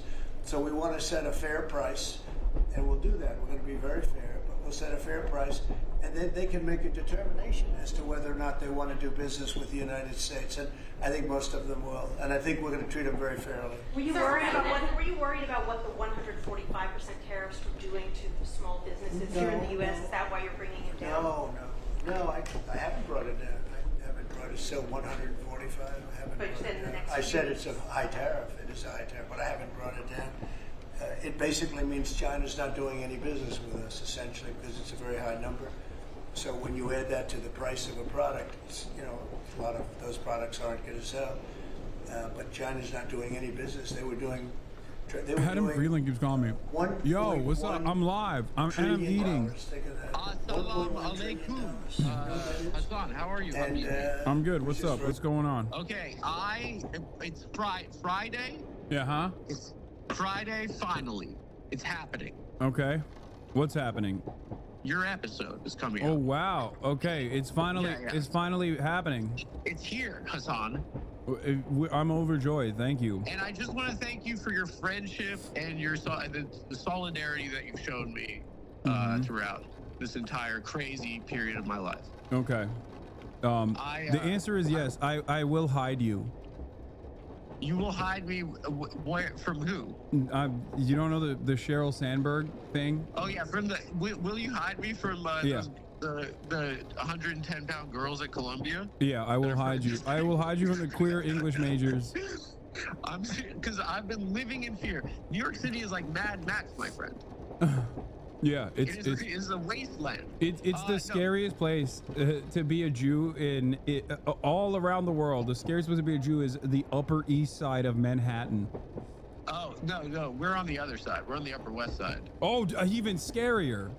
Yo, it's terrifying. They call it the West Bank of New York. That's what they Well, actually, I call Alaska the Upper West Side. That's just a joke of mine that I do. Yeah. That's just a joke. That's just a joke that I do. Hey, I've heard. Wait, yeah, I heard that on the show, bro. I'm not. Well, I know we're on stream, but I'm not gonna say it. But I'm gonna send you. I'm gonna send you a clip of it. I recorded it yesterday, but we've been like stacking episodes. We're gonna relaunch next month. So okay, you're gonna love it. You're gonna love who this is, Hasan. Okay, hell yeah. No, wait, you should just react to it on the stream. Just maybe do a little viral marketing to excite people. Okay. For this. Is it Ethan Klein? No. Even scary. This guy is even more potent. He's really gonna take your job. This guy. Okay, hell yeah. All right, well, I gotta go. Even more. Okay. Shout out to chat. Chat. They're listening.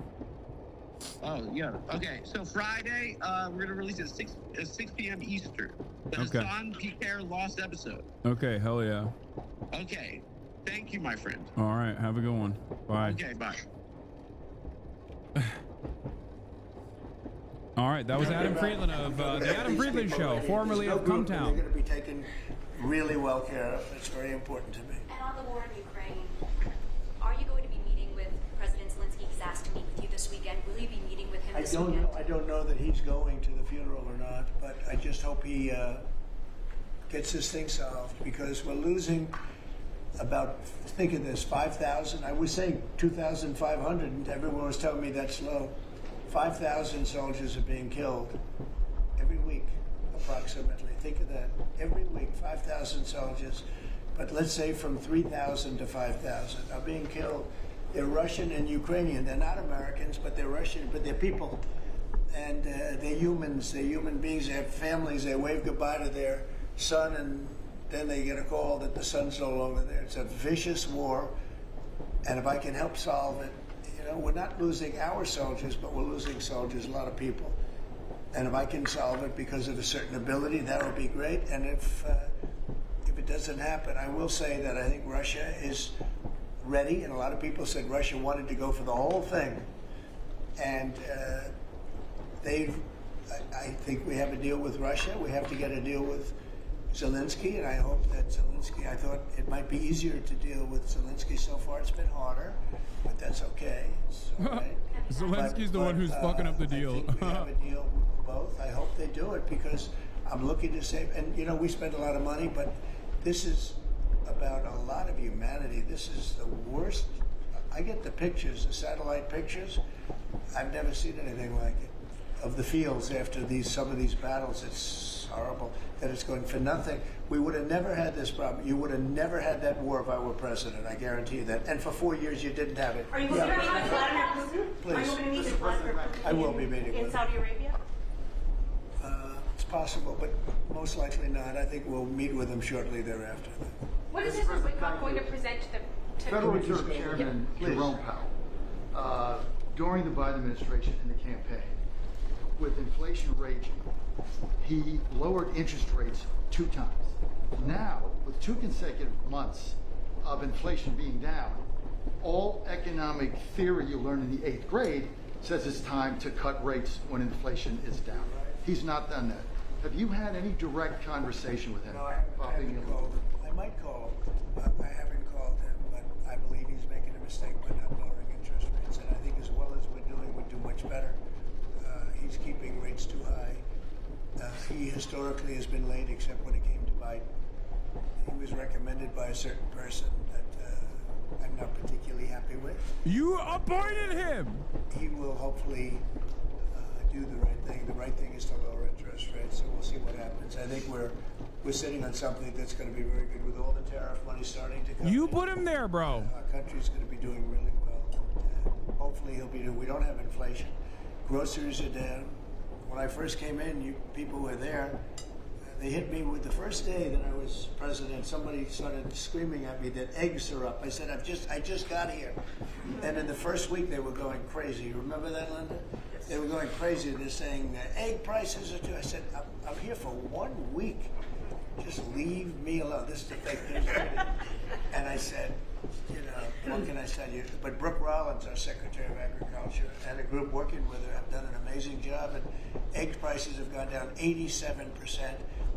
Energy now is down $65 a barrel. They have some energy selling gasoline for less than $2 in a couple of states. Alabama, a couple of great states, but all over the country, it's way down from what it was 6 months ago, 3 months ago. And that has a lot to do with the war, when Biden allowed energy to skyrocket, it just skyrocketed. It was out of control. Russia made a lot more money because they make their money on energy. And I kept saying, he supposedly wants to end the war, but he lets energy go out of control. Well, I've gotten it. We are drilling like crazy right now, and we have it down to $65 a barrel. It went up to almost $100 a barrel. And at that number, Putin and Russia made a lot of money. So I think one of the reasons, I think he has a certain respect for me. But one of the big reasons is oil prices are down. I think this is a good time to get the war settled. Thank you. One more question. Thank you for that question. For those of us that live here in the district, you said when you came in, you were going to make Washington, D.C. great again. Right. One of the issues we've got right now is we understand there might be an imminent deal between the owner of the Washington football team, whatever you want to call them now, Commanders, and locally in getting the Redskins back to D.C. and RFK Stadium. That's on federal property. Right. Are you going to be involved in that negotiation? Yep. And would one of the stipulations be they change their name back to that Redskins? Oh, I see. Well, that's a little bit. Nobody's asked for that one. God, I love how fucking stupid Americans are. You better change it back to Redskins right now. It's like global economy is on fire. Cost of living, out of control.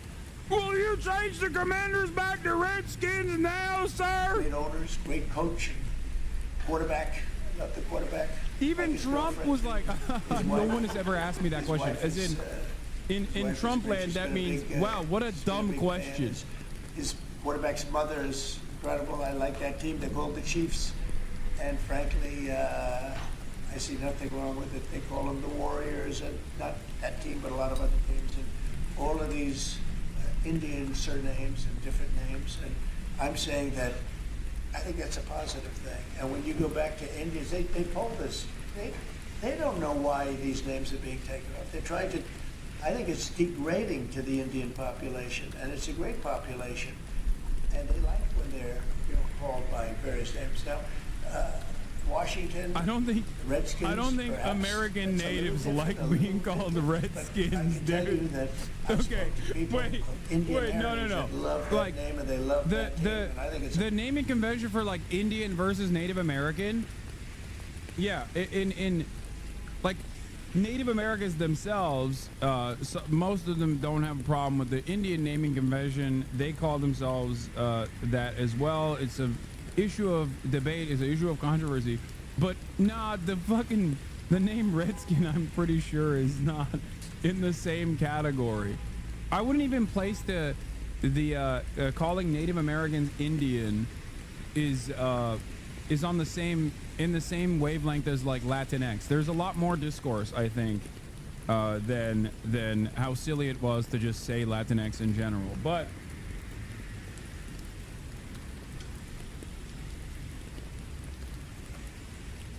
Definitely dumb to say Redskins, they love it. Thank you, sir.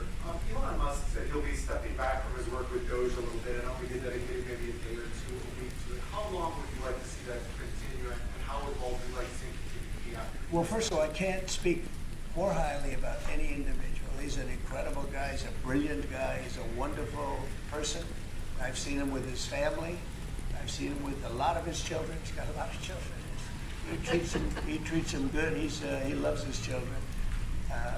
But he's a brilliant guy, and he was a tremendous help both in the campaign and in what he's done with Doge. And, you know, we're talking about almost $200 billion and rising fast, because many of the things that we were looking at are now being found out to be fact. It's terrible. I mean, the fraud, the waste, the abuse, the everything that's happened is just terrible. So I also know that he was treated very unfairly by I guess you'd call it the public, by some of the public, not by all of it. He makes an incredible car, everything he does is good. But they took it out on Tesla. And I just thought it was so unfair, because he's trying to help the country. But he has helped the country. I also want him to make sure that it's so unfair that people just don't want to buy Elon Musk cars anymore. It's fucked up. He loves the country. He didn't need to do this. He did it. And I told him, I said, you know, whenever you're ready, I'd like to keep him for a long time, but whenever you're ready, he's an exceptional guy. When you see those rockets go up and come back and land in the same gantry, nobody else can do that but this man. So he's just an incredible person, and he's a friend of mine, and he's a nice person too. He's a very nice person. He really helped the country, saved us a lot of money. And I heard him say that he'll start easing, which is always, he was always at this time going to ease out. And when he goes back to Tesla, that'll be taken care of. It was just, it's artificial. These were sick people that thought they were doing something. He's a great patriot, and he should really, it shouldn't be the way, that should never have happened to him. And I will tell you right now, he makes a great product. He makes a great product. It's a great car. It's great everything. Starlink is great. What he does is good. He's doing medical things that are amazing. And we have to, at some point, let him go and do that. And we expect him to be doing it about this time. But I'll talk to Elon about it. Thank you for the question. The second question. Canada election coming up. How would you have a prediction for that, and what do you think the result With respect to Canada? With the negotiations? Oh, I don't want to predict other nations' elections. It's tough enough doing this one. Look, I love the Canadian people. I He like took the Canada, Canadian Conservative Party. It's costing us $200 billion a year to support Canada. $200 billion. And I say, why are we doing that? You know what? We can make our own cars. We have more energy than they do. We have more energy than anybody in the world. We don't need their lumber, obviously. We have more lumber. We have a lot of lumber. We have a lot of everything that they sell us. But in particular cars, they took a large percentage of the car making, and I want to bring it back to this country. I really don't want cars from Canada. So when I put tariffs on Canada, they're paying 25%, but that could go up in terms of cars. When we put tariffs on, all we're doing is we're saying we don't want your cars in all due respect. We want really to make our own cars, which is what we're doing in record numbers now. You know, we're going to be at record levels in a very near future because of all the plants, the car plants that are being built. And I'd rather see them made in Michigan and made in South Carolina and made in different states, Tennessee. We have a lot of great car-making states, and we have some that aren't car-making yet, but they will soon be car-making states. And that's what I want to see for our country. At the same time, I want to help Canada. I have spoken to the current Prime Minister.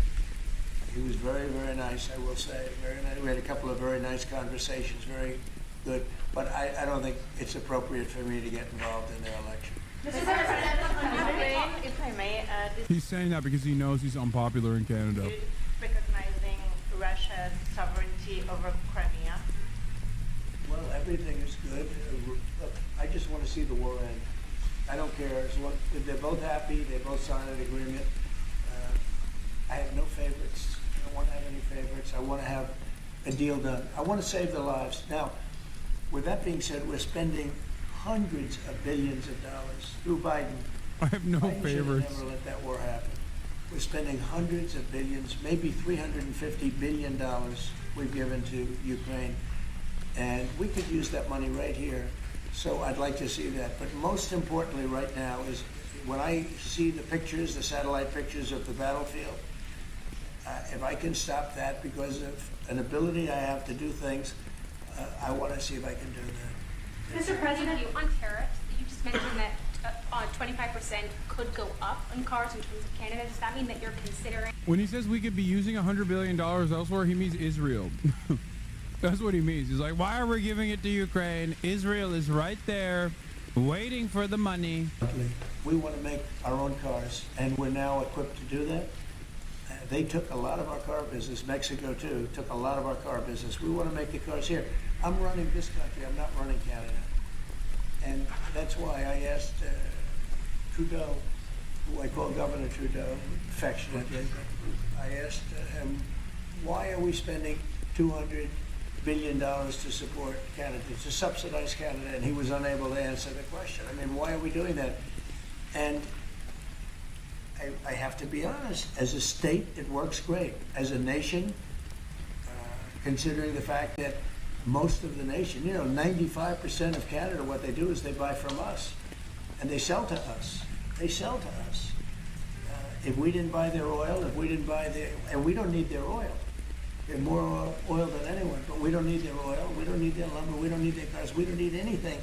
So I said, why are we doing this? Why are we spending $200 billion? It doesn't make sense. If we needed something, that would be a different subject. So I'm working well with Canada. We're doing very well. We're working on a deal. We'll see what happens. But again, why, representing this country, why are we spending $200 billion to support and subsidize another country?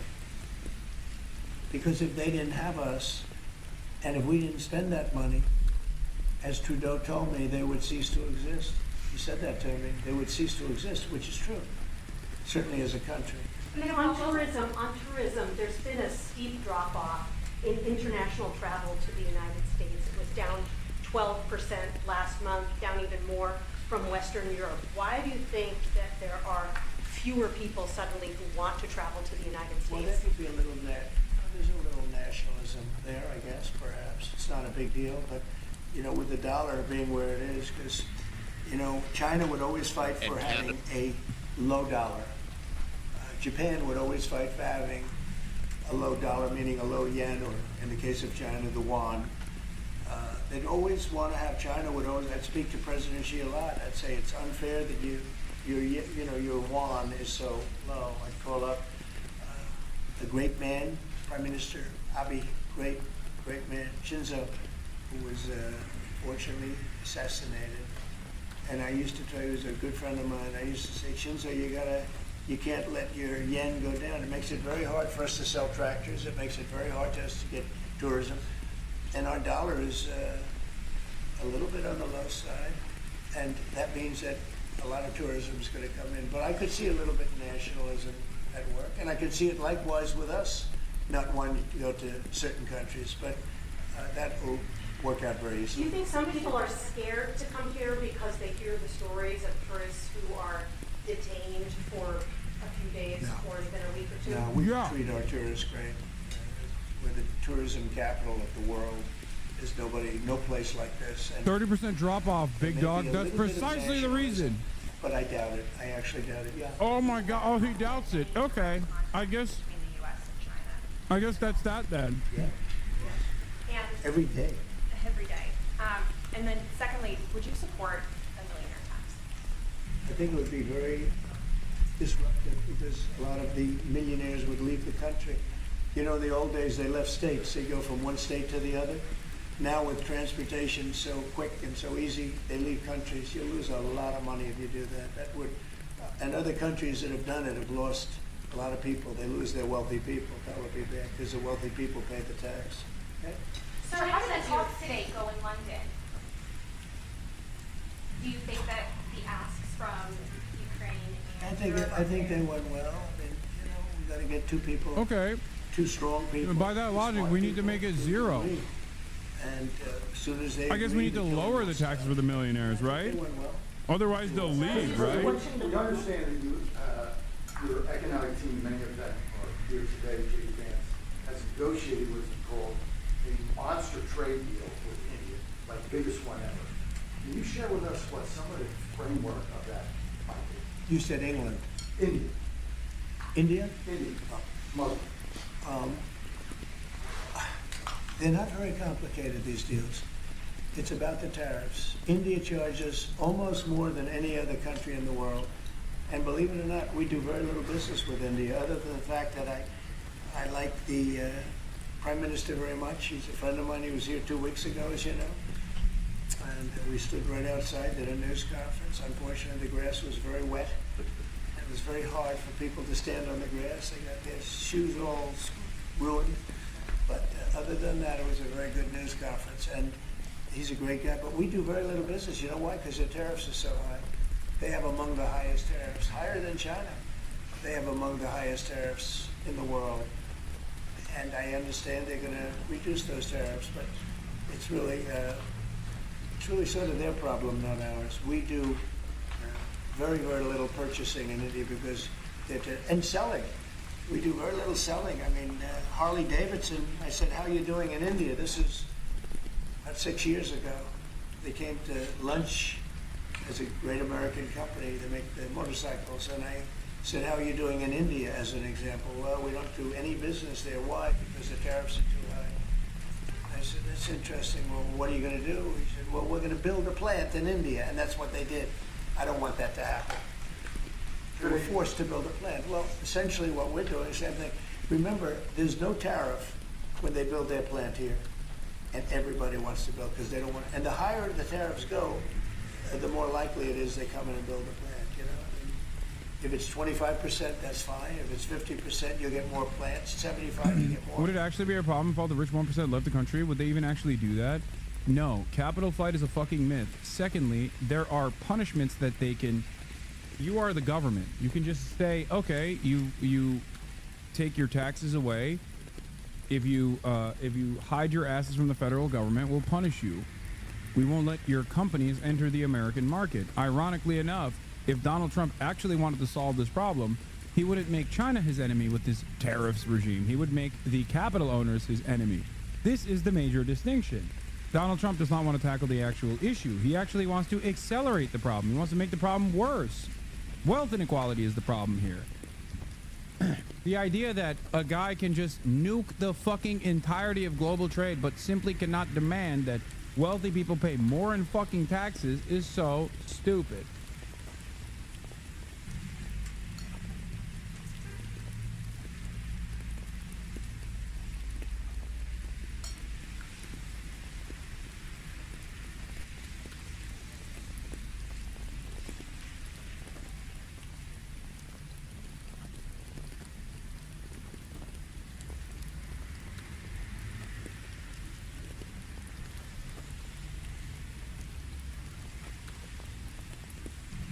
Oh, it ended. Israel.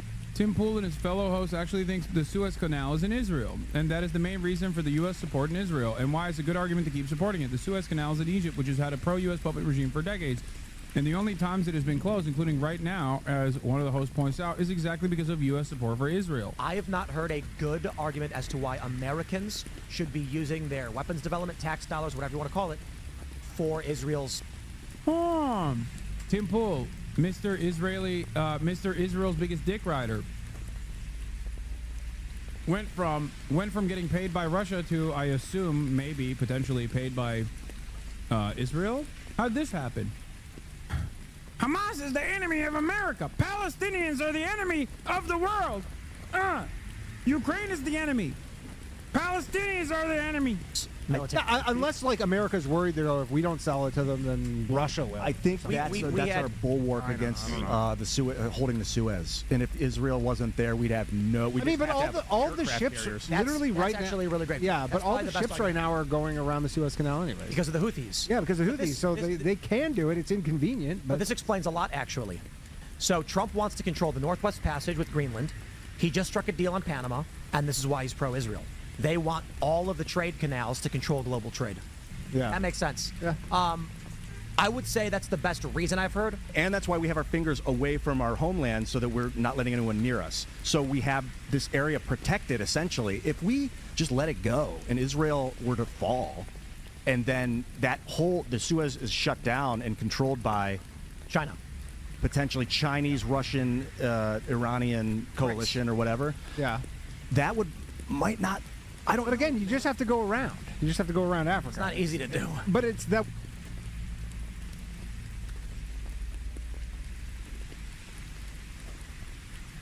They're right. What is Squirrel's problem with this explanation? Are we pretending that Israel's not directly adjacent to the Suez? They're not saying it's in Israel. Yeah, I was about to say, as much as I want to dunk on Tim Pool, ironically enough, I don't even think that they're implying that the Suez Canal is a part of Israel. I think they're saying that America's interest in defending Israel partially is because of this. And it's true. It is literally true. They do want to maintain control over the region. Part of that is also protecting trade that goes through the Red Sea, through the Suez Canal. And although Egypt is a vassal state, it is still ultimately unreliable in comparison to Israel.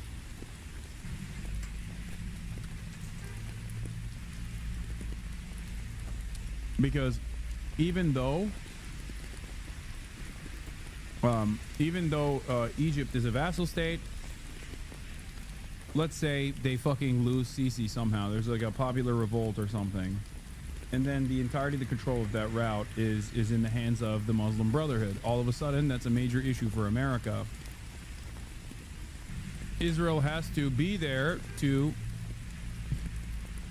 deal with that issue. God forbid the Egyptian population rise up and do democracy or something. America would need Israel to step in to stop the democracy.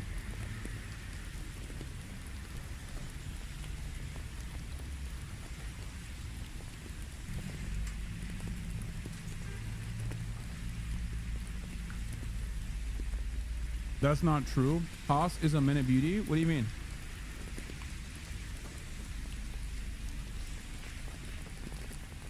You think Egypt, that gets more financial assistance than the state of Israel, is not there specifically to serve the interests of empire? What I'm describing is not theory. It has already happened. When the Muslim Brotherhood was in power, they had very good relations with the U.S. and Israel. So what happened? What happened to the Muslim Brotherhood? What happened to the Muslim Brotherhood? Why are they no longer in power? Why are you saying was in power?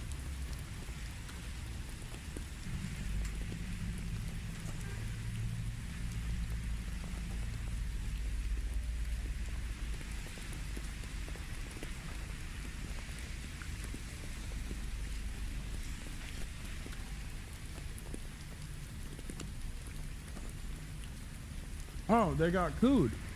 Okay. I wonder why.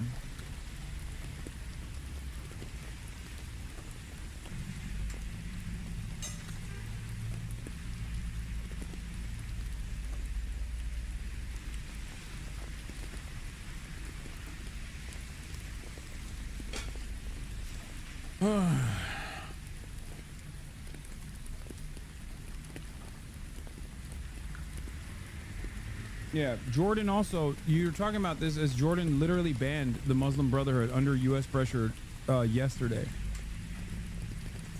Egyptian here, and 100% agree with you, Hasan. They don't want any type of democracy in my country. The Muslim Brotherhood was a threat, even if they were aligned with the United States and Israel, in order to, which I would call that into question anyway. In order to maintain power, they have to play ball with the regional actors. But even then, that's a significant threat, because it is an unsustainable position for the United States of America, because they could just turn around and say, you know what Israel's doing is fucking crazy. We're gonna put an end to it. Ultimately, what Egypt can never have is a full-blown democratic process, because the Egyptian population's attitude towards Israel and towards the United States of America is very different than whoever comes to power and their attitude and what they want to do in terms of business as usual.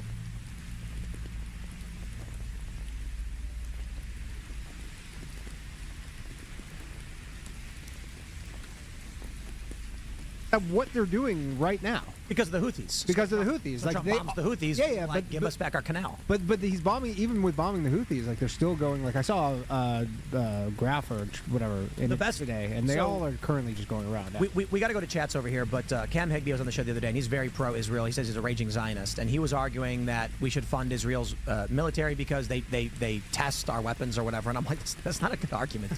We can test our weapons, and he's like, yeah, but they're not battle tested. And I'm like, okay, I just don't see that as a good argument. Yeah, that's not a good argument. The Suez Canal is interesting because losing control of that cedes control to the BRICS nations, and that's going to create a multipolar world. It's just a big game of risk. God, yeah, Trump's not going to back down from this, and that's I think that's exactly why Trump is pro-Israel.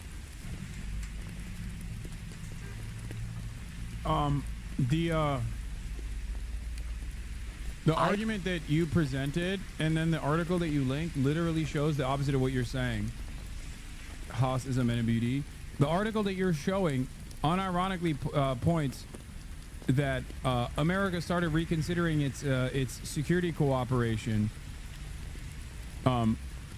Before the coup, Obama administration requested $1.3 billion in military aid, which Congress will debate after the summer recess, saying that the White House put all military aid to Egypt currently in the pipeline under review soon after the overthrow of President Mohamed Morsi. So they actually they maintained it, but they initially wanted to stop it at that point. During 2013 Israel attack on Gaza, Egypt sent its prime minister to Gaza while bombs were dropping to stop the attack.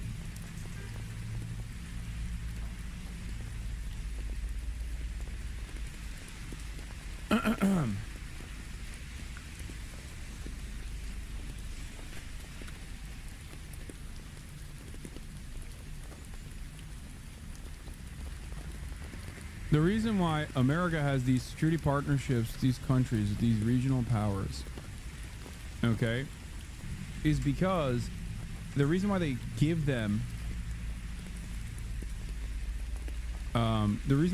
money and military equipment is so that they can successfully squash any sort of violent rebellion, any sort of popular resistance.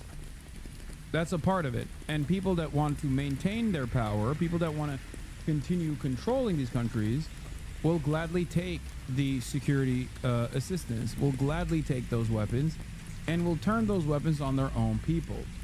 Okay? Chuck Dice, thank you for the 25 gifted subs. We're going to move back to the Ukraine war. I don't know where the Adam clip is, chat. Shut the fuck up. Ukraine war. Details emerge on reported U.S. peace proposal. Let's take a look. I'm not sure the Europeans and many other states in the world will go along with that because there's a very big principle involved. But it would mean that the Ukrainians would have to accept that they have permanently lost Crimea. The Russians would have to withdraw a little bit from a couple of areas around the Dnieper River. The Dnieper River is critical to Ukraine. You've only got to look at where it flows from north to south to understand that. And the Russians would have to withdraw under these proposals a little bit from the river where they were driven out from Kherson across the river. They'd have to withdraw a bit further away from the river in a couple of places in order to give the Ukrainians complete access to the river, which of course is very important to their economic well-being, getting out to the western part of the Black Sea. And then there's the question of the Zaporizhia nuclear power plant, very important. The Russians have taken a lot of the Zaporizhia area and they occupy the power plant. But they don't occupy the city of Zaporizhia, a very important industrial city, 750,000 people before the war, and that's really important. Whatever happens to the Zaporizhia plant, the Russians can't continue to control it in any stable ceasefire. So one proposal is that the Americans might control it. We'll see where that goes. So that's an idea of the territorial basis of these proposals, but along with that also goes the idea that Ukraine will give up forever the idea of joining NATO, and that again is something that is plausible but won't be easy to accept. And what isn't clear is whether there is a willingness for other states to be involved in a peace support or a peace enforcement mission. What's being briefed out is that the Americans are interested in having the Europeans involved in some way, along with non-European or non-NATO states, to look after the whole of this 1,000-kilometre boundary between the Russians, where the Russians are fighting and where the Ukrainians are fighting, a 1,000-kilometre long front line. That's a pretty big peace line to police. Somebody might have to police it. And the Russians have said that they won't accept any NATO troops anywhere in Ukrainian territory, but of course Ukraine will remain a sovereign state, so they can have whoever they want to invite in if they're prepared to come. Lots still to discuss. The fact is that this is an outline of a peace plan which is being pushed very hard by the United States. We assume by the 30th of this month, which is 100 days since Donald Trump took office, and he has a very big stake in showing that he's brought some sort of ceasefire to Ukraine in the first 100 days. But most ceasefire plans take a lot longer than this to negotiate, and I think we're a long, long way yet from a plan that looks genuinely plausible.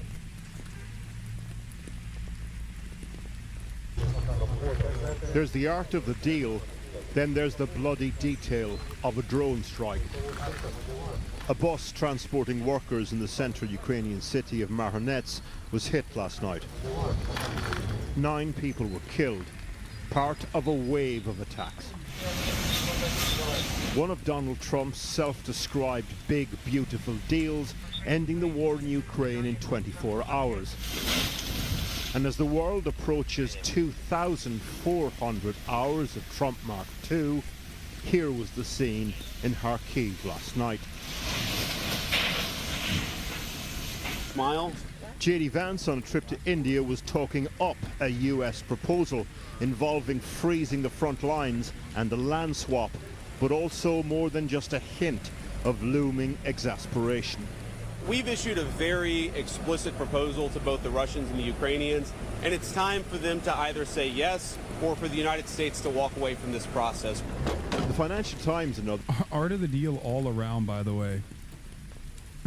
Art of the deal with China, demanding that China call Trump immediately and say, I'm so sorry for participating in the global economy schemes that you have designed where we became a manufacturing hub for the entire planet. And you, in exchange for that, you know, gave the dollar tremendous purchasing power. We're so sorry for succeeding. Okay. The art of the deal here. The art of the deal here is fucking constantly yelling at Zelensky, being like, Zel Disney. He's got no cards. Trump says we are very close to a deal on Ukraine, but blames Zelensky for holding it up by refusing to acknowledge Russia's annexation of Crimea. He suggests Crimea is a part of whatever deal U.S. may have made. U.S. may have already agreed with Russia. I don't understand. If the annexed territories are going to be recognized, why the fuck wouldn't he recognize Crimea? You know what I mean?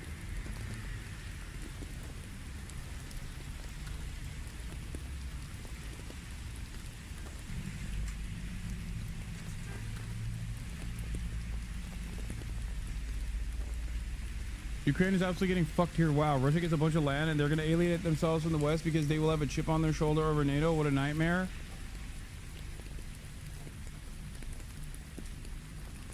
Oh, the 4 oblasts are not being recognized. Okay. But it's still going to be in Russia's hands, no?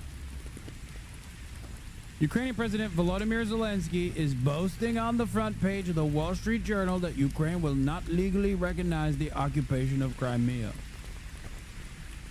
There is nothing to talk about here. This statement is very harmful to peace negotiations with Russia, in that Crimea was lost years ago under the auspices of President Barack Hussein Obama.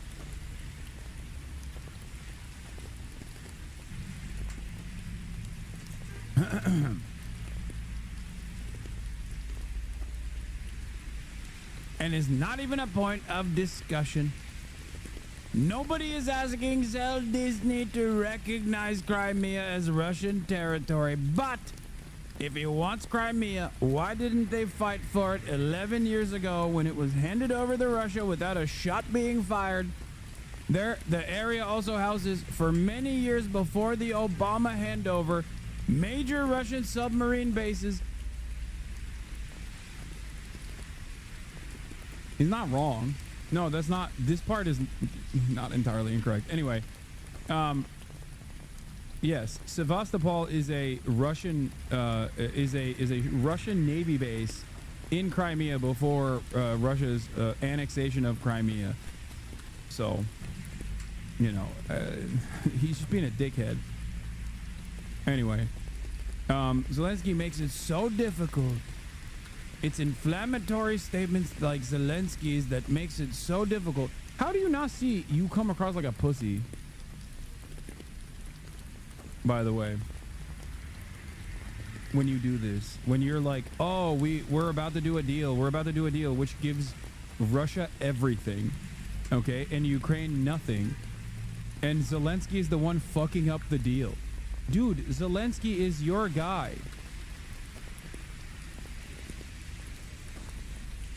Like, Zelensky, whether you want to recognize it or not, Zelensky is your side. Like, he is your proxy in this conversation.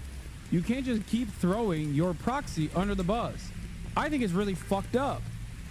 I think it's incredibly fucked up that Trump, in an effort to like nip this shit in the bud, is obviously going to sell a bunch of Ukrainian assets over here to Russia and say, all right, it's Russia, what are you going to do about it? Okay, you know, they won, you lost, we lost, bye-bye, right? But also simultaneously shitting on Zelensky in the process and like taking away whatever remaining political power he has in the country and like chipping away, I guess, or maybe he's doing the same thing that he did with like Carney or whatever, or Polivier, where he just keeps shitting on Zelensky and then maybe his approval rating goes up in Ukraine. I don't know. Maybe it's a art of the deal 5D chess move. He just recognizes how unfavorable he is, so he's shitting on Zelensky to make Zelensky look stronger in Ukraine. Except it's such a stupid move because, ironically enough, it will inevitably show the rest of the world that America is untrustworthy in broad daylight, in fucking 4K. They're treating Ukraine like they do Kurdish militia forces in the Middle East, like identically, which is something I said in the beginning of Russia's invasion, and everyone fucking yelled at me. Anyway, I have nothing to do with Russia. Wait, what is this? Zelensky makes this difficult. He has nothing to boast about. The situation for Ukraine is dire. He can have peace, or he can fight another 3 years before losing the whole country. I have nothing to do with Russia, but have much to do with wanting to save, on average, 5,000 Russian and Ukrainian soldiers a week who are dying for no reason whatsoever. The statement made by Zelensky today will do nothing but prolong the killing field. And nobody wants that. We are very close to a deal, but the man with no cards to play should now finally get it done. I look forward to being able to help Ukraine and Russia get out of this complete and total mess that would have never have started if I were president.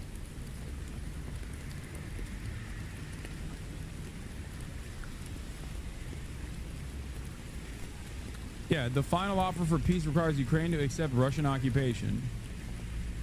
De jure U.S. recognition and Russian control of Crimea, de facto recognition of Russia's occupation of nearly all of Luhansk Oblast and the occupied portions of Donetsk, Kherson, and Zaporizhia. A promise that Ukraine will not become a member of NATO. The text notes that Ukraine could become a part of the European Union. The lifting of sanctions imposed since 2014. Enhanced economic cooperation with the U.S., particularly in energy and industrial sectors. Okay, I misunderstood from the British man. I thought the British man said de jure U.S. recognition of all Russian-controlled territories.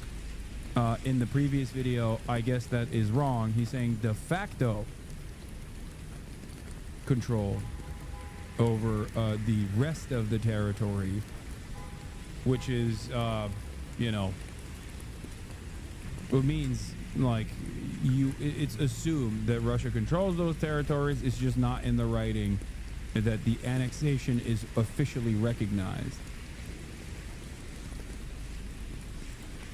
It's de jure, not de jure, French and all that. Okay, stop. Others are reporting that Putin's offer to Trump includes redrawing the Ukrainian map along current front lines and giving up territorial claims on land not already captured. a pitch aimed at securing US recognition of Russia's annexation of Crimea. The Ukrainian Deputy Prime Minister tweeted this today. Ukraine is ready to negotiate, but not to surrender. Our people will not accept a frozen conflict disguised as peace. We will never recognize the occupation of Crimea. It all comes as Trump... Bro, I'm not gonna lie, it's more than I thought.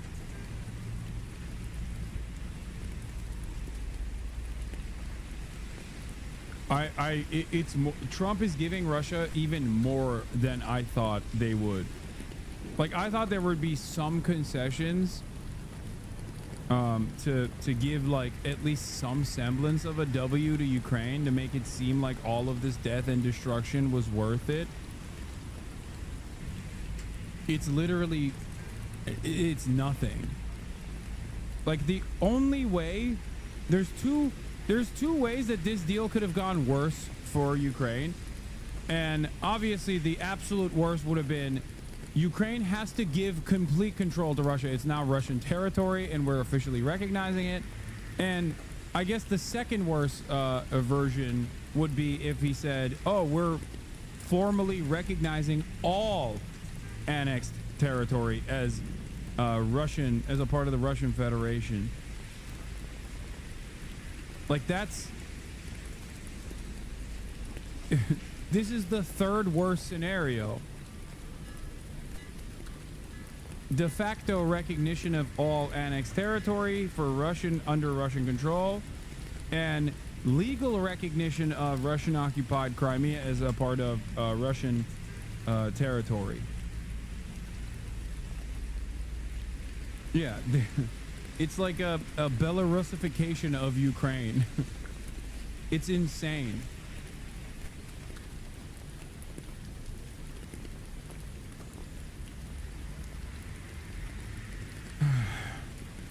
He's literally giving them everything and like $500 billion in mineral resources to the US as well. Like, what does Ukraine have left? Yeah, it is crazy. They're gonna poison Zelensky if he goes and signs this. I'm not gonna lie to you, chatter. I think Zelensky is done, whether he signs this or not.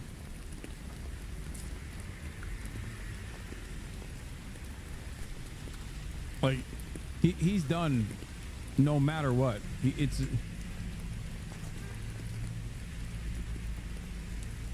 He's fucking cooked.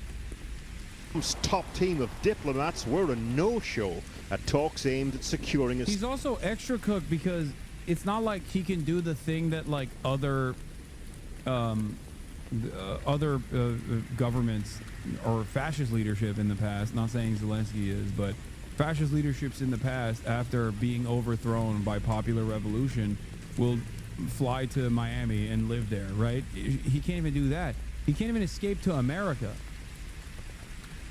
At most, he can escape maybe to like... He could maybe escape to the UK, but it's not like fucking Russia hasn't assassinated political dissidents in the heart of Europe before. You know? He'll go to Poland? Okay, that's crazy.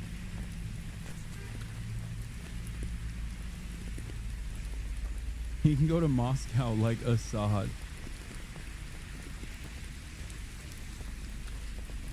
I'm gonna say this once again, as I've said before. Zelensky should literally ring up China. He should ring up China and just be like, dude, please help us. Look, I know we have been a proxy for America by your estimations, but honestly, it's time, big dog. It's time. I don't understand why will he be assassinated? Because it's a fucking... Dude, imagine you're not half, but like 25% of your country has been taken over by a nation state that your entire national project revolves around not being a part of. And in the process, you are forced to concede to these demands by the United States of America. Nobody is happy. The nationalists are unhappy.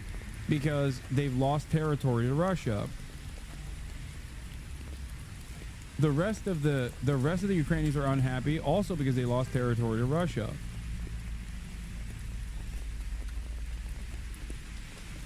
From what I understand, though, even the more nationalist elements are not oblivious to what's going on, especially because a lot of the nationalist elements are the ones who are directly at the heart of the conflict. So they are familiar with the situation on the battleground. So I don't even know what kind of alternative they have in mind as far as like how to fight back against Russia.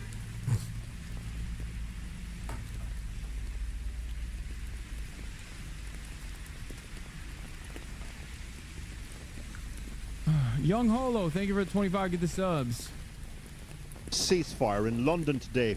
Late last night, U.S. Secretary of State Marco Rubio and Special Envoy Steve Witkoff pulled out of a meeting organised by the Foreign Secretary. The reasons aren't clear. The upshot, though, embarrassment for Whitehall and the perceived sidelining of European governments by the U.S.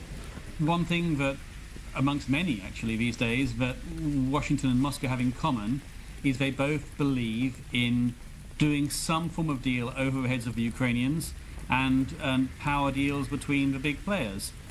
There's a player where pro-Ukrainian forces may join a Russian coup, get rid of Zelensky just not to give up mining to the U.S. The Ukrainians may see the U.S. as a bigger threat. I don't know about that. And Europe is not considered to be a big player, and Ukraine is considered to be an awkward player. So this does very much fit into their worldview. To underscore the point, Steve Witkoff will meet Putin this week, their fourth substantial meeting about ending the war. You're gambling with the lives of millions of people. You're gambling with World War III.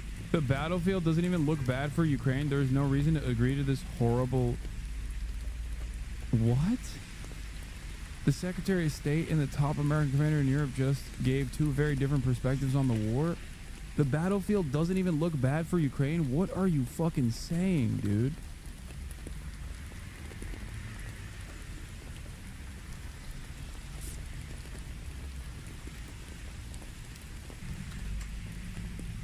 Like, look at a map, dude. Look at a fucking map. Look at a map. Look at a map.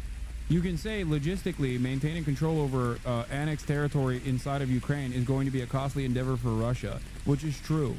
And I don't know how well they can maintain the areas that they've annexed inside of Ukraine. Okay? That's fine. That's an appropriate outlook. But to say that currently, as it stands, the battlefield doesn't look as bad for Ukraine is insane. You have Ukrainians in the West fighting against conscription and hiding from the draft. They have a severe manpower problem. I'm sure Russia has it too, but they just have more people to throw at the issue.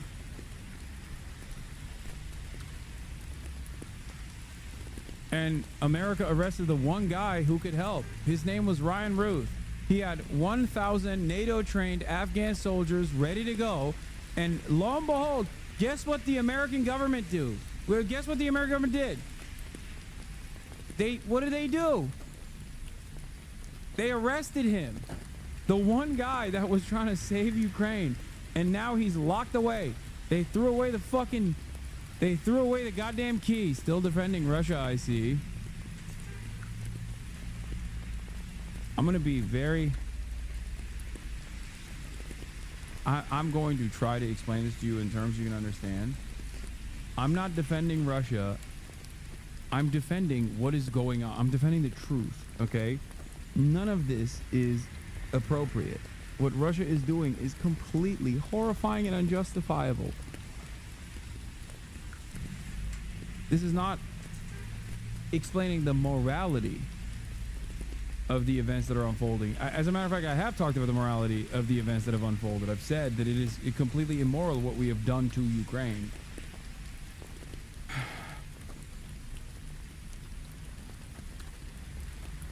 This is like when Israel supporters say, "Oh, dude, you're pro-Hamas," when you end up associating. These glasses are nice, by the way, but they keep falling off my fucking face. The only problem. I thrifted them in Japan. took his glasses off to see things from the chatter's POV. Yeah. It ruins your credibility about the things that you do know. Don't speak on things you don't know. It's not truth, bro. Come on. Just because you are wrong doesn't mean you need to be rude. This shows how little you know about the situation, Hasan. Don't speak on things you don't know.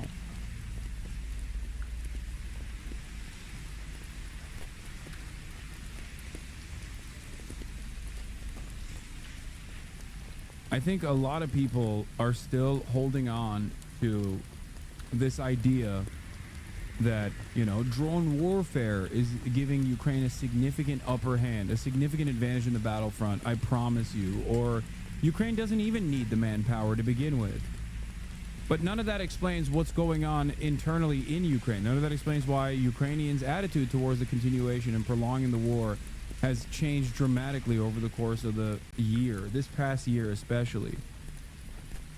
I think a lot of these guys who are maintaining this position are not even Americans. I assume you're European. This is the European perspective, right? The European perspective is that, you know, Ukraine can still hold on. We're terrified of Russia. If Russia takes over Ukrainian territory, we're fucking next. And we have to do everything we can to fight back until, you know, the last Ukrainian man standing dies. And the alternative to that is appeasement, which famously did not work and does not work. And that will make up for the need in weaponry that America will refuse to give to Ukraine. But that none of that actually makes up for the manpower. Okay? And I don't see a lot of Europeans saying that they're going to, I guess, no longer be a part of NATO, so there's no Article 5 protections, and then put their standing military to test in front of the Russian forces. So anything short of that from European powers is just simply demanding that more Ukrainians die in the process, as there's increasingly less appetite to do so internally. It's an artillery war. I'm an American from Massachusetts. Yes, Europe has sent the most support and said they're willing to give more. It doesn't matter. Even, here's the thing. Yeah, see, Ukraine can still conscript young people. They've just been reluctant to do it. Dude, you're in Massachusetts. Do you perhaps consider why the Ukrainian government has not conscripted 18-year-olds? Is that a thing that you've thought about at all? Or are you just simply saying these things without any sort of recognition of what that looks like?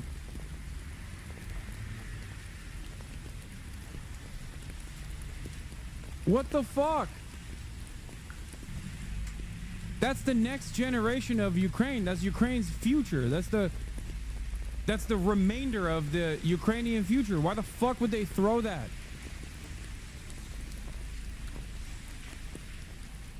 That's crazy. That's a crazy take.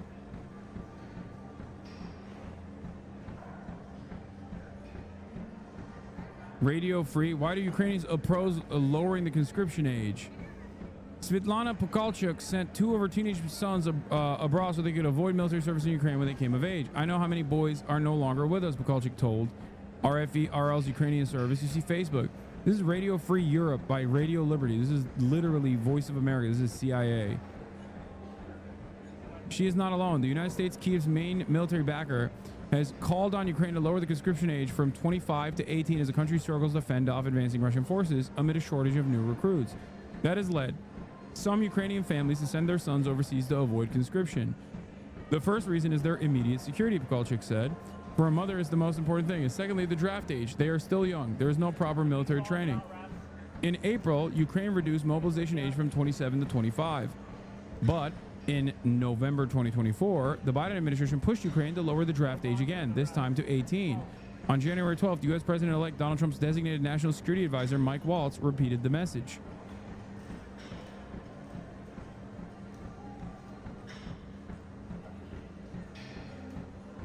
People who make absurd suggestions like that don't even claim that they can win if they do it. All this does is delay the peace negotiations, and it won't enable any gains for Ukraine, simply delay with a nightmarish annihilation of multiple generations of Ukrainian men. No, that's it. That's like, it's fucking ridiculous. Like, I'm sorry, I'm not Ukrainian. I'm not in Ukraine. I'm not gonna sit here and be like, no, Ukraine should send their children to the fucking slaughter field. Like, that ridiculous. With no guarantee, with virtually no fucking guarantee that it's going to actually turn the tides of battle anyway. But a lot of Americans have this attitude. It's fucking weird. It doesn't make any sense. Yeah, I don't agree that Russia will stop. There we go. You trust Russia? I don't. I don't.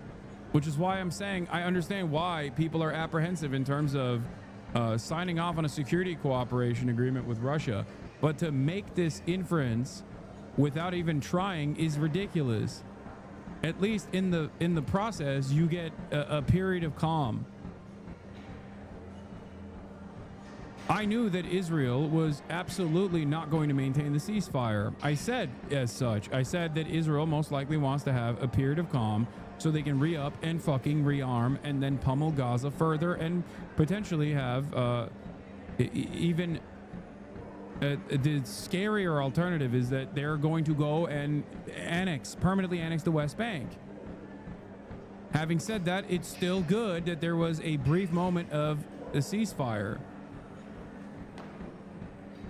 Your voice is fucking insufferable to listen to, Jesus Christ, which I guess people don't care about since they're mostly bots. What is going on right now? Did a bunch of Ethan Klein heads just join the chat or something? You are in the Philip DeFranco Thumbo? We're getting brigaded again? By where? By what? School's out? Oh, Ethan just ended his stream. Is that what it is? Did he end his stream? Is that why so many people are coming in here to be like, dude, why are you afraid to debate Ethan? I'm not. I don't know what kind of fucking lies he's telling over there, but I'm not afraid. I've been saying I want to do that from the jump. Who the fuck is Ethan? Oh, never mind. This guy's just a random hater. It happens. He's talking about you right now, saying he will call you live, no prerequisites.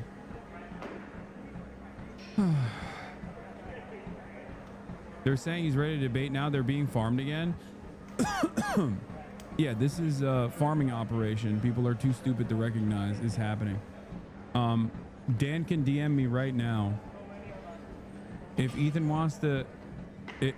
actually wants to debate, I'll call him right now. I don't give a fuck. Hell yeah.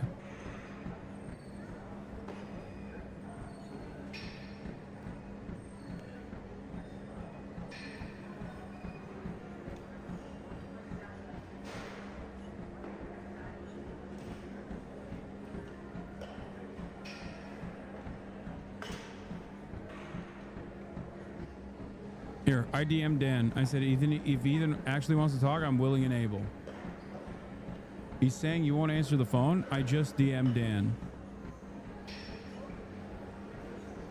The frogs won, bro. What the fuck is happening? What do you mean? Why would I fucking say no to debating Ethan right now? There has never been a moment where I've said that I wouldn't fucking talk to Ethan directly. That is what I've been saying.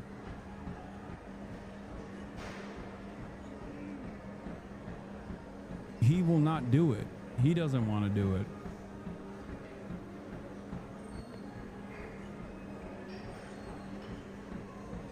It's not real. He's just baiting. Is he even fucking live? I'm confused. Why are people just like... Are people just stupid? Are people just making shit up?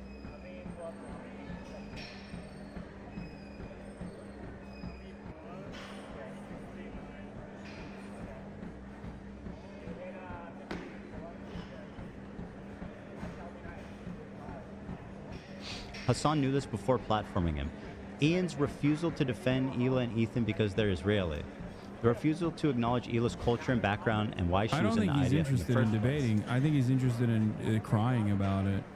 Like I said, I already DM'd. I DM'd Dan. I'm being farmed, and so are chatters. He's saying you admitted to be an anti-Semite. I'm dying. Why did I join? Oh yeah, no, of course. Ignoring bad empanada, shooting Hassan Hila refuses to in do a any video actual game where you activism, makes him roleplay remotely as uncomfortable by killing even IDF. He simply actually boycotting Coca-Cola. I have been boycotting Coca-Cola ever since it actually joined the BDS list. I haven't drank Coca-Cola or purchased Coca-Cola at all. Ian implying Ethan is greedy and money hungry, that anti-Semitism is all in his head. Hassan claiming Ethan is just pushing drama for clout and views. It's correct. That's not what I say either. He's not going to debate you is probably bait. Is this the reason why he did this? Am I getting baited by random shitters in the chat? Okay, chat lied again. He didn't say let's do it right now. He said when does he want to do it? He still thinks you will dodge after AB said you're down. I mean, I literally DM'd Dan. Okay, I DM'd Dan. I don't know why he keeps saying I'm afraid. I'm gonna text Dan now, as a matter of fact.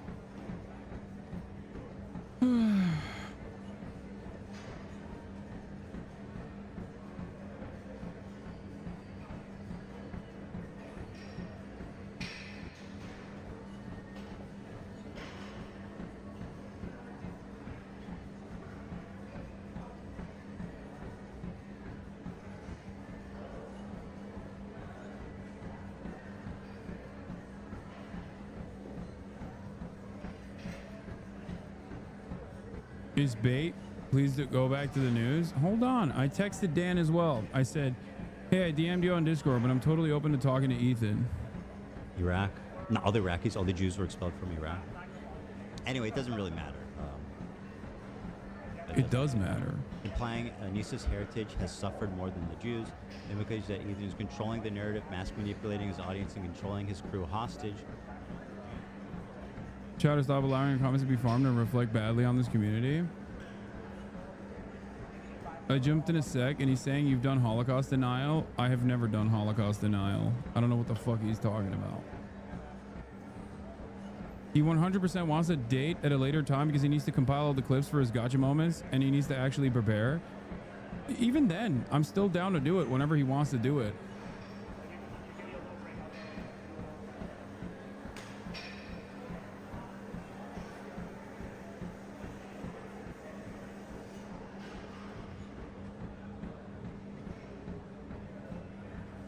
I guess, yeah. I guess he's just not really interested, which is disappointing. Him compiling clips doesn't make him less wrong, Lamau. Yeah, exactly. He can compile all the fucking clips. It's clips of me. The point of me talking to him directly to his fucking face, whether over Discord or even in person, is that when he is clipping something out of context, I can correct the record in real time and he can't manipulate that information and his audience will have to see the truth. Because if you noticed, a lot of what's going on is just Ethan fucking lying to his audience and his audience not even being remotely interested in learning what the truth of the matter is.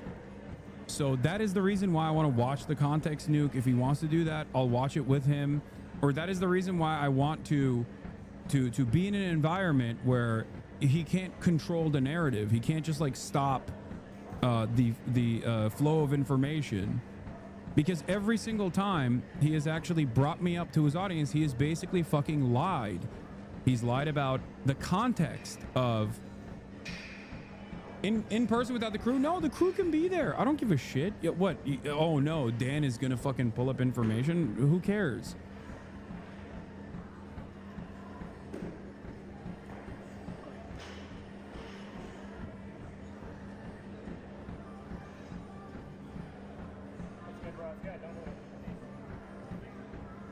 Hasan, I'm ready to get on a call with you without any prerequisite. You don't have to watch the video. I think it's time we talk it out. And let me say, let me add a caveat, or not a caveat, but a prediction. I think that Hasan, being the ever coward that he is and always constantly moving the goalposts, will find a way to just... I've literally been... That's crazy.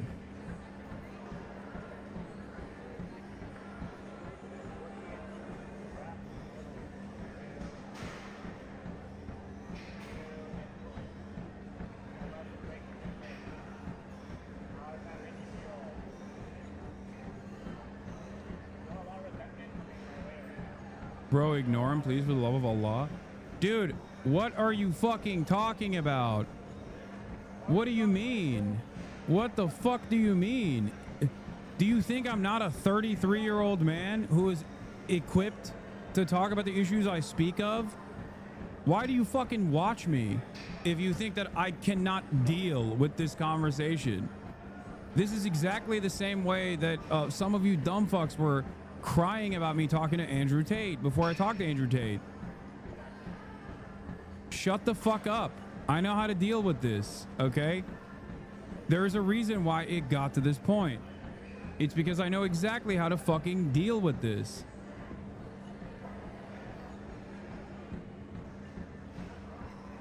He's constantly farming you, man. He doesn't want a serious conversation. That's what the chatter means. I know, but it doesn't matter. Because I think no matter how fucking oblivious and parasocial,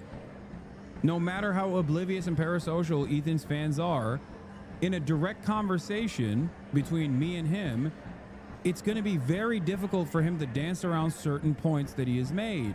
It's going to be very difficult to actively manipulate the truth, to be like, what did you mean by this? Especially if he pulls a fucking clip that's out of context and I am ready to explain to him what the context is. Do you understand? So stop fucking backseating.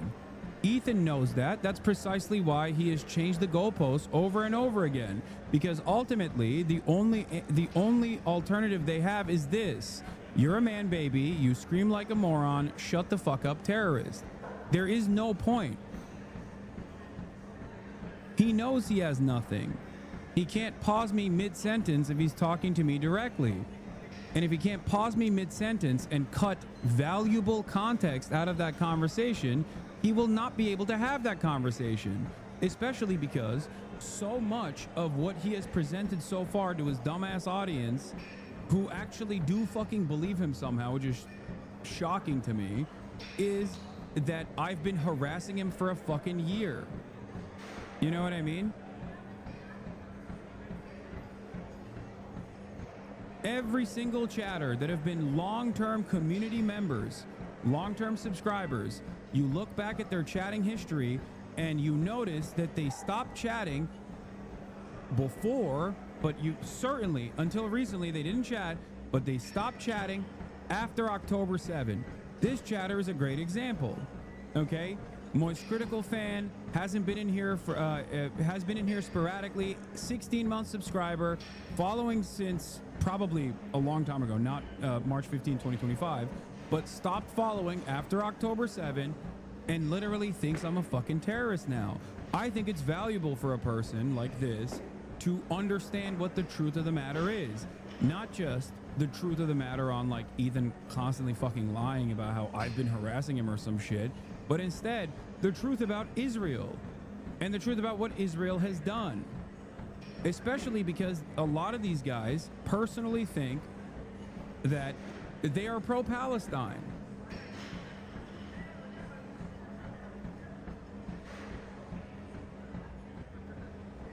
If they are pro-Palestine, I think that they're amenable to my position. They'll be understanding of it.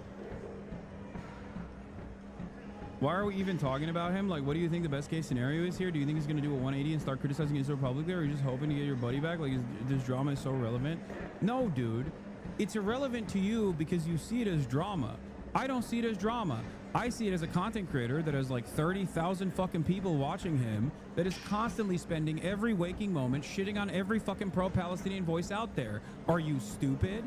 Is this impossible for you to understand? Even if Ethan doesn't fucking say, oh, my bad, this whole thing was a misunderstanding. I'm sorry that I actively try to deplatform you while simultaneously calling you fucking anti-Semite over and over again for the better part of this past year. It's not about him going, oh, my bad, I'm sorry, I've changed up my mind. It's about actually showing his fucking fairly large community of potential allies the situation, the actual situation, okay? The guy who's doing canary mission style bullshit to an audience of progressives is someone that I have to deal with. I don't want to, but it's something that I have to do. How is this too difficult to understand?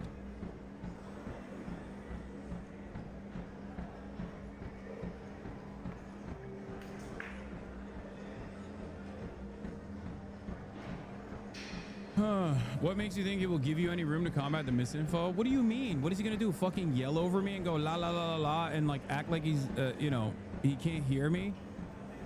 I think a lot of people will understand what that looks like if he does that. Talk to Sam Hyde. What the fuck? Ethan Klein fan. Account suspended or deactivated. What is this guy doing? What are Ethan's fans doing now? Guy who is so against anti-Semitism that he's like promoting a fucking actual neo-Nazi who's a pedophile. Okay, that's cool.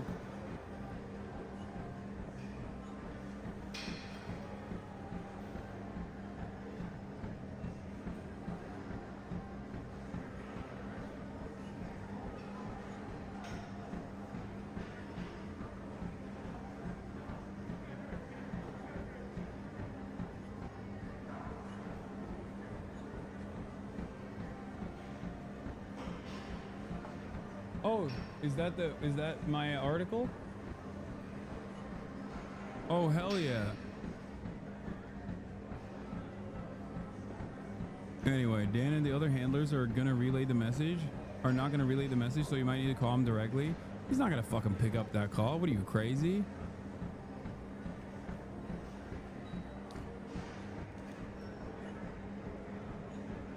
Anyway.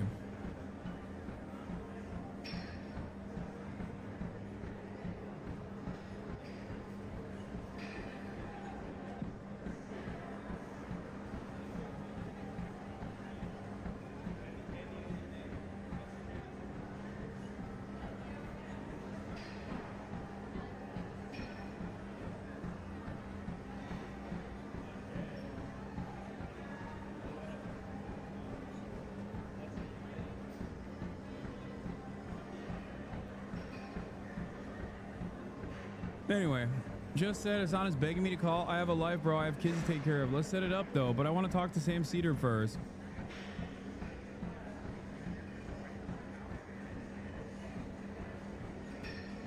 Oh. Oh. Oh, so he's backing out. Like, I couldn't even finish my fucking tweet. And he is backed out already. Stop moving the goalpost, Hasan. Yeah.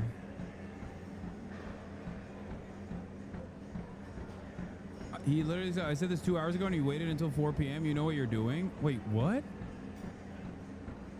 I said, he's ending his stream? He's ending his... I said even then that I was down to do it. Dude, there's no way his audience is this stupid, right? They have to fucking know what's going on, right?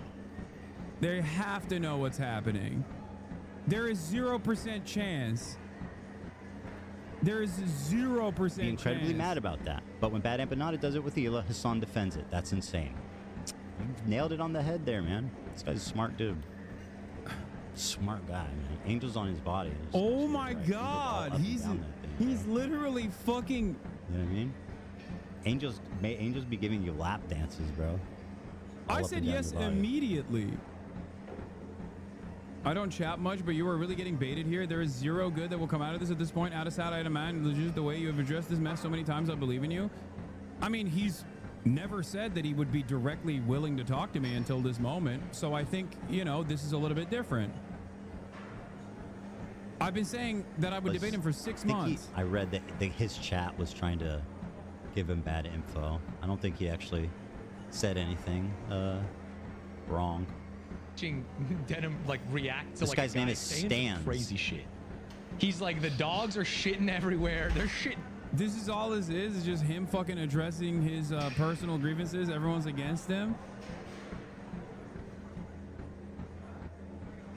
Just schedule it and dog walk him. I'll talk anytime, any place, but I don't think he wants to smoke right now. That's what it is. If he's so convinced, if he is so fucking firmly, if he stands by his principles, he should be able to talk to me right now. It's been fucking what? It's been 4 months. 4 months. 4 months of me. Did you just call him? I can't directly call him, chatter. I have to call him through Dan.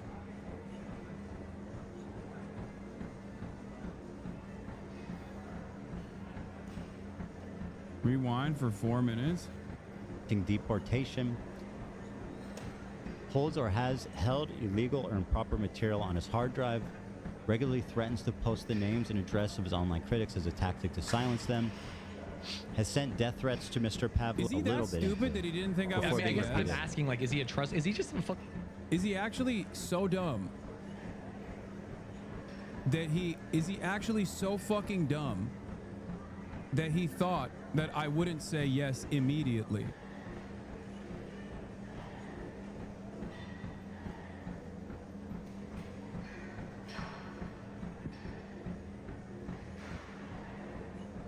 It's right here. So this is 1 day ago. So you see all the chat prompts sent calling her the raider of Ramallah. Well, here you go. Ela Klein is the raider of Ramallah, terrorist kidnapper.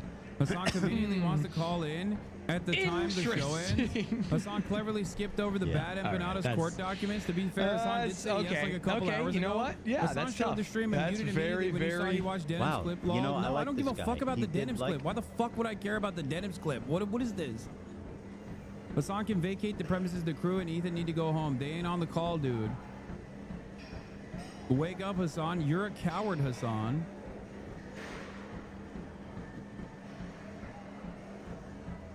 Hassan wants to call right now, I think. Literally takes 1 minute of research to find out how effed up empanada is.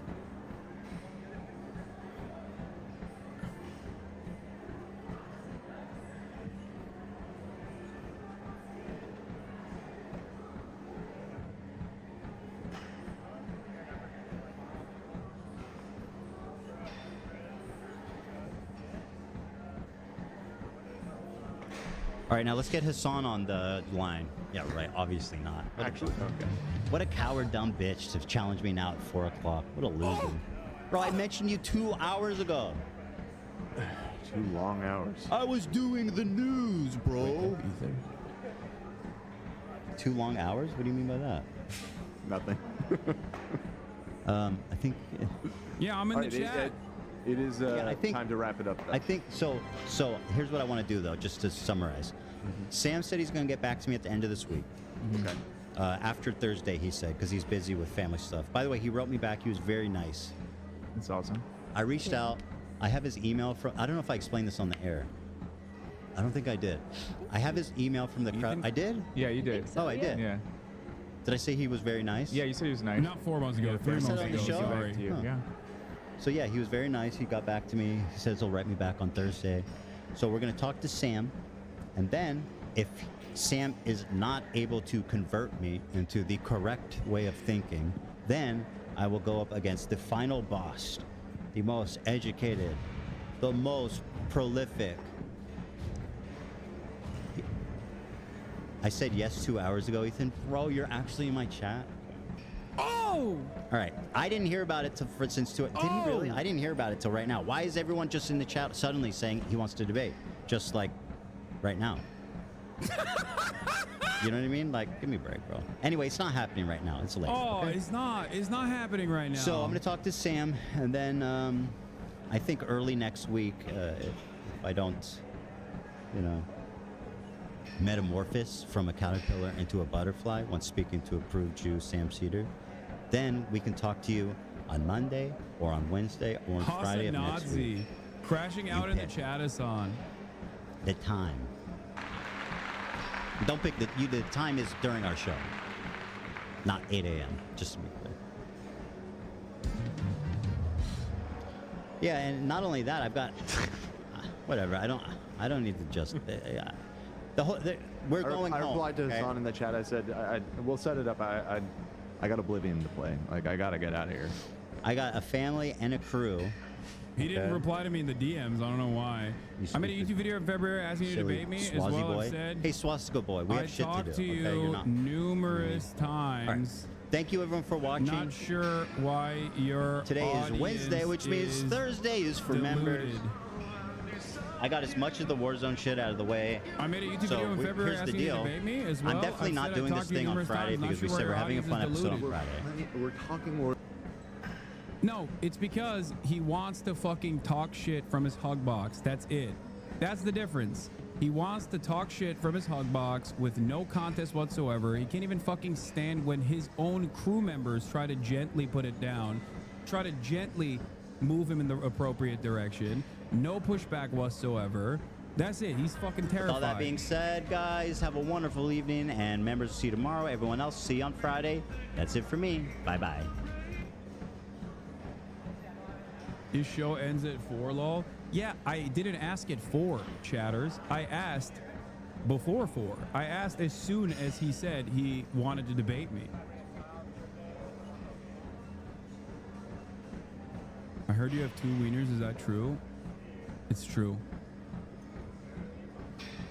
It's because they're Epstein heads who've replaced the old audience that left. I refuse to believe that people in that community would go Hasanabi or Diddy Piker. He's going to debate you on your bleach knowledge. Be warned. He's been talking about how you claim not to be a fan. I'm an adult and I cannot believe I just typed that. No, I'm going to talk about Israel-Palestine. I'm not going to talk about fucking bleach.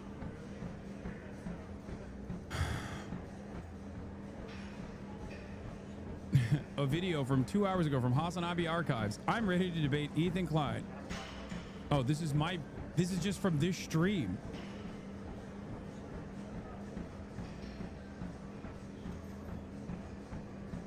He got super chats 2 hours ago saying you wanted the call. He can't even be good faith when trying to put this thing together. Oh boy, it's going to be a disaster. It doesn't matter. He can be as bad faith as he wants to.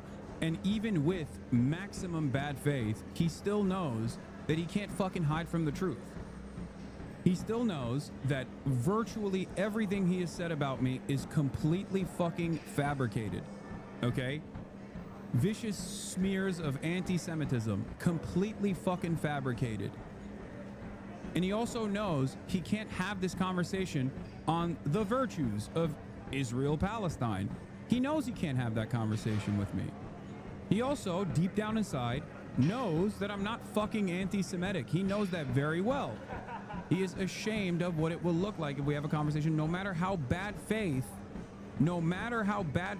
he tries to present the issues with. He can be as bad faith as he wants. He doesn't have to be charitable. I'm not fucking just pearly things, okay? I don't need prep time. I don't need an entire crew to fucking feed me information in real time while we're having this conversation. That's why I said I'm willing to talk. I'm willing to entertain it anytime, any place, even without seeing the context puke. How could I do that? How could I actually talk to Ethan if he has such a strong, convincing case? If he has such an airtight case, how would I not be able to have this conversation with him? Why is he the one who's ducking me and not the other way around?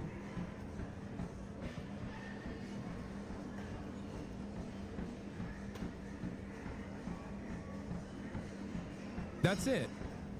As an actual anti-Zionist Jew, it's always laughable to me when you get accused of anti-Semitism. This is the safest place against actual anti-Semitism, not anti-Zionism conflated on the entire internet. Exactly.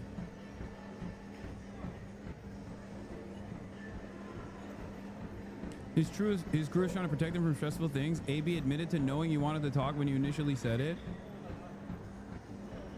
He's not going to debate him. Will Steven Crowder you? Who's he going to Steven Crowder me with? Yeah, here's from 2 hours ago. How will you get out of this one, coward? Wait, what? I'm down. What the fuck? I'm super down.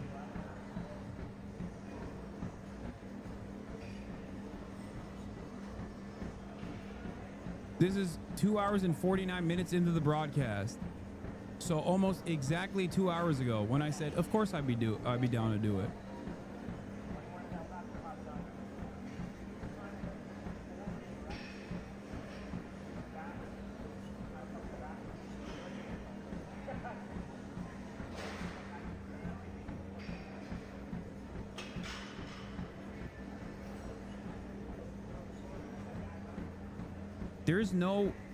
There is no way out of this.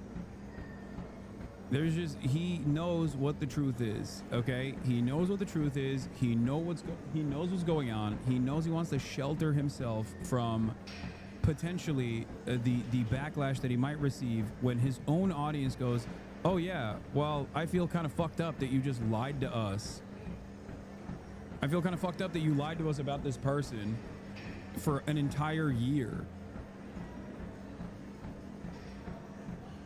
You could coordinate with Sam Cedar so he puts you on the call when Ethan has him on full circle. I mean, I think that's stupid.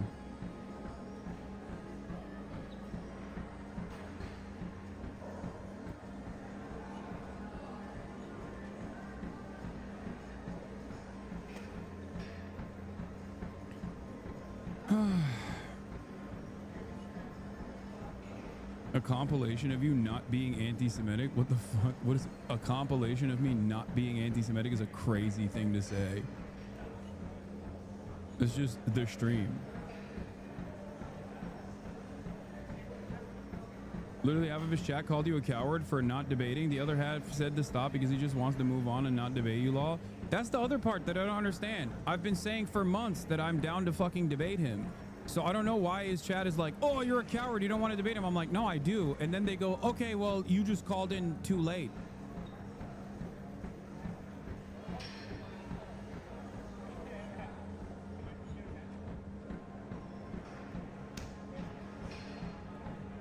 All the H3 fans that could have actually been persuaded have left in the ensuing 2 years.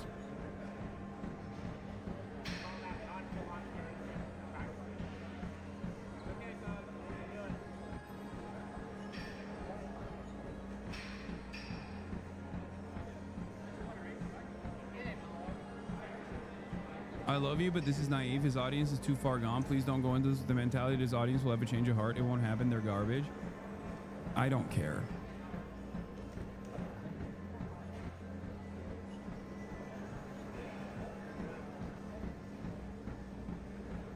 I'm calling that he's still not going to talk to you. He's going to talk to Sam and then make up some reason why he no longer needs to talk to you. Most likely. But it is mind-boggling that it's just like a basic truth. The idea that like I want to talk to Ethan is a basic truth. Have you seen the XQC tweet, dude? Yes, dude. Yes, I have. I have. Why do you keep posting if I've seen the XQC tweet? Yeah, I did. He fucking posted.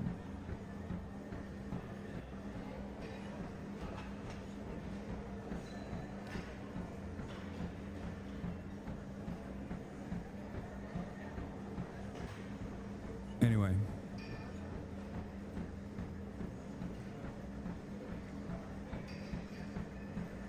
Please put up a trap prediction about he dodges on Monday. I'll bet on my channel points the pussy will dodge again.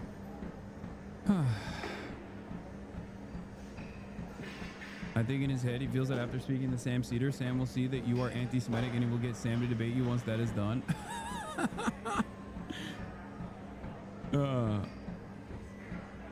Okay. Yeah, Sam is a very nice person, but he's not stupid.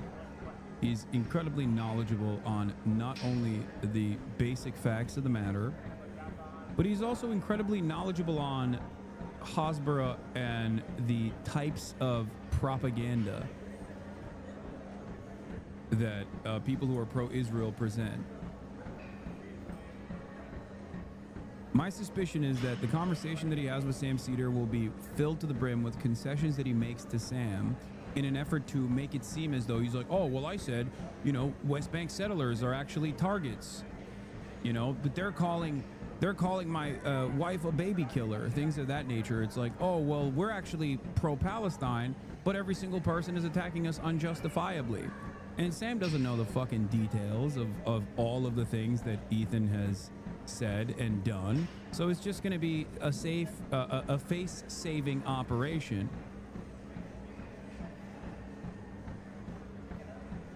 Yeah.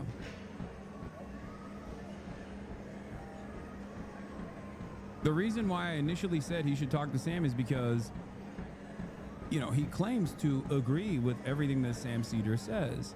And if that's the case, Why isn't Sam Cedar constantly talking about the anti-Semitism coming from the pro-Palestinian accounts? Why is Sam Cedar actually friends with the arch anti-Semite? Why have we had multiple conversations?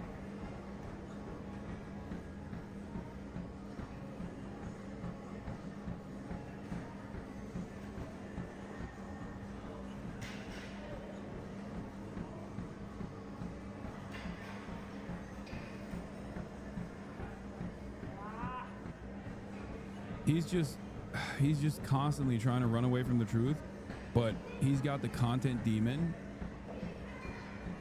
He's got the content demon in his brain, so he just like knows that this will actually gain attention for him, so he can't help himself. And I think that's what it is. This shit is so high school. I'd be surprised if you idiots weren't collabing at this point. Yes, dude, the dumbest guy on the fucking planet looks at the situation of, I don't know, the Anti-Defamation League actively trying to take down and deplatform a pro-Palestinian voice, including but not limited to getting a Democratic Party congressperson to demand my deplatforming using the fucking congressional letterhead 5 days before a general election, and says, this is just high school drama. At a certain point, you have to realize you're trying to minimize it, because on Ethan's side, it does come across like fucking high school drama because he doesn't care about the politics of it all. It's just content and drama for him and his dumb fuck audience. It's not drama. We're talking about people's livelihoods being actively ruined by a fucking pro-Israel mouthpiece who has used his platform to constantly go after anyone and everyone, making a fool of himself in the process. What do you mean? It's just high school drama, Lamau? Yeah, if you're stupid and watching from afar, yeah, it looks like high school drama. If you're watching it from Ethan's side, it looks like high school drama.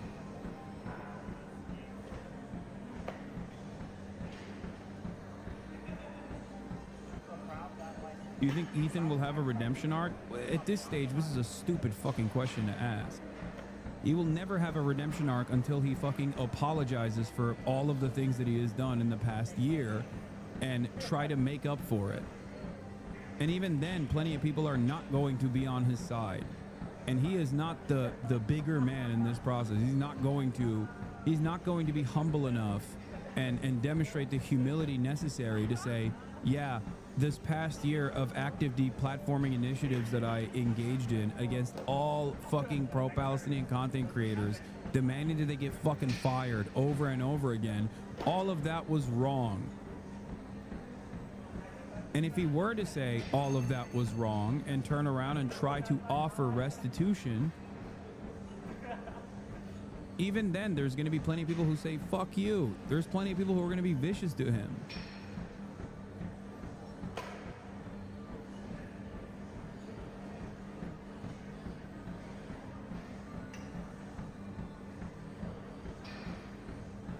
You know?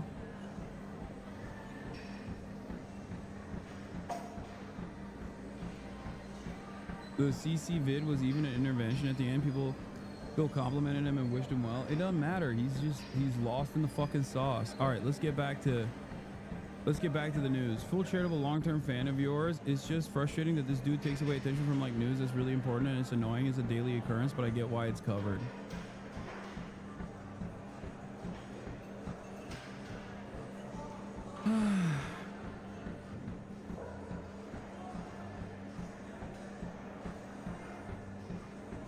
I think he's trying to set it up to pretend like he gets it now. He needs to save his pod, but doesn't want to admit being a bad person.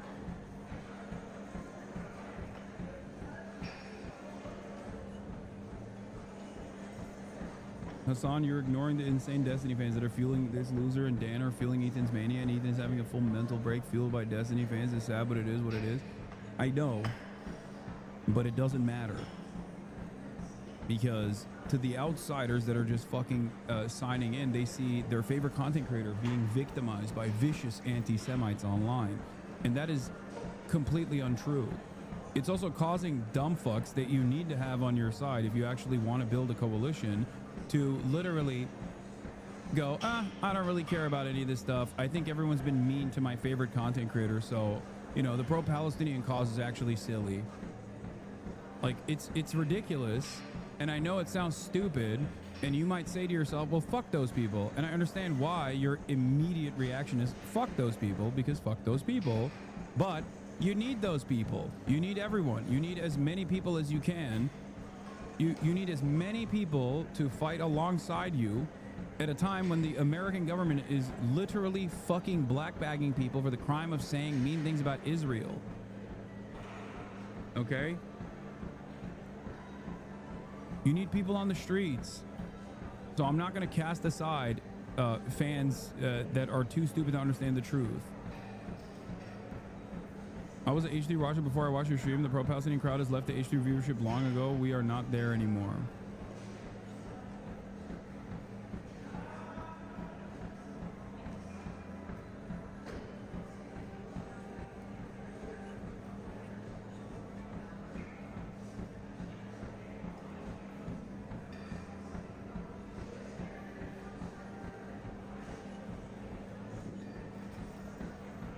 Your chat thinks that this is drama too. I don't understand why they don't care that at least a few people from E's audience can realize how he's been lying to them and negatively affecting their perspective. If you debate him, that's valuable. I think so too, yes.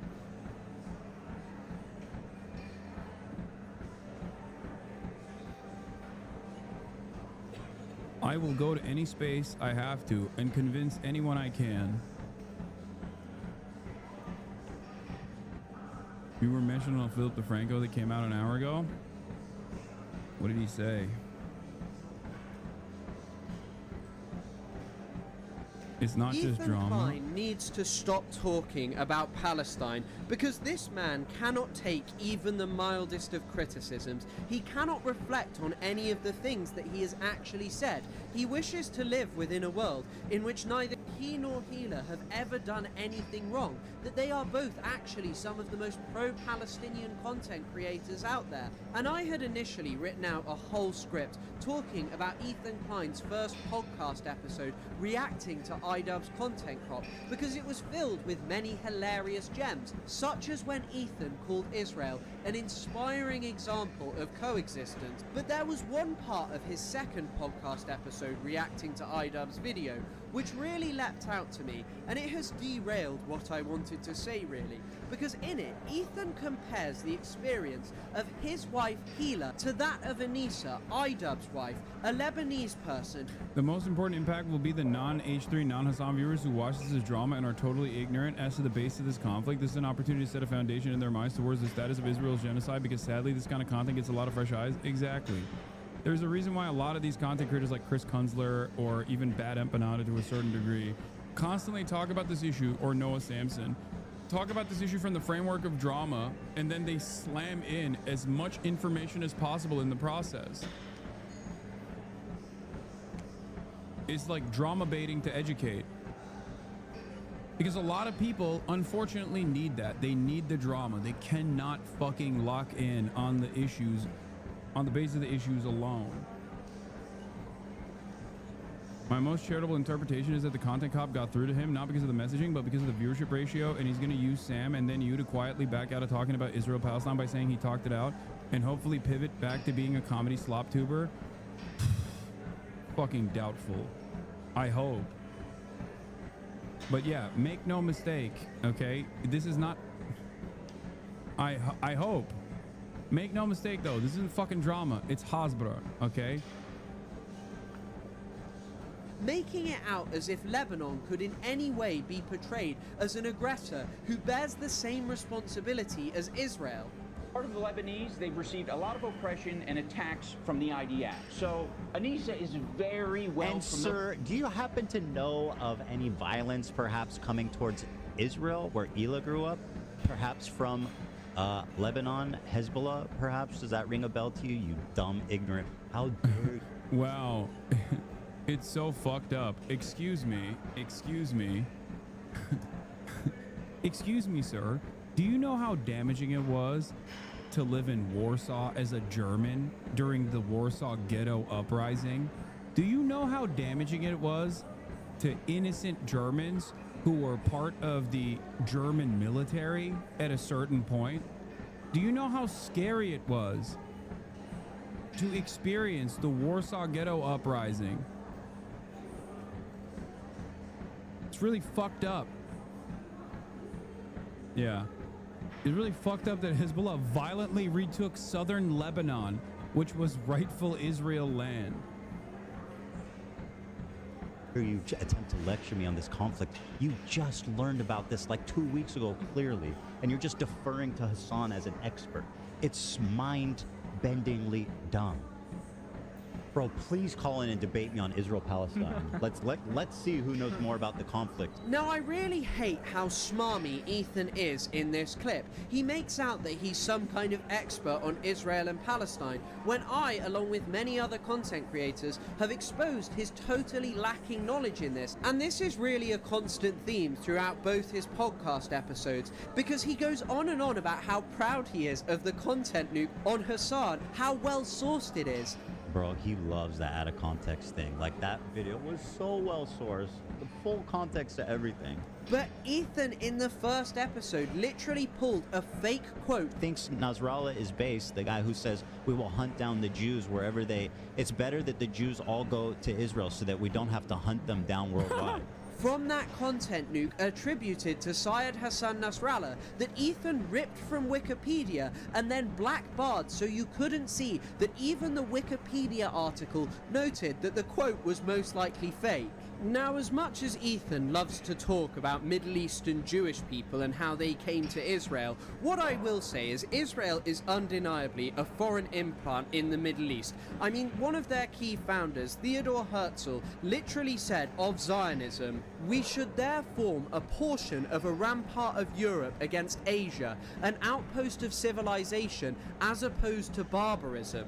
And this is exactly what the Zionists saw themselves as doing. They practiced colonization in another people's land, and they saw themselves as redeeming it, doing away with the years that it had been in the hands of the useless and evil Palestinians. But ever since its inception, Israel has spent its time trying to alter the politics of the Middle East. And here, Ethan, I will note a difference between you and I. Do you guys understand why? Chris does a really good job with this as well, but do you understand why I end up covering some of the statements that Ethan has made on this broadcast? A lot of you go, oh, this is just petty drama. And to the outsider, they go, oh, it's petty drama. In between the actual petty drama, he slams in shit about Israel that is completely ahistorical. Sometimes it is literally revisionist, it's genocide revisionist nonsense. He's doing propaganda. He might be too stupid to realize he's doing propaganda. He might think this is the truth. Okay? When Ethan is talking about shit out of his ass that he does not know, that he is just like oblivious to, that he's just repeating because he heard it from someone else, he actually is lying to his fucking audience about the truth. He is slowly but surely, in the most nefarious way, getting outside apolitical people to assume a very different worldview than the one that exists. This is what's fucking damaging.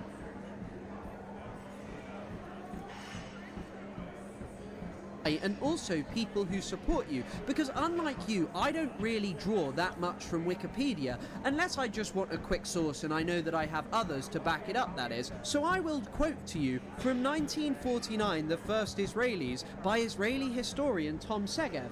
Now, Israel's first Prime Minister, David Ben-Gurion, said, "The Muslim rule in Lebanon is artificial and easily undermined. A Christian state ought to be set up, whose southern border would be the Litani River. Then we'll form an alliance with it." Now, this is basically Israel's first Prime Minister talking about demographically altering the country of Lebanon, getting rid of the Muslim population, and setting up a majority Christian state simply because it would be friendly with Israel. And Israel actually went on to do this. They sowed chaos in the country of Lebanon. People now like to blame the Palestinians, but the Israelis were funding a group called the Phalangists, whose founder, Pierre Gemayel, went to the Berlin Olympics in 1936 and was really inspired by what he saw and decided to go and establish himself a group called the Phalangists, inspired by the Nazi ideology. And these people were a particularly heinous group, and we'll get onto them in full later. But what I first want to talk about is how Israel actually tried to implement this. Now, you could have the example of 1982, where Israel attempted to break the back of Palestinian nationalism by targeting the Palestine Liberation Organization. Now, the Israeli Prime Minister Menachem Begin made the claim, oh, these evil terrorists want to do a second Holocaust to us. In fact, on the eve of the Israeli invasion of Lebanon, he literally said that there would be another Treblinka if Yasser Arafat and the Palestinian Liberation Organization weren't destroyed, claiming that, you know, they were evil terrorists who must be dealt with. And the justification, by the way, for invading Lebanon was the assassination of an Israeli diplomat, Shlomo Argov, who was targeted whilst in London, and although he did survive, he never really got out of bed again and he went on to die. But this guy wasn't even targeted by the PLO. He was targeted by a member of Abu Nidal, an anti-PLO organization. And so Israel, for this, went and invaded Lebanon. They went to destroy the PLO and went to try and set up a state where the Christian Maronites, particularly the Phalangists, would rule over the country. And in order to do this, Israel enacted a heinous bombing campaign that does not come close to anything that any Lebanese government... You know this as the Dahia Doctrine, okay? Which has been implemented, which initially Israel got the technique from the United States of America, which looked at the bombing of Dresden and said, we can go way harder, and applied that principle of making the enemy incur a penalty through civilian infrastructure by bombing the living shit out of every standing structure in North Korea. Israel has been doing that in every war that it has ever engaged in. Or militant group have ever done to Israelis. On one singular day of bombing, on August the 12th, 1982, Israel killed 500 civilians in a singular day of bombing of Beirut. And this reached the point where Ronald Reagan, a staunchly pro-Israel Republican president, called Menachem Begin and told him that the symbol of his war was becoming a 7-month-old baby with its arms blown off, and he also told Begin that he was committing a Holocaust in Lebanon because of how atrocious the things that he was doing to the Lebanese people were. And you know, this was all really horrifying, but eventually Israel managed to get the PLO out of the country. But this wasn't good enough for Israel. Israel's leadership... If you want to actually call us Hosbrow and bluff, you need to talk about what Israel currently does. He will dismiss the history. What the fuck are you talking about? He literally says, like, Hezbollah attacked Israel unprompted. If you don't talk about the inception of Hezbollah, why it came about, then you can't have this conversation. Of course this is important. You can't just fucking dismiss it. It's like saying, oh, you can't talk about anything before October 7. You have to only talk about after October 7. What do you mean? Israel's entire existence from the start, from its inception, even before its inception, has been to terrorize the indigenous population within its reach. Was very obsessed with the idea that some of the Palestinian Liberation Organization fighters remained within Lebanon, which really wasn't true. I mean, there are other accounts from senior Israeli officials that say the exact opposite, that there were maybe a few people left, but it wasn't major. But for Ariel Sharon, Israel's Minister of Defense, well, this just wasn't acceptable. And he told Morris Draper, an American diplomat, when he told him that he didn't want to see people being killed by the Lebanese in camps, we will kill them. They will not be left there. You are not going to save them. You are not going to save these groups of international terrorism. If you don't want the Lebanese to kill them, we will kill them. And even though one of the conditions for PLO militants leaving Lebanon had been that Palestinian civilians would have been protected, Israel didn't abide by this, and those phalangists that I mentioned earlier, well, their leader, Gemayel, was assassinated, and of course the PLO were blamed, even though it wasn't them. And so Israel and Ariel Sharon let the phalangists go into the Sabra and Shatila refugee camps and perpetrate mass rape, mass torture, summary executions, mutilation of bodies, alleged stories where the fetus was cut out of a pregnant woman's belly and left on the floor, people stabbed, babies stabbed. I mean, the scale of it was far bigger than October the 7th. Perhaps up to 3,000 or 3,500 people were... Yeah, and the way that Israel designed this to create plausible deniability over their involvement wasn't to directly go in and participate in the slaughter, but instead shut off with the IDF every entry point into the camp. Literally blocking every entry point into the camp, every exit point into the camp with their vehicles and with their weapons, and throwing up flares in the air so the visibility is there for the phalangist forces, and allow them to slaughter every single Palestinian they could get their, and Lebanese person they can get their fucking hands on. It was barbaric.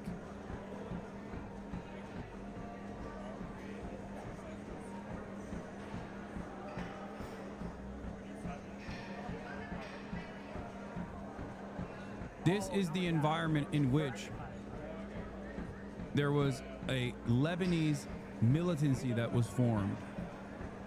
Killed inside these camps. And you may be saying, well, Israel didn't do it, that's okay. Well, they fired flares in the air so the phalangists could do it. They knew what the phalangists were doing. They were the ones who had trained the phalangists, armed them. They controlled the area, let them go in. In fact, a Norwegian who was in the area at the time said that the IOF had full view of a bulldozer digging a mass grave.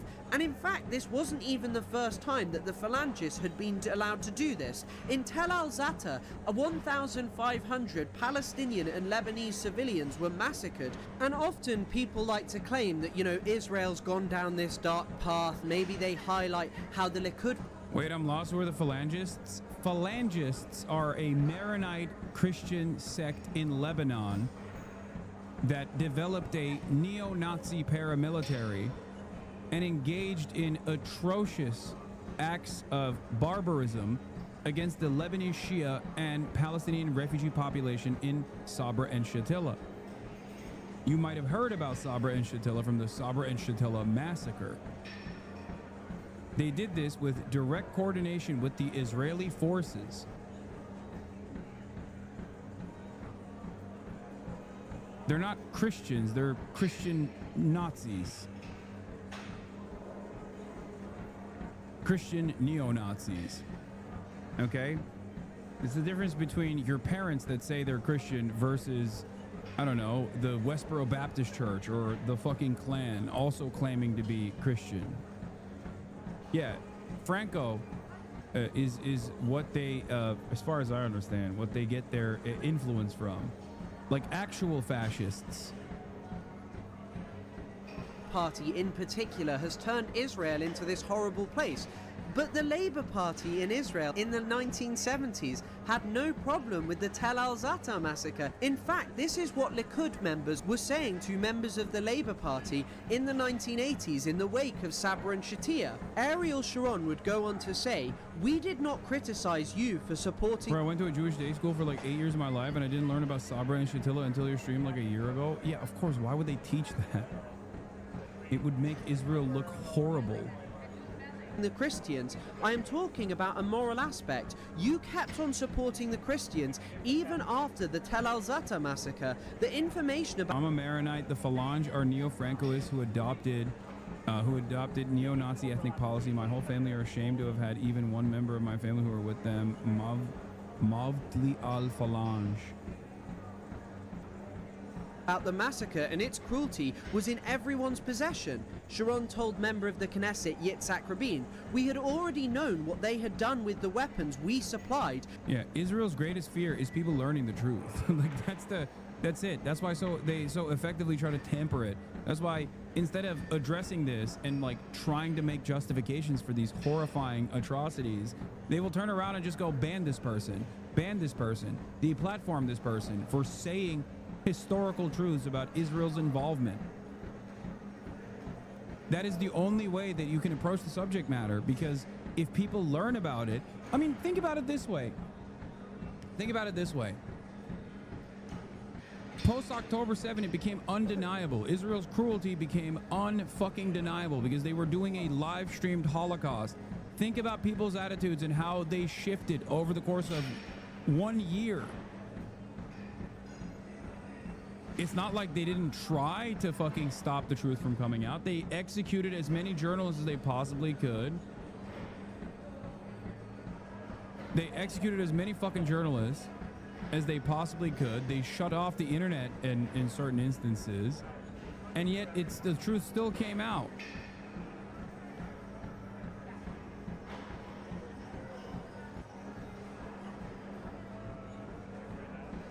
That's what they don't want. And the forces we helped them build. However, we did not criticize you. And this is how both political parties in Israel dealt with massacres of Palestinian and Lebanese civilians that eclipse anything on the scale of October the 7th. And you know, inside Israel proper, there was actually a very big reaction to what had happened in Sabra and Shatila. There was a march with 400,000 people, a rather large percentage of the Israeli adult population.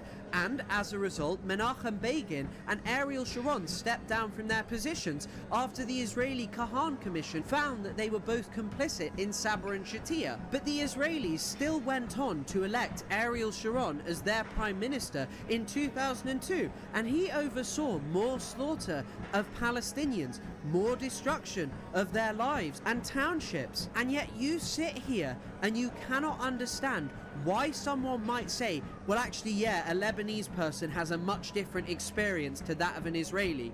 Israelis have sat pretty. Yes, they have experienced violence and civilians being killed, but nothing on the scale of what Israel has done to Lebanon.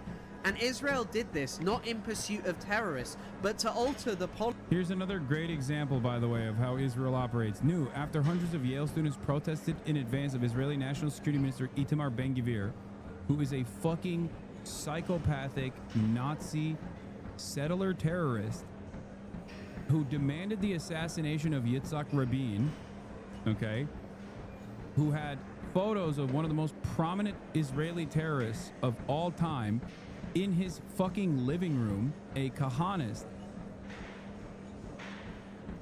He came to Yale. Yale now has stripped the school Students for Justice for Palestine chapter of its official status as an official student group. Yes, Ben-Gvir is a Kahanist who celebrated the Jewish terrorist mass shooter. Yeah. Like, imagine having a photo of fucking Dylan Roof in your living room, okay? And then, after being elected into office, you reluctantly have to take it down in order, and you say, when you're taking down the photo of Dylan Roof, you say, oh, I'm not doing this because of my convictions, I'm doing this because I want people to shut the fuck up about it, okay? A framed photo of Dylan Roof. Oh.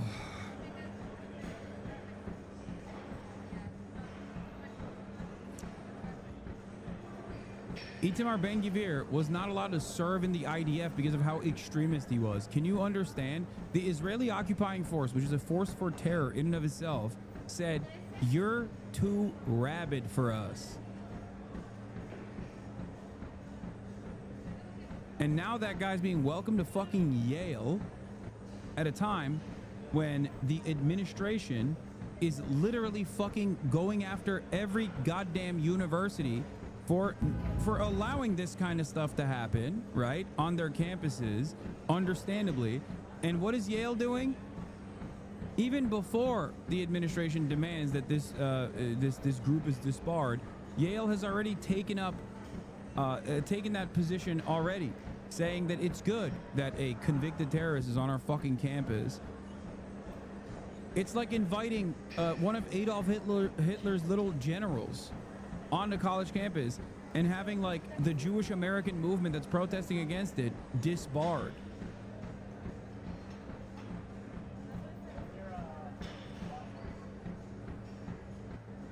Yeah, here's another wonderful thing that Itamar Ben-Gvir did. Ben-Gvir handed out thousands of guns to Israeli citizens. Then the murders began. It didn't begin. It exploded. It increased.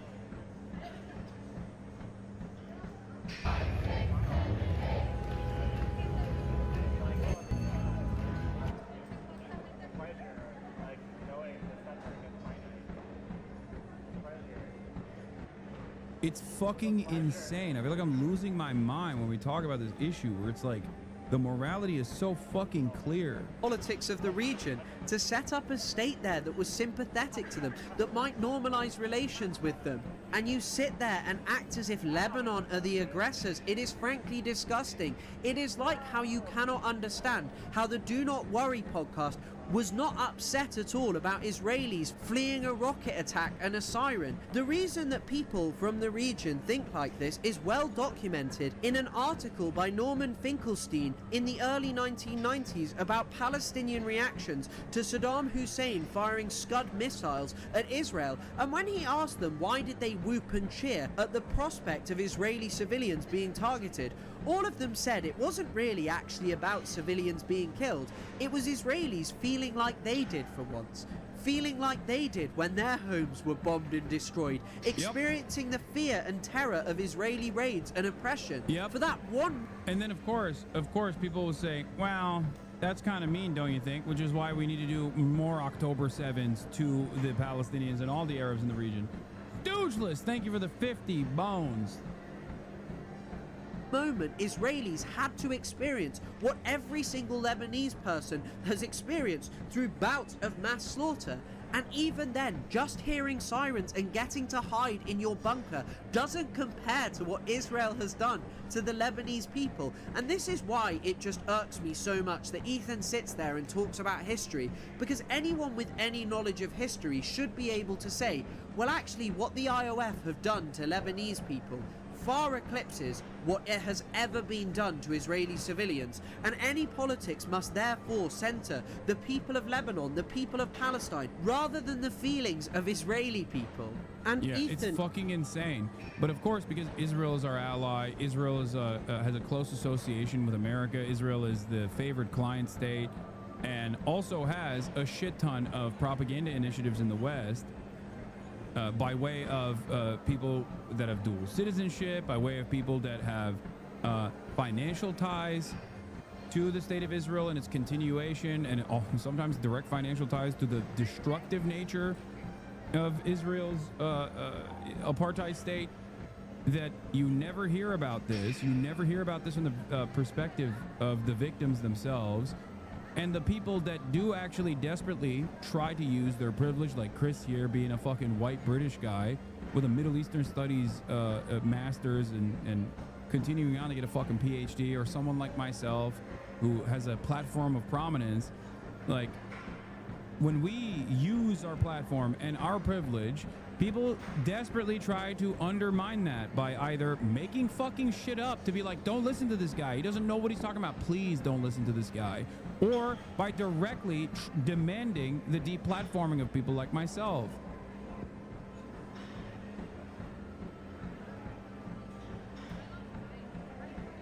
And if you want to see the distinction that you make between us and them, which was the center of my previous video, you are so quick to explain, well, Israelis have difficult choices to make. All these crazy things happen there. People want to defend their homeland, and oh, what was Israel supposed to do after October the 7th? But what were Lebanese people and Palestinians supposed to do after Sabra and Shatila? Or all those other... Yeah, in case you were wondering, as I was, who invited Ben-Gvir to Yale? A Jewish society run by a real estate magnate, co-founded by Cory Booker and Rabbi Shmuley.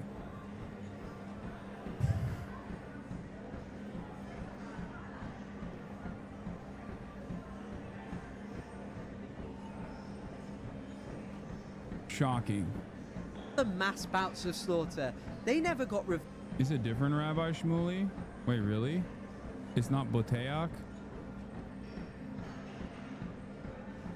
Shabtai, the group hosting Ben Gvir, is run by real estate magnate Shmuley Hecht and is not officially affiliated with Yale. Ben Gvir, one of the most far-right... Wait.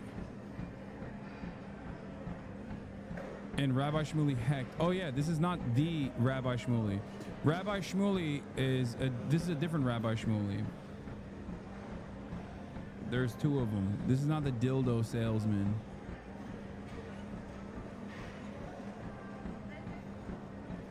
Yeah, it's not Shmuley Boteach. It's a different... There's a different Rabbi Shmuley. There's a TrueAnon episode about the three Shmuleys. Revenge? They never got anything in return. They set up armed groups. Cory Booker is also homies with the Rabbi Shmuley, though. That's probably why he as made that violent mistake. and irrational monsters. But Israelis, well, you know, it's understandable, and it's a fantasy to think that Israel may have to behave differently, even though they are the ones who have undeniably perpetrated the worst crimes against innocent civilians. And this is just where one of my key problems with Ethan lies. He just always centers Israeli feelings. He always goes on and on about anti-Semitism, which of course is most definitely a real thing that Jewish people experience. But Ethan, you sit pretty in Los Angeles right now. You are a multi-millionaire living in a mansion, and you are talking about your feelings. You highlight from the river to the sea, and Hila chimes in and says, well, why don't they use a different slogan? Talking about all Palestinian lands. Once again, that's funny because it's exactly related to what we were what he accuses me of spreading Israeli propaganda about. You know what's funny about this dude? This dude from Lebanon who was like, this dude from Lebanon said, given what Israel has done to us, it would be justifiable to do 1 million October 7th to Israel. And it would be fine to do 1 million October 7th to Israel, which I don't agree with. Okay, I think that's still a incredibly violent statement to make. But Ethan, by definition, has justified that over and over again because Israel has done 1 million October 7ths to the Palestinian population and even to the Lebanese population, as a matter of fact, and to, in certain instances, the Syrian population, and he fucking defends it. But because you get to say whatever the fuck you want about Israel and no one goes, what do you mean? They're doing a genocide. He can say all of that without ever fearing deplatforming or anything like that. My point is when Israelis hear from the ocean to the sea, they hear all of Israel. And guess what? That's what the guy from Hamas is saying on the screen of the clip you showed. I don't understand. If a movement is for peace between two people, and one people is telling you they're not comfortable with the statement, shouldn't we change the statement to something that both... That's insane. And it's ironic because I had this conversation long before Ethan is having this conversation with Hila, where in the month of October in 2023, Ethan and I had this conversation where I described to him, this is like listening to the demands made by racist white guys who are saying, oh, you're saying Black Lives Matter, but that to me means you want to kill white people. So you can't say Black Lives Matter. That was an attempt by the All Lives Matter crowd. This is exactly the same. This is an analog. What is the alternative? From the sea all the way to the fucking Gaza envelope where there's a border wall, and then also skipping over the fucking Israeli proper, skipping over the green line all the way to the other side of the border wall firmly placed upon the West Bank to the river? Like, is that what people should be saying? Like, what a fucking ridiculous statement. That's where the Palestinians are, between the river and the sea.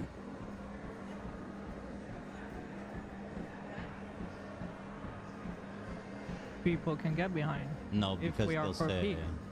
right. Well, people will say that Israel's the aggressor, so they shouldn't have to adjust anything. Yeah, but that's like it's true. Down. Is Israel not the aggressor? It is.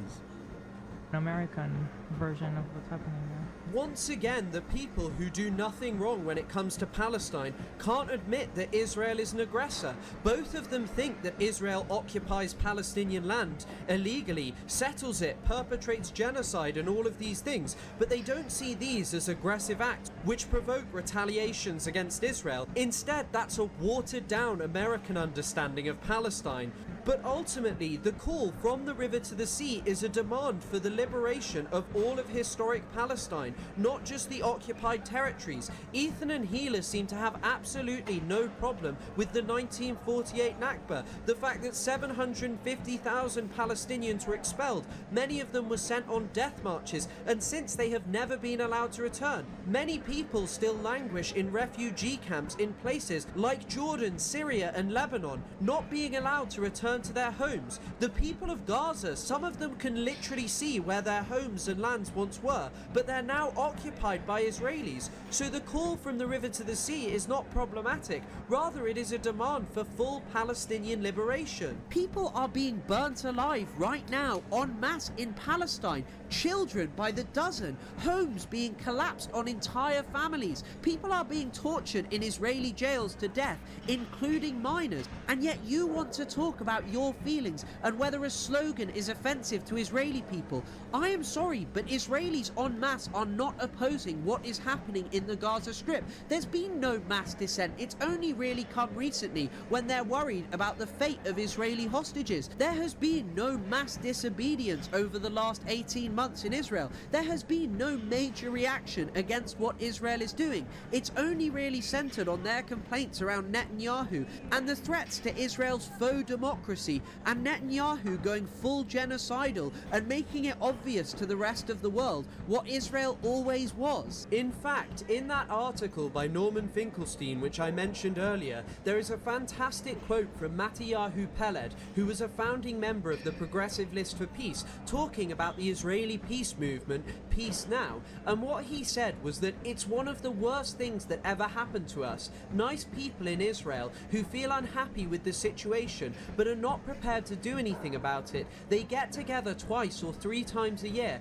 and as the saying goes here, they give their conscience to the laundry. They get it back cleaned up and they go back home happy and satisfied. There is nothing more to it than that. They stand at a demonstration, they shout a few slogans, they go home satisfied that they have done the job, but they are not prepared to shake the system. So this is a substitute for real action. And I must remind you that Ethan and Gila have openly stated their opposition to people in Israel actually taking direct action against the Israeli occupation and the genocide in Gaza. Ethan said that it was a necessity to serve in the IOF. Important to serve like everybody else in the country. I mean, it's a very selfish move to decide, okay, I'm not going to do it, but everybody else will. Like Israel as a place, the mentality of growing up there, like everybody feels an obligation to protect, to serve, to nurture this place that feels like the only place in the world where they can live and be Jewish and not be like discriminated. I mean, when you're growing up with constant terror attacks, the army is a necessity. Yeah.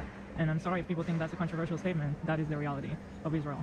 And so for one person to decide, I'm not going to do it, is a very selfish decision, and it helps nothing with your career afterwards. You finish it, then you start your actual life. You don't even need to defend yourself. It's just normal.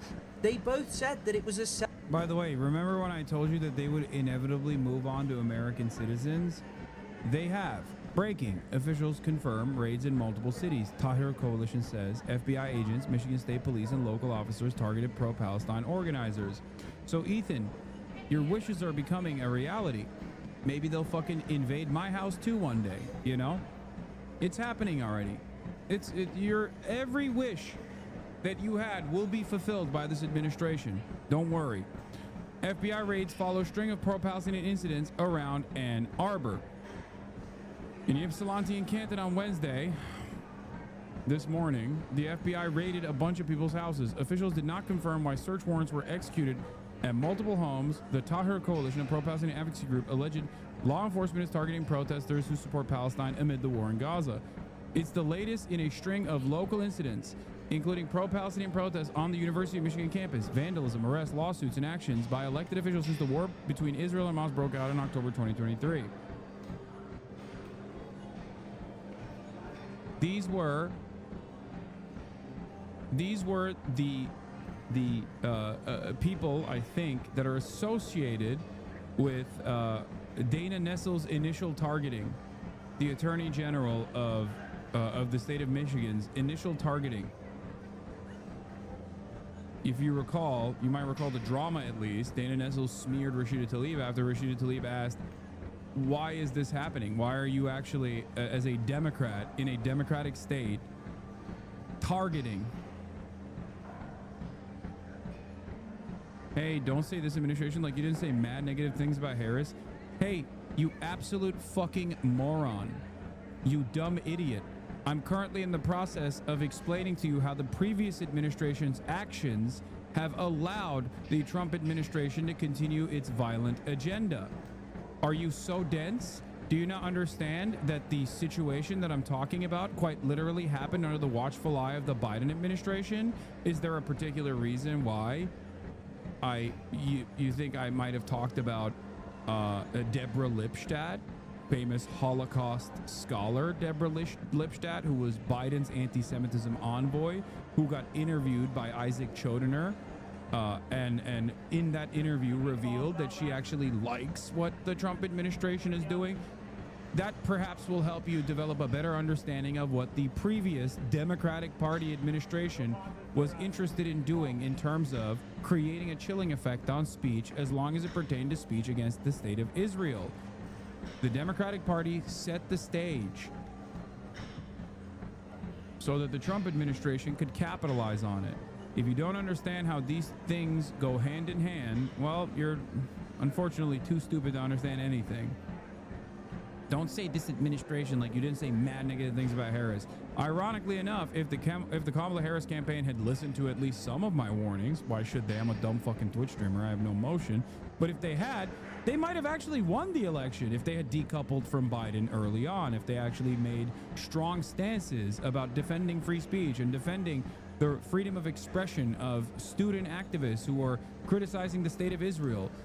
As a matter of fact, they actually went alongside the student activists and personally said mean things about the state of Israel, they would have had a better shot at winning the fucking election. And that's just one aspect where they were completely fucking blindsided, seemingly. There's a million other things I can talk about. My criticisms about Kamala Harris running around with fucking Liz Cheney, a person with zero constituency.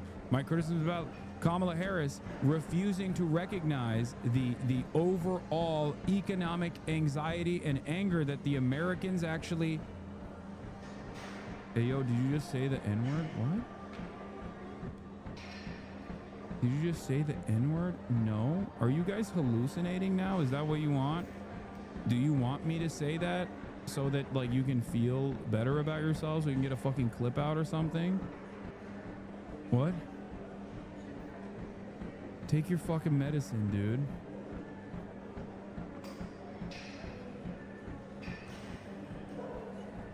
You called me an idiot and blab a bunch of words. They were realistically two options and you sat on the fence and talked down about everything and everyone. Oh my God.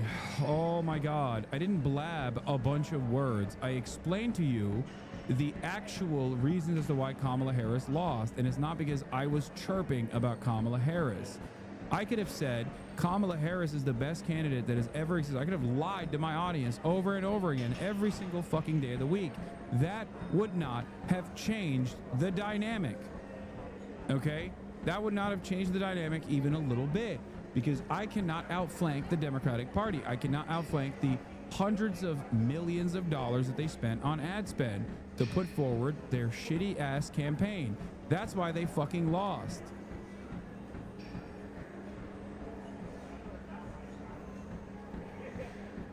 Oh my God. Having said that, it's not like the reality of the matter is this, okay? Kamala Harris wanted children to be fucking murdered in the live streamed Holocaust so bad that they threw away the election and allowed an incompetent fascist to win for the second time, okay? So take it up with them. Take it up with the fucking Democratic Party for not doing what was necessary at the time. Don't fucking yell at some Twitch streamers who recognized the writing on the wall and were correct. It is wild that right now, fucking 3 months in to this administration, you still have the audacity to turn around and say, hey, the one guy that was fucking ringing the alarm bells and was literally right, I'm actually gonna get mad at that guy. It's kind of funny because you are alone in this. Like the New York Times and CNN and NBC and all these other outlets come to me for this fucking reason. They come to me and interview me because they're like, oh, What did you see that we didn't see? There's a reason why they're doing that analysis, and you're still in here trying to fucking chirp. Jesus Christ. You are so goddamn alone in this process because you're the Deborahs and the Barbaras, okay? The older Democratic Party is demanding action from the Democrats. The older base of the Democratic Party is demanding action from their elected representatives. They're not the ones who are still fucking chirping.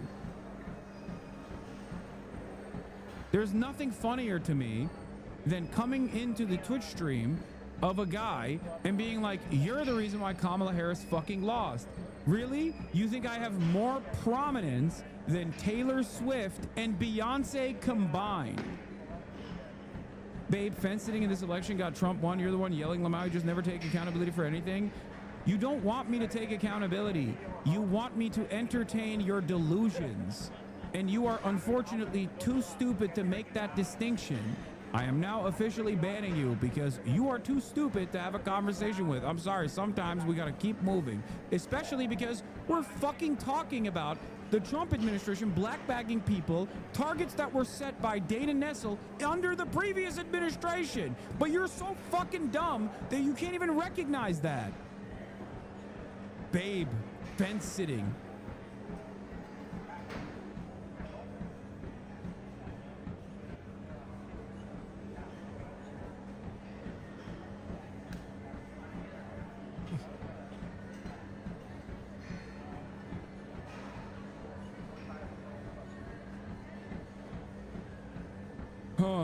All those years ago, I really didn't understand the fucking hatred for libs. It gets more and more clear by the day.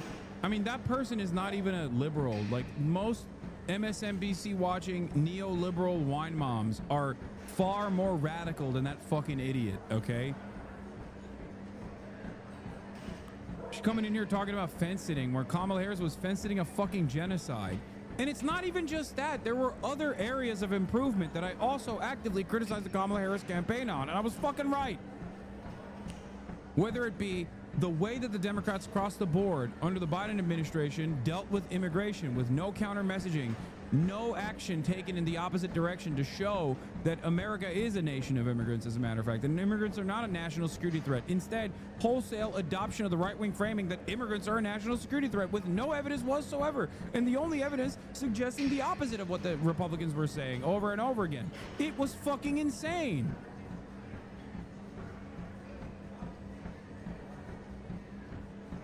God damn, I can't believe people still fucking try to relitigate this shit. It's like, you are so alone. You are so alone. Your fucking parents don't even agree with you on this. They're out there in the fucking streets doing the hands off my government protest, and you're still in here chirping in a fucking Twitch chat. You goddamn loser. You're not even getting paid by the fucking Democratic Party.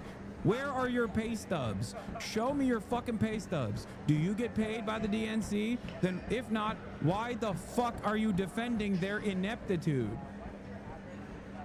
Check this guy's logs. Terrorist plays. FBI should investigate your ties to Islam. Hasan, shut the fuck up, you Muslim dog. Most of this is just straightforward Islamophobia.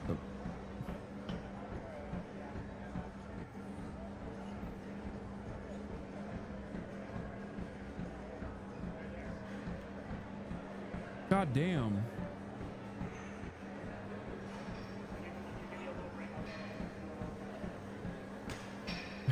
The FBI should investigate your ties to Islam. Okay, man.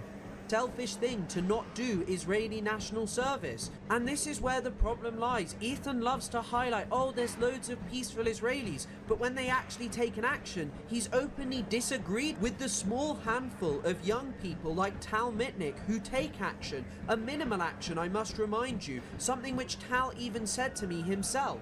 The organization Mesavrot is small, but it is growing inside Israel. There are more and more people who don't want to be complicit in Israel's occupation, their genocidal crimes in the Gaza Strip. And yet, as I say, Ethan said that this was a selfish thing to do. It is utterly ridiculous. And their argument, by the way, for it being selfish was that, oh, it's not actually good for your career to be in the IOF.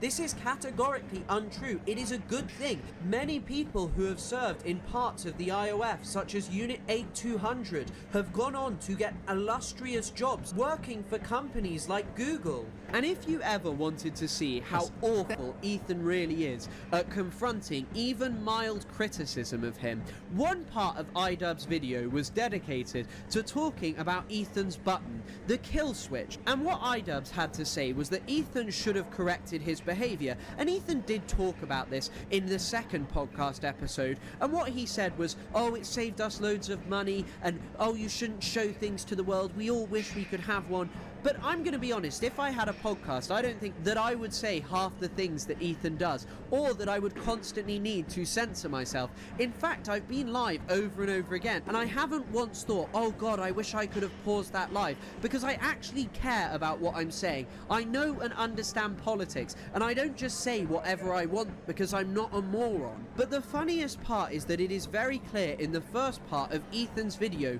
that he literally used the button in the way that iDubbbz criticised him for. He used it like a tyrant, and a few extra seconds that were available on Spotify give us just a little glimpse into how Ethan treats his employees when they dare to confront him. Authorities block healthcare to Gaza. Again, I'm not... Do you think that I'm talking about walking around Gaza?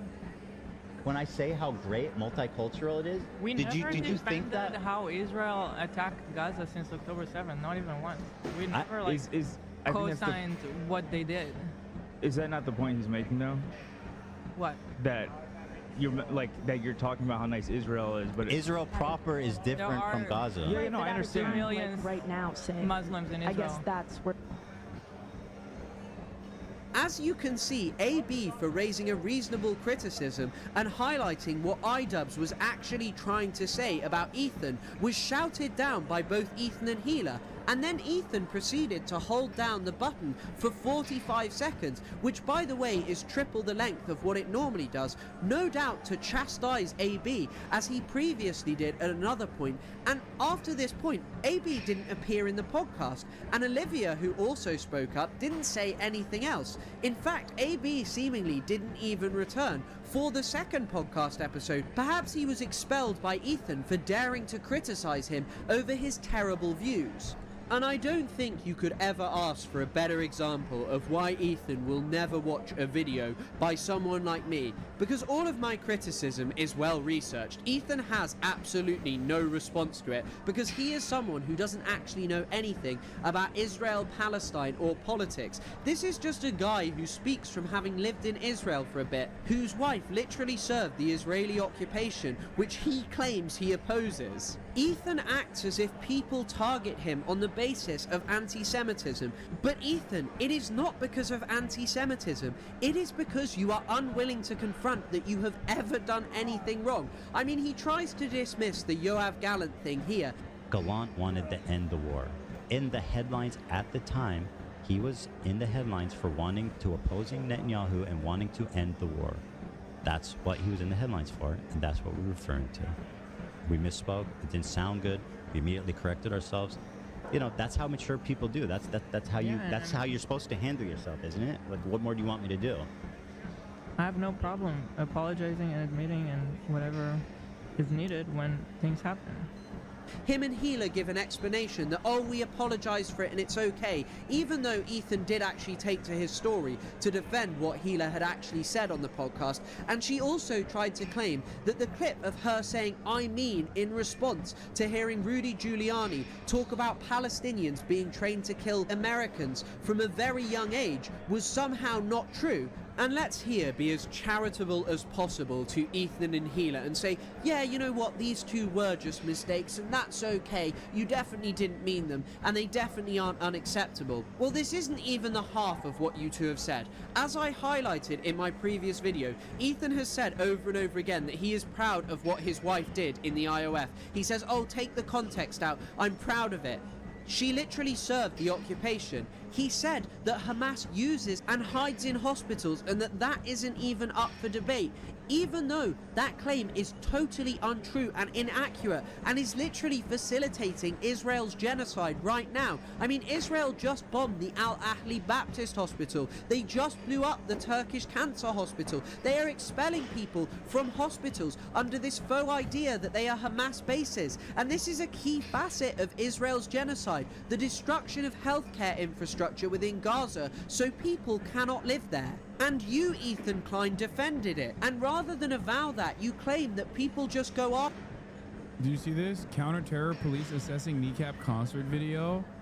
The Metropolitan Police said it was made aware of the video, which has been referred to Counterterrorism Internet Referral Unit for assessment.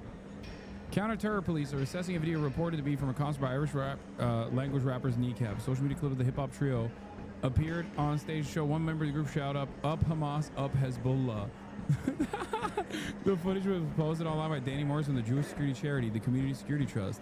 He said it's from a gig last November at London's Kentish Town Forum. A Metropolitan Police spokesperson said, we've been made aware of the video and has been referred to the Counterterrorism Internet Referral Unit for assessment and to determine whether any police investigation may be required. Hamas and Hezbollah are both prescribed as terrorist groups in the UK under Section 12 of the Terrorism Act of 2000. It is an offense to express an opinion or belief that is supportive of the prescribed organization. Sky News has contacted Kneecap's management for comment. It comes after TV personality Sharon Osbourne called for Kneecap's U.S. work visas to be revoked after accusing them of making aggressive political statements, including projections of anti-Israel messages and hate speech at Coachella Music and Arts Festival. The head rabbi in England is crying to the PM to prescribe Kneecap as a terrorist group. Oh my God, that's fucking hilarious. Oh my God, are you fucking joking? There's no way. No, this is just, I don't know if this is real or not. Been told that the chief rabbi was on the phone to the prime minister last night demanding the Home Office prescribe rap group Kneecap and their supporters. PM was said to be reluctant to prescribe a rap group, but he would be keeping his eye on them. No, we don't know if this is real or not. No. That's crazy.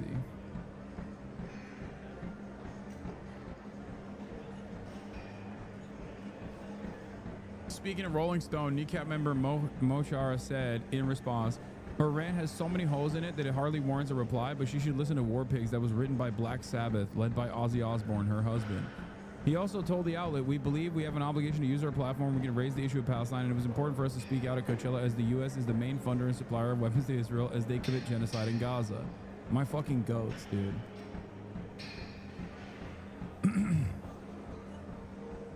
In November last year, Kneecap won a discrimination case against the UK government after former Business Secretary Kemi Badenoch refused them funding.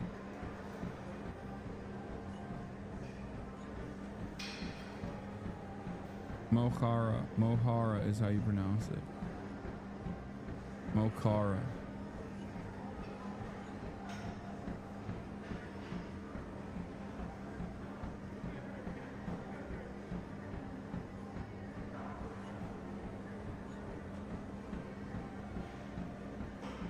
Dude, this is okay. Listen to me. A lot of this stuff is, once again, the final act of desperation. Okay?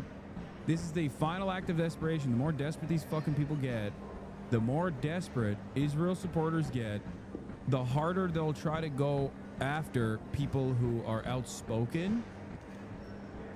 But this means that you cannot back down. Yeah, like a cornered animal lashing out. Exactly.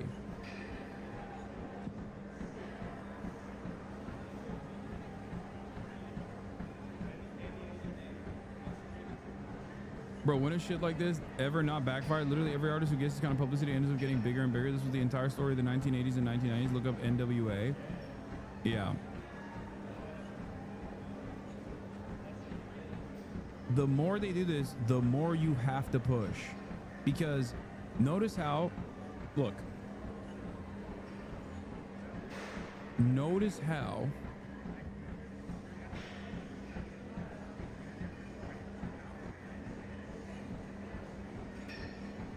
the administration had a firm commitment to its deportation regime until they accidentally admitted in court that one of the guys that they had actually sent to El Salvador was falsely sent to El Salvador. They admitted a mistake. That was enough for Democrats to develop the courage to go out and take a strong stance against this action. And slowly but surely in that process, there was more media coverage surrounding this issue, and people started realizing how fucking inhumane this stuff is. People already know how inhumane the treatment of Palestinians already is. They're already aware of it. And because so many people are aware of it, you have the current administration in the United States of America taking action that is antithetical to constitutional protections, trying to erode the First Amendment. I need you to understand that while you feel scared when you see stuff like this, authorities executing search warrants at locations in Ypsilanti, Ann Arbor, and Canton, briefly detaining several people, according to the Office of Michigan Attorney General Dana Nessel. Executing search warrants in collaboration with the state police and FBI against pro-Palestinian student activists. Okay? The group reports that at one side, officers refused to present warrants when asked. Wimler declined to disclose the investigation's focus, telling MLive, "We're not discussing the nature of the investigation at this time." I need you to understand that this is the final stance. This is the last act of desperation. This is also our last way to stop this before it's too fucking late. This is not our moment of weakness. This is a moment where we have great strength. If we did not have great strength, armed with the truth, equipped with the knowledge of what Israel is doing, is being unconscionable. If we did not have strength here, the government wouldn't try to actively come after people that say the truth. They would just let it wither away, but they know they can't let it wither away. So they're taking this final act of desperation to try and forcibly stop people from saying the truth. That's it. So when pressure mounts like this, why waste so much energy on Ethan if it's so dire? I'm gonna fucking laser you into a goddamn spaceship. I'm gonna fucking put you in a spaceship on a one-way ticket to the fucking moon, dude. This is not about Ethan. It never was about Ethan. This is about Hasbara, okay? Are you so stupid? Ethan makes it about Ethan. He is narcissistic, self-centered. I'm not even talking about Ethan in this moment. And you go, why aren't you talking about Ethan then?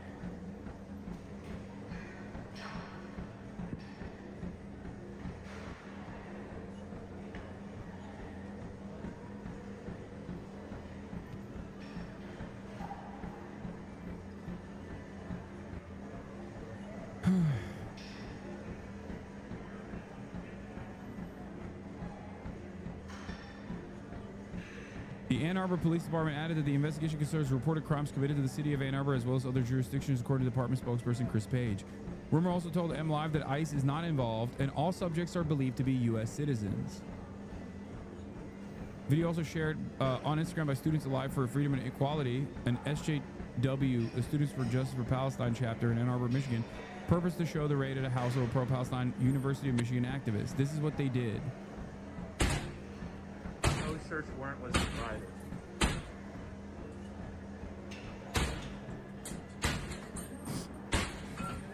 Lower your hands now. Hands up.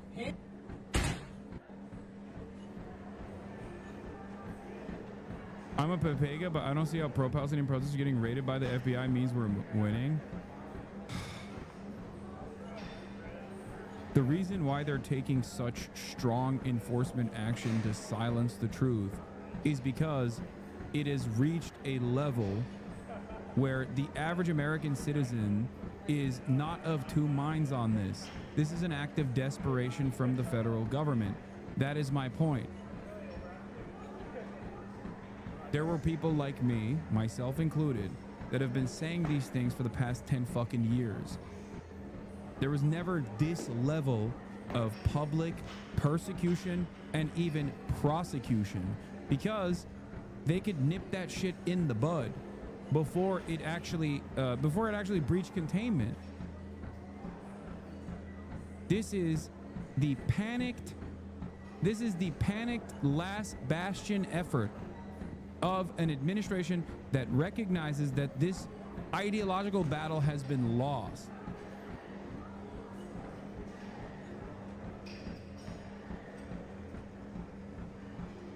And what they fail to comprehend is that this kind of violence, this kind of state violence, will inevitably create more resistance.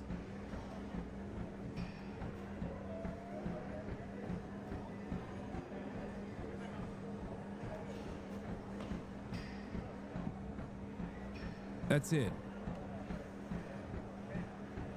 So in this moment, instead of feeling fear of government prosecution, we should be confident in our voice. Okay?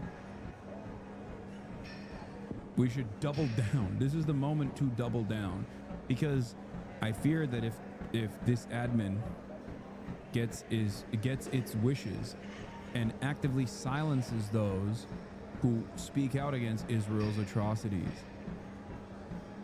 then it's over. This isn't just about Israel.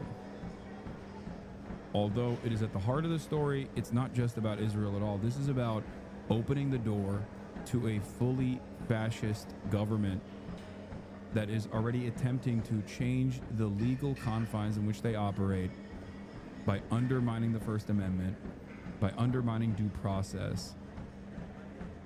Yesterday, it was students on student visas and those with green cards. Today, it's American citizens. So when you fight this battle, remember, it's not just for those who are being slain in Gaza. You're fighting this battle for everyone in America, perhaps maybe all around the world. That's how much power the American government has.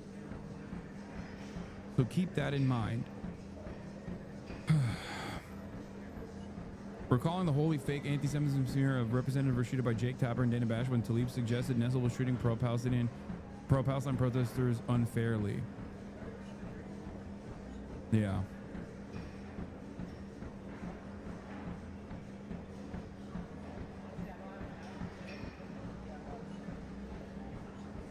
You cannot make this shit up. Pro-Israel groups at Yale are inviting far-right convicted terrorist Itamar Ben-Gvir to campus, who just yesterday said Israel should bomb food and aid depots in Gaza, and Yale is punishing the student group that dared to protest his visit. Yes, and they're not only punishing them, they're libeling them as racist using secret, unseen evidence. And the guy being protested routinely chants death to Arabs and was convicted in Israel of racist incitement. Up is down, black is white, nothing matters anymore.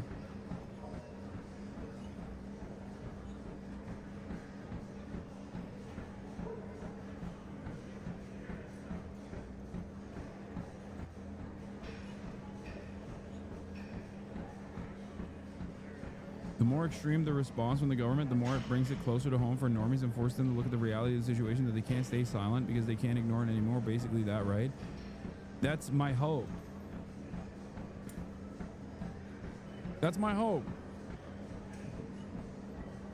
But here's what I also think though. Without actually those in positions of power like the Democratic Party making a big fuss about these issues and redirecting the media attention to these kinds of insane First Amendment enforcements, okay? These unconstitutional and unconscionable anti-First Amendment decisions being made by the federal government, they have to be put an end to. They have to stop. And if the Democratic leadership doesn't actually speak out on this and then hyper-focus the media's attention on these matters, most Americans are going to go about their days completely oblivious to the actions of the administration and only recognize it when that violence comes down their doorstep.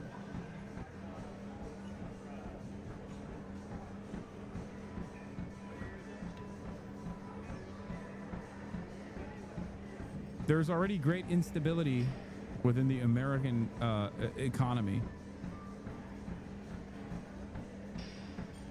The opportunity for the Democrats to make a big fuss about this is right now. After you because of anti-Semitism, that all you do is show sympathy for Israelis.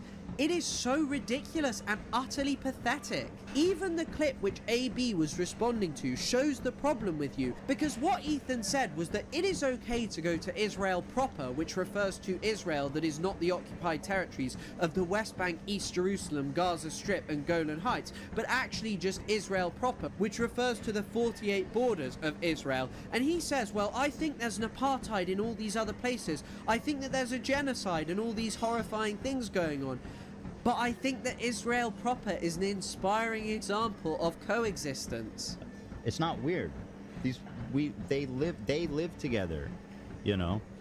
In the West Bank and in Gaza, it's a completely different story, which I say. But I think it's inspiring that you see that it's possible. It is possible for Arabs and Muslims and Jews to live together in harmony, and they do in Israel proper. But Ethan, to say that you think that there is apartheid in the West Bank and Gaza, you also forgot East Jerusalem, which is also illegally occupied by Israel, by the way, Mr. Historian, Mr. Expert. But if you genuinely think that, what you are saying here is like saying, well, South Africa proper is a shining example of coexistence because most of the oppression and racism is kept to the Bantustans. But Ethan, where do you think the people instituting the apartheid system are from? They live in Israel proper. Where do you... I mean, his wife literally raided the West Bank. Like, that is just the truth. And normally I wouldn't hold that against someone if that person's current opinion on the Israeli apartheid was that was similar to mine, where they consider it to be unconscionable and a fucking war crime. But if you're in the process of still continuing to defend Israel like this, then what are we talking about? Do you think the government who decrees, yeah, we're going to do these things in the Gaza Strip and East Jerusalem is from Israel proper? They themselves literally believe that the West Bank is part of Israel. It's why they call it Judea and Samaria. It's a religiously motivated, fanatical dream that they deserve all of historical Palestine, and they are administering apartheid there. So for all intents and purposes, this is part of Israel proper. You can't just dismiss it and say, well, I like it there.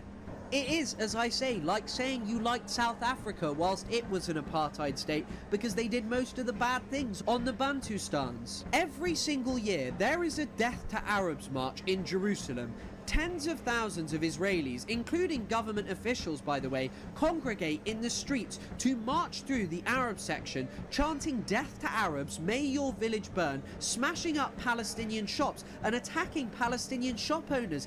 And that to you is a shining example of coexistence where you want to take your kids. I am sorry, Ethan, the vast majority of Israelis support the genocide in the Gaza Strip. The vast majority of Israelis support Israel's plan to expel 2 million Palestinians. You cannot reconcile and pretend, yeah, all the bad things just happen in the West Bank and Gaza Strip. No, Ethan, this is what Israel proper looks like. Again, and this is what I'm saying, they're acting like Israel proper, which there's 2 million Palestinians living there in Israel with full rights. People just lie about the conditions there.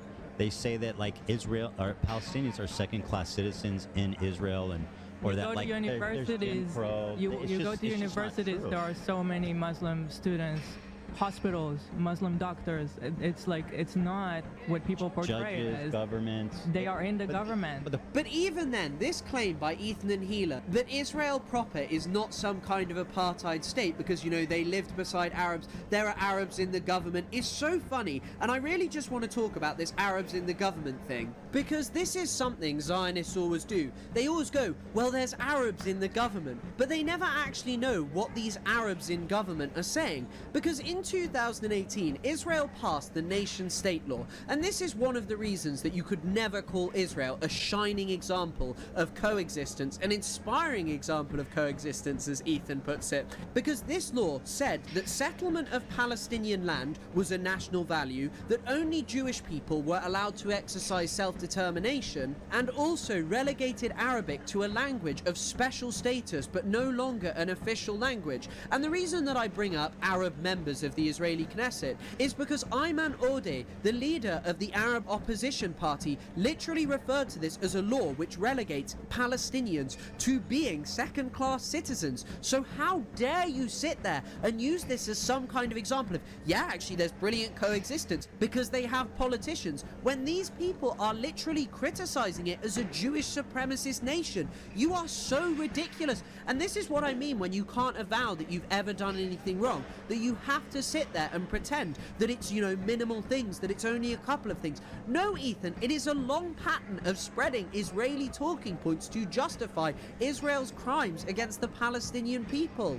And on this topic of Jim Crow policies in Israel, here's a former American politician, Dov Zakheim, talking about how Israel's finance minister Bezalel Smotrich in 2023 tried to implement laws, which he did successfully, that were very similar to Jim Crow era, that targeted Palestinians, cut funding for their neighborhoods, which are already underfunded in Israel, by the way.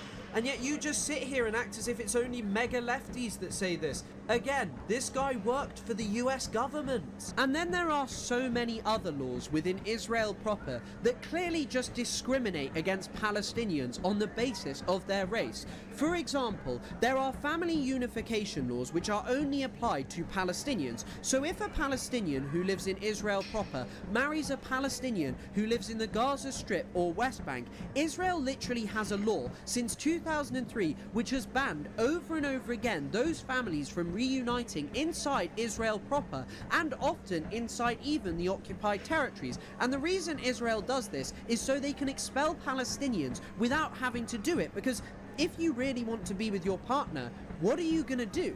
You'll leave the country and Israel will never allow you to come back.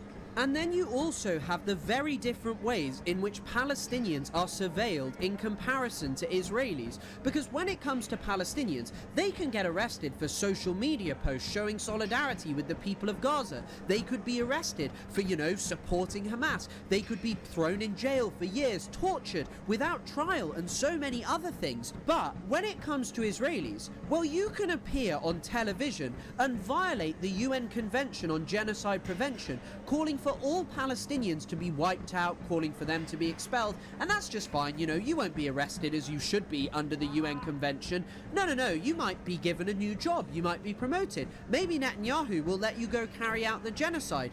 And so do you not see that Palestinians cannot express dissent whereas Israelis can? They're affected by different laws, and yet you still sit there and call it a shining example of coexistence. Ethan, just because you lived there and lived alongside Palestinians, that did not mean that they lived equally. They cannot express full solidarity with the suffering Palestinians in the West Bank, Gaza Strip, East Jerusalem, or any of these places, whereas Israelis can call for genocide. You are so ridiculous.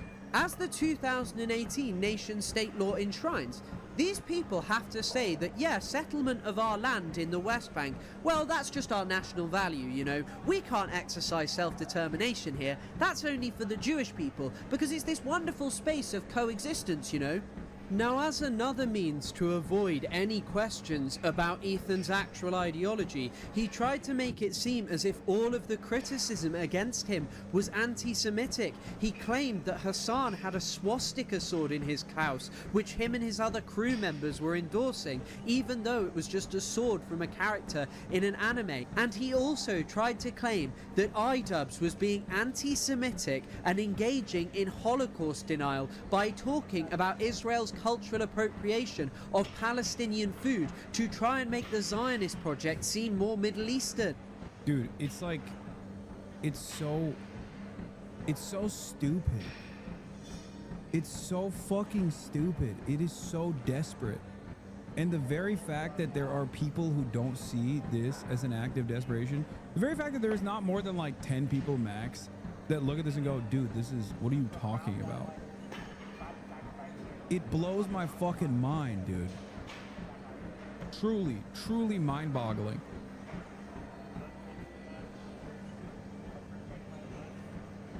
I've spent my entire fucking career combating anti-Semitism and combating Nazis.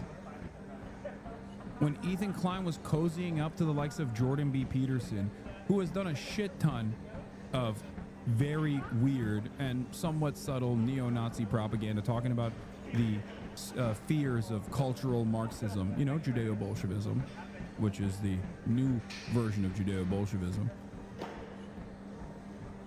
I was in the fucking trenches getting doxxed and swatted by Nazis, and this motherfucker has the audacity to say I'm a Nazi while he is literally defending the live-streamed Holocaust, dude.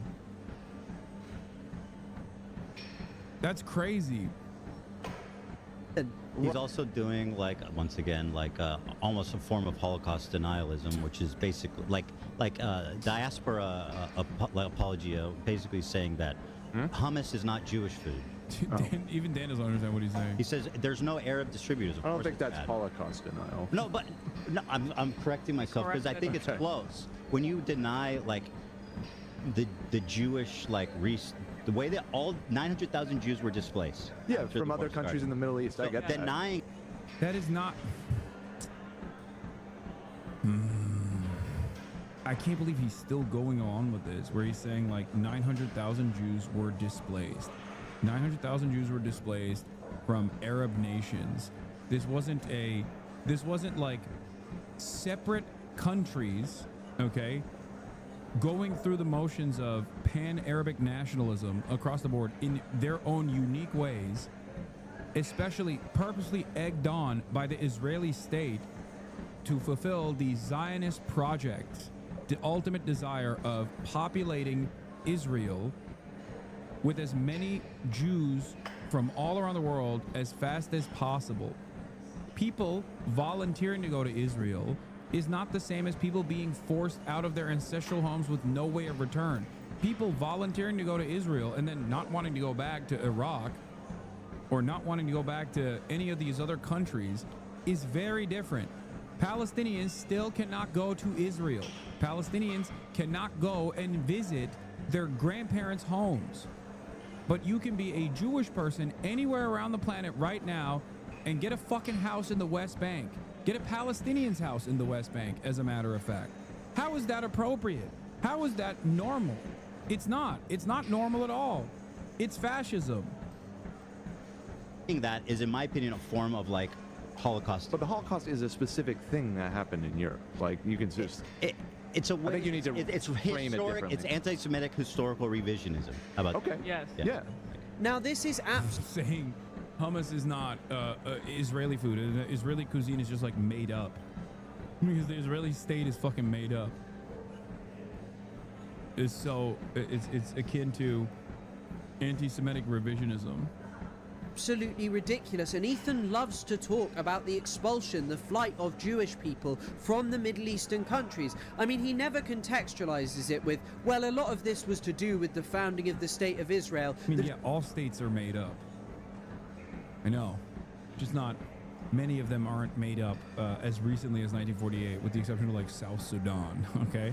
Degrading relationships between the two, and also the fact that why did Mizrahi Jewish people only start coming after the Second World War? Why weren't they welcomed really at any point before that? Because the only point they had been, some Yemeni Jewish people were brought on in very early. They were treated with horrific racism, even with spiritualist left-wing Zionists like Ahad Ham, Asher Ginsburg. You can literally read what he... Yemenite immigration affects the nature of the Zionist settlement by dint of their different culture and mentality. The racism that Yemeni Jews faced and the racism that Arab Jews faced from the region when they first came to Israel was crazy. This is part of the reason why many Arab Jews then became some of the most rabid ultra-Zionists out there through that process. That's how Itamar Ben-Gvir became the fucking demon that he is. He thought about Yemeni Jewish people here. Or you could read this quote. The Moroccan Jew took a lot from the Moroccan Arabs. The culture of Morocco, I would not like to have here. And I don't see what the contribution present Persians have to make. We do not want Israelis to become Arabs. We are in duty bound to fight against the spirit of the Levant, which corrupts individuals and societies, and preserve the authentic Jewish values as they crystallize in the evidently European diaspora. From David Ben-Gurion, Israel's first prime minister in the 1960s, when he said, "The Moroccan Jew took a lot from the Moroccan Arab. The culture of Morocco I would not like to have here, and I don't see what contribution present Persians have to make. We do not want Israelis to become Arabs. We are in duty bound to fight against the spirit of the Levant, which corrupts individuals and societies and preserve the authentic Jewish values as they crystallized in the diaspora." And this fits perfectly with what the Zionist project did. They only brought Mizrahi people over after the Holocaust because Europe was closed off to Jewish immigration, and when they welcomed them over, they treated them horribly. There are so many examples of this, like the Yemeni baby affair, where Yemeni children were stolen from Jewish parents, and then the parents were told that the children had died, even though they had not died, and they'd actually been given to Ashkenazi couples. And the people who fought against this, like Uzi Meshulam, a Yemeni rabbi, was treated like an evil conspiracy theorist, even though he was proved right, and Israel apologized only a few years ago. And I'd also like to highlight this quote from a senior Israeli politician, which discusses Israel's motivation in evacuating Jewish people from the Arab countries. And it says that the need was not the need to rescue them, but the need to create a Hebrew majority in Eretz Yisrael. And there you have it. Ethan, you speak about this as if it was some uniform expulsion that came out of nowhere, that it is somehow akin to the Holocaust, that it is revision of Jewish history to talk about, yeah, Israel didn't actually want this culture and has only recently embraced it as a means to try and demonstrate that it is not a settler colonial nation, because people like you think that colonizers can only be white. But in reality, the expulsion and the existence of Mizrahi people within Israel is very complex. You could actually read people like Ella Shohat, herself an Iraqi Jewish person, talking about this, or you could just carry on listening to Israeli state propaganda. And this would be the key point, Ethan. Of course, Mizrahi Jewish people participated in Arab culture. They lived and existed within that environment for hundreds of years. But Israel appropriates their culture and uses it as a means to make themselves seem more Middle Eastern, even though it is a settler colonial project that, as its early leaders put it, was a means to extend Europe into the Middle East. It wasn't just Herzl. Max Nordau said exactly the same things. So when you sit there and go, well, it's anti-Semitic Holocaust revisionism to talk about this, it's just utterly ridiculous. And also, Ethan justified supporting Israel by claiming that 80% of Israeli Jews had nowhere else to go. I mean, what that means, I don't know. But it's important to note here that many people who actually work in the One Democratic State campaign, yes, not just saying one democratic state, people who actually are working towards this, discuss how this future will include all Israelis and Palestinians. The right of return for Palestinians will be implemented, but not with mass expulsion of Jewish people who actually live in historic Palestine. However, at the same time, I would like to read a quote from the Israeli historian Tom Segev. Segev recently wrote, "At the age of 80, I'm starting to think that maybe it wasn't right from the outset, the whole Zionist thing. Most Israelis are refugees or the offspring of refugees, not Zionists but refugees. So you'll say, well, that justifies Zionism because this was a land they were able to come to. But we need to remember that the majority of the Holocaust survivors did not come to live in Israel, and that the majority of Jews in the world are not coming to Israel. They can, but they don't want to live in this country. So Zionism is not such a great success story. It also doesn't provide security to Jews. It's safer for Jews to live outside Israel." And Ethan, you proved this in your video. You say that you've had to cancel your trip to Israel because you don't want your children to be exposed to potentially rocket sirens or something else happening inside Israel. A peace we put or the deal or something to go into effect. Yeah, we put the visit off while the war is Because we happening. want to come with the kids and I don't want them to have to deal with sirens and yeah, seeing all that shit, hearing all that shit, you know. But that's just not going to happen to them inside America. You and your children are incredibly safe. You are not going to be subjected to violence because although America is a settler colony, it doesn't have an open frontier of settlement right now. And as many of the most All of the Arab nations that expel Jews have offered them the right to return since the 90s, something Israel refused to do with the Palestinians. Yeah, of course they will never do that. eminent historians who discuss the concept of the frontier have noted, any time frontiers expand, it provokes violence. And so as long as Israel keeps on expanding into Palestinian land, it is always going to be met with violence. It is never going to be this safe and wonderful project as you try and make out. It is a complete and utter failure, and your desire to cling to the state of Israel and act as if it is wonderful, a beacon of coexistence, is frankly ridiculous. It is a state that was begun with the expulsion of 750,000 people, the instant removal, lightning quick, of 750,000 people. Israeli settlers literally moved into Palestinian homes. They took Yeah, remember he was worried about his children hearing sirens? Despite, you know, Israel has to exist, otherwise no Jew is safe, which is inherently stupid. But also the very same couple that you're seeing on screen has for months made jokes about, like, Hasan, why don't you go to Gaza? You're too scared to go to Gaza. Over and over again. pots, pans, photo albums, everything that you could possibly imagine from people's homes. So Ethan, anyone who is genuinely committed to Palestinian liberation is of course against anti-Semitism. None of us support the extermination of Jewish people on the basis of their race. This is the whole basis of the rejection of Zionism. We reject the Zionist project because it is an ethno-supremacist project which has justified the extermination of hundreds of thousands of Palestinians and the expulsion and destruction of the lives of millions more. Israel now heads towards expelling 2 million Palestinians from the Gaza Strip. It is increasingly looking like it will probably end up doing something similar in the West Bank and East Jerusalem in the near future, and perhaps one day it will try and do it inside Israel proper as well. So why you cling to this state is beyond me. You cannot sit there and say, well, most Jews are Zionists and that makes it okay. The statistic that I know what it is. It's, some will say, oh, it's propaganda. Some will say it's his wife. Some will say this and that. But I think the truth is way more childish. The truth is even sillier. It's because he feels wronged. It's because of his fucking ego. That's it. It's a sunk cost at this point. He has dumped way too much into one direction in this conversation. And maybe the starting point was a little bit of propaganda, but I'm telling you, there is just no fucking way that he can self-reflect and change trajectory. That is the major reason. It's narcissism and selfishness.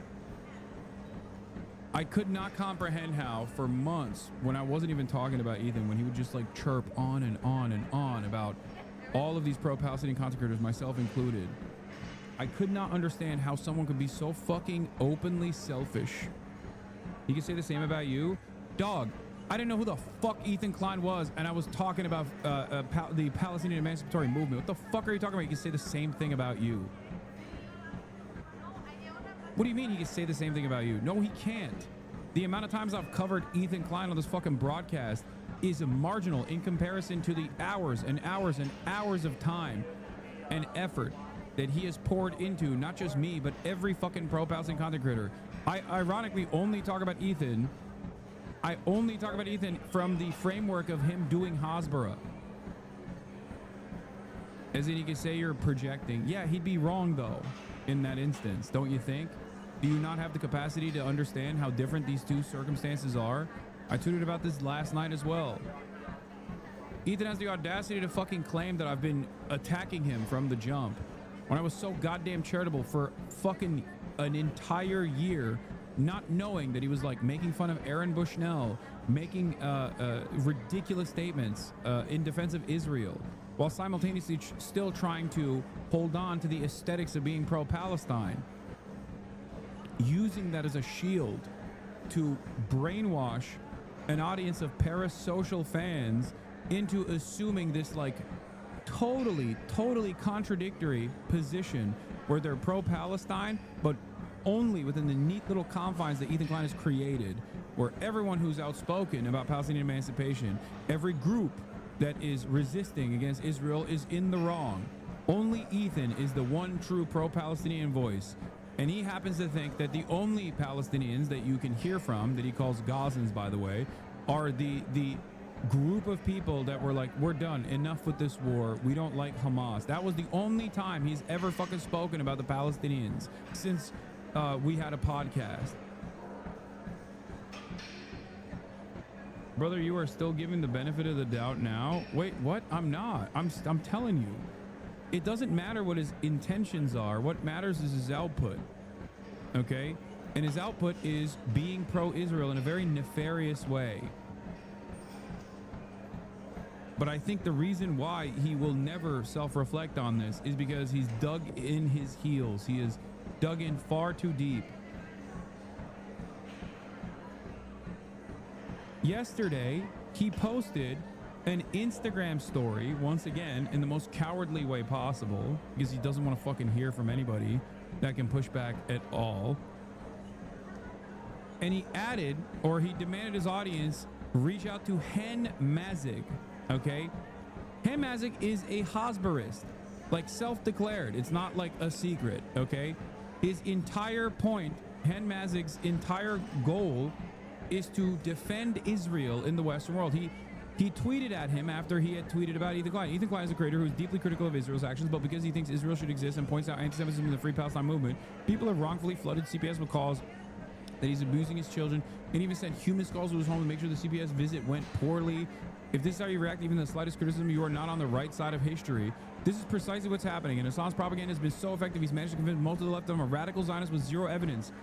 Hen Mazik, I can't tag. Someone sent him the new EK video about their blatant dog whistle with the swastika. Dog, you're tagging Hen Mazik, okay? You fucking complain about me platforming Bad Empanada. You're tagging Zen Mazik. You're literally operating like fucking Canary Mission, and while simultaneously being like, I'm pro-Palestine. It's fucking insane, but his audience is too stupid to know that.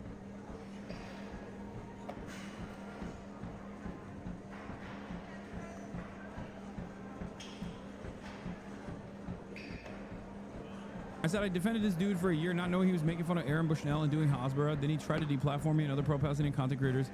He worked with the ADL to make Zionists a protected class on Twitch, a narcissistic crybaby making the genocide about himself. Which is the best thing you can explain.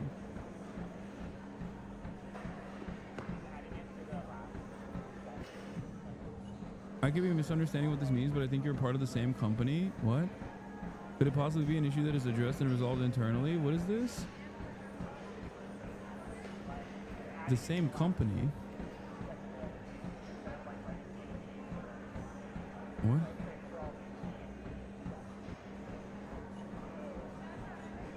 What does this even mean? What? He responded to by calling you a Nazi so brain broken is depressing.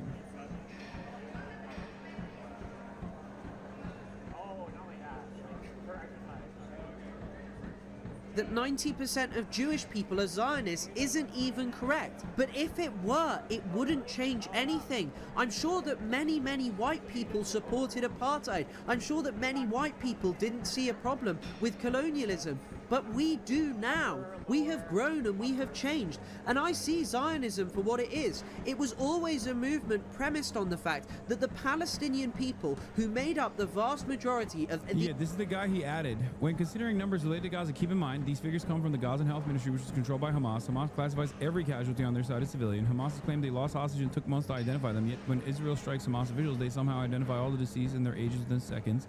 A journalist or doctor who assists Hamas in holding hostages is no longer a journalist or doctor, they're a terrorist. Hamas presents civilian casualties as mostly women and children to generate sensational headlines, just as outlets like BBC amplify.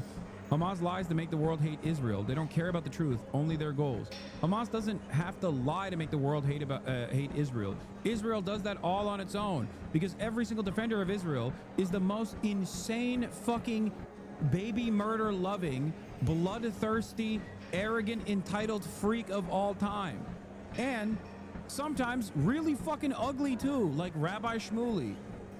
Or directly linked to Jeffrey Epstein, like Alan Dershowitz. Not exactly the best guys out there defending Israel. Perhaps that's part of the reason.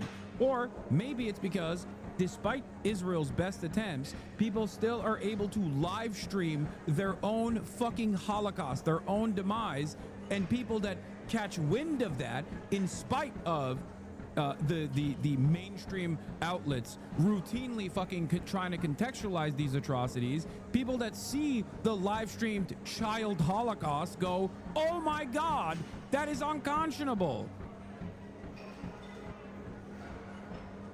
To think that there is, in the United States of America, to think that there is any kind of resentment towards Israel is crazy to me. I never would have thought that I would see the fucking day. This is the country that did the war on terror. This is the country that backed the war on terror by doing unlimited amounts of Islamophobic propaganda from every fucking orifice of media. This is a country where Israel is presented as the most moral ally, the most important democracy in the fucking region for years, in perpetuity. This is the country where some of the most reputable media outlets have basically dropped any fucking pretense that they are unbiased in their journalism when it comes to Israel and Gaza. And yet, in spite of all of that, 53% of Americans have an unfavorable view of Israel. That is crazy. If the media actually covered what Israel does in the way that they would cover what Russia is doing to Ukraine, Americans would be joining Hamas. Okay? They would literally offer material support to Hamas in the way that they did to the fucking IRA. Okay? Jesus Christ. What are we talking about? And then they still go, it's the whole world hates Israel because Hamas lies and puts babies in front of our missiles. It's like, don't fucking throw missiles there then. Yeah. What actually happened? Israel eliminated Hamas terrorists in Gaza who were planning an attack. The BBC, 8 workers killed in Israeli airstrike. Are we even surprised? Here he is, defending the fucking aid workers that Israel killed in an airstrike. They claim Gaza is on the brink of famine, but also report booming desert shops and shawarma stands. They blame Israel for lack of aid, but also refuse to honestly report how Hamas steals the aid and resells the Gazans at exorbitant prices. Which one is it? New York Times? Like, this is the guy who, Ethan, who is pro-Palestine. This is the guy who he's calling on. A fellow at the Tel Aviv Institute. The future of combating hate. We uplift Jews and other marginalized groups off and online through innovative social media driven strategies. Hashtag Jews Talk Justice. Literally an institution that is dedicated to doing Hasbara. This guy is such a fucking rabid ultra-Zionist. He thinks the New York Times is not sufficiently pro-Israel.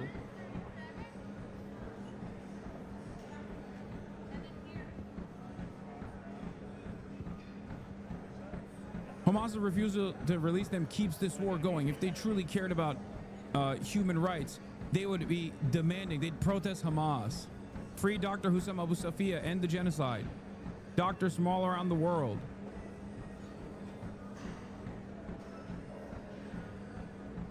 Another crazy post from Hen. What's the difference between a cow and the Nakba? You can't milk a cow for over 66 years. I'm not going to even say nothing, but this is just straightforward Nazi shit, okay? Actually, I am going to say it. This is straightforward Nazi shit.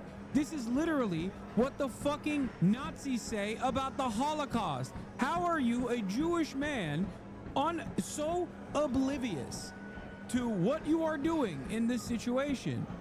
Because the Nakba did happen, just like the Holocaust did happen. And just like Nazis say, oh, you're milking the Holocaust to disparage Jews all around the world, you as a Jewish man are disparaging the Palestinians. Ironically enough, while the Holocaust is ongoing this time. That's the fucking guy. That's the guy that Ethan called on to get help from. And then he still says he's pro-Palestine. I'm sorry, dude. if it walks like a fucking duck, talks like a duck, quacks like a duck, it's probably Hasbara duck, okay? It's a duck that's doing Hasbara.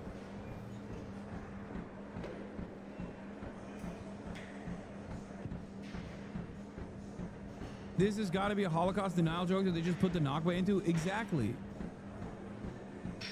It's the same shit. That's why so many of Israel's greatest defenders come across like fucking neo-Nazis the moment that you recognize that the people that they're talking about are human, okay? If you don't think Palestinians are human, you don't understand what they're doing here. But if you do think Palestinians are human, God forbid, okay? Humans that have dreams, lives, that want to fucking live free, see the world, you know, enjoy the sun, without constant fear that this apartheid regime is going to come and fucking kill every one of their family members and them too, okay? The moment that you recognize that Palestinians are human, all of this falls apart. So you have to do a steady diet of dehumanization all the time, a steady diet of justifying all of the atrocities that are happening to the Palestinians by saying Hamas, October 7, Hamas, October 7, Hamas, October 7. 70 fucking 6 years at this point of occupation, and they're fucking talking about Hamas, October 7.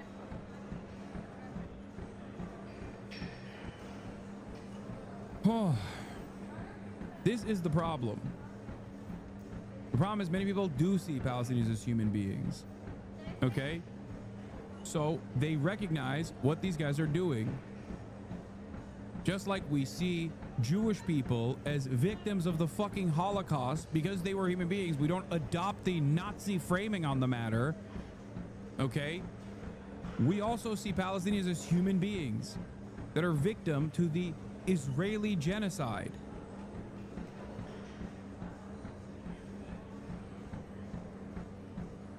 It's fucking crazy. The inhabitants of that land did not have a right because they were further from the proximity to Europeans. I mean, as I noted in a previous video, it's what Arthur Balfour said. He said that he didn't care what the 700,000 Palestinians wanted, even though they were the majority. What mattered to him was what Jewish people who did not live in that land wanted. And this is why I have to question what point there is in supporting Israel. There will always be Jewish people who exist there. Ethan tries to dismiss the idea that Israel is a state which says that it represents all Jewish people. He says, I don't think Israel have ever said that.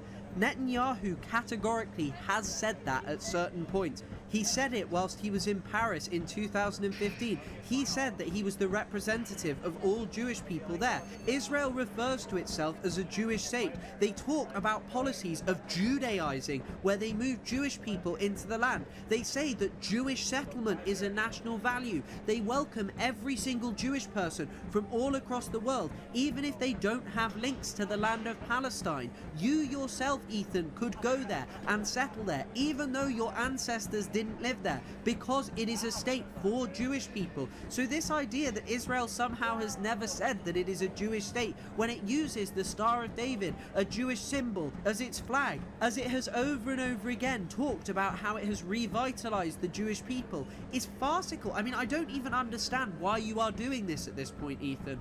Why are you saying these things? Ultimately, it is not the state of Israel which matters. States do not have innate rights to exist. They are creations of the human mind. There have all. Israel wants to be. Ethan wants to be a settler. We should move to Israel to spite them. Yeah, let's go back. So that we can actually be.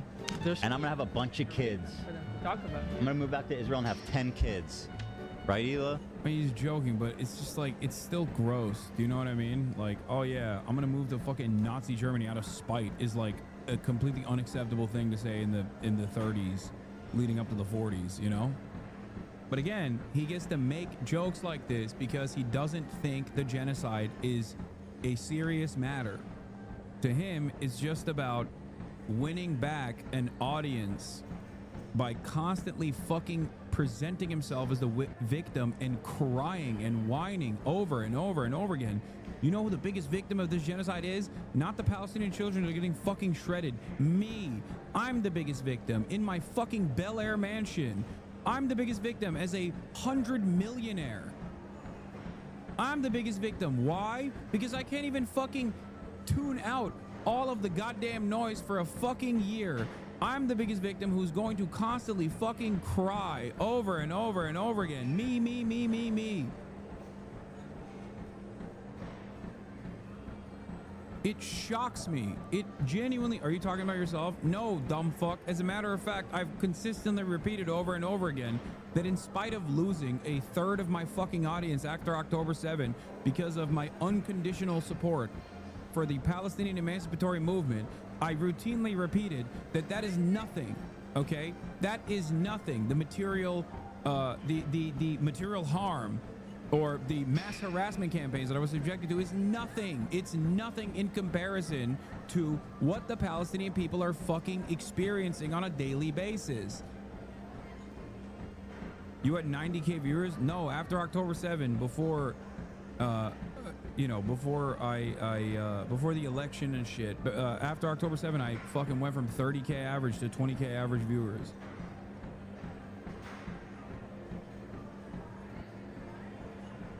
What? Didn't you lose it after Bernie Sanders? What?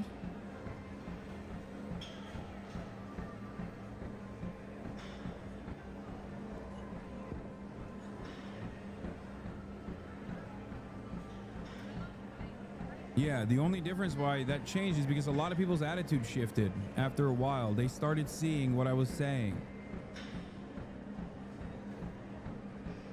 Yeah, they realized, oh my God, this motherfucker was right all along, actually. Sorry.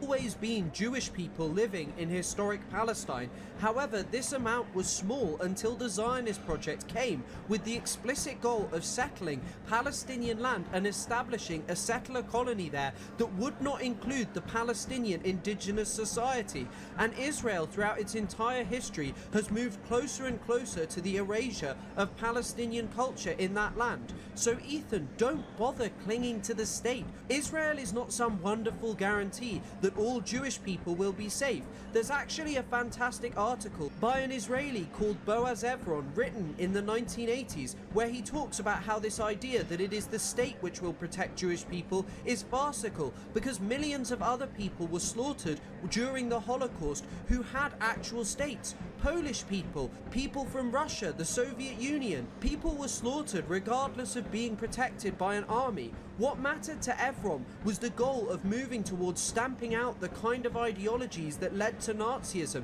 the kind of justifications for subjugating others. And unfortunately, this is all the Zionist project is. From its very inception, it has always been premised on the fact that the indigenous Palestinian society was not deserving of the land. And thus, in order to move forward, you must abandon Zionism.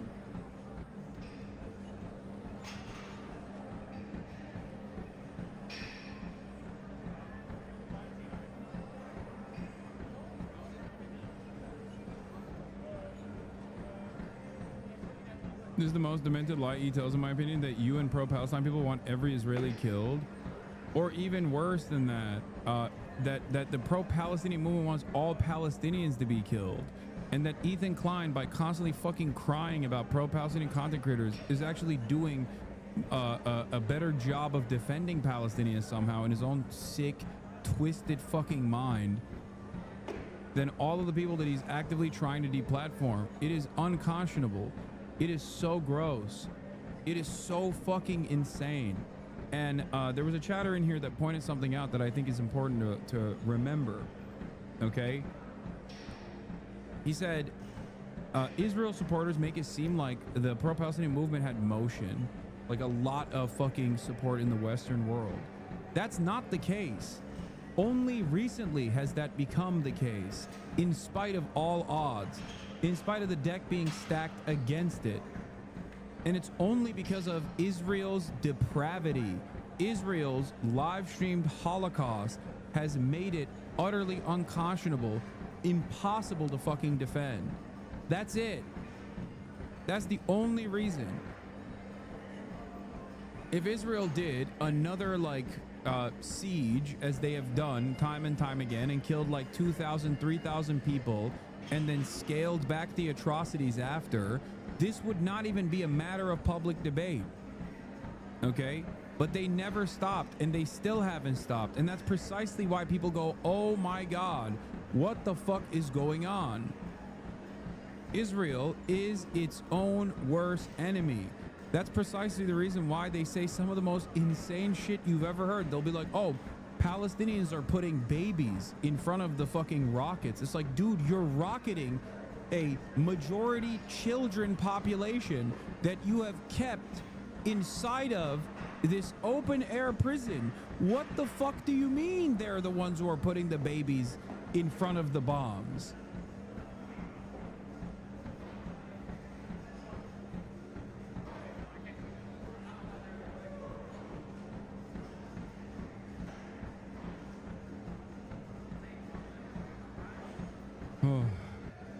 It's like being pro-Vietnam during the French occupation versus the American occupation. Americans didn't care about the French occupation because they had nothing to do with it, versus the American war where they had everything to do with it and are directly involved.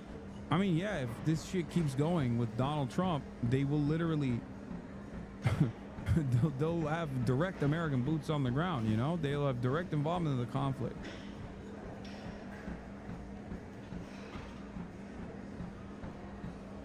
Every part of defending Israel revolves around constant, permanent self-victimhood.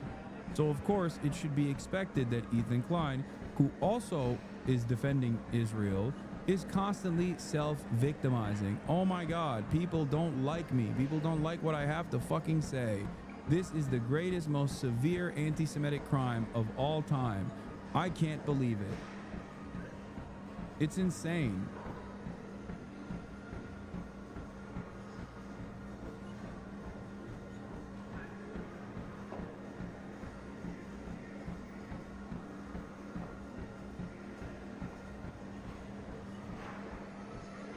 You're right about the impact of his Hasbara. My sister was a diehard fan and defended Israel just to defend him because he makes being pro-Palestine anti-him. Luckily, she snapped out of it. That's what I mean. There are a lot of people who are just rudderless. There are a lot of people, especially in the United States of America, that are just completely oblivious. Even at this stage, it's very difficult for you to comprehend this because you're in here. And if you're in here, you see the atrocities every fucking day. But the average American is oblivious to what's going on. At most, they slot themselves into, yeah, fuck Israel. I don't know anything that's going on, but it seems like it's bad. Or actually, I don't know. You might be a little anti-Semitic, I'm afraid, because Israel is a valuable ally category. They don't really think about it beyond that. So when they have their favorite content creator constantly presenting himself as being under attack by vicious, rabid, anti-Semitic Palestine supporters, they of course are going to also adopt the position of their favorite content creator. They're not going to scratch the surface. They're not going to actually turn around and read into it. They're just going to literally put up the shields. If you check East Social Blades, he's losing subscribers. People can argue in the comment sections or spam like dislike buttons, but ultimately people are seeing through the gaslighting. It doesn't matter. He clearly doesn't give a shit. That's what I mean. He's so invested in this side of the argument that he just like does not want to let go, no matter how many people leave.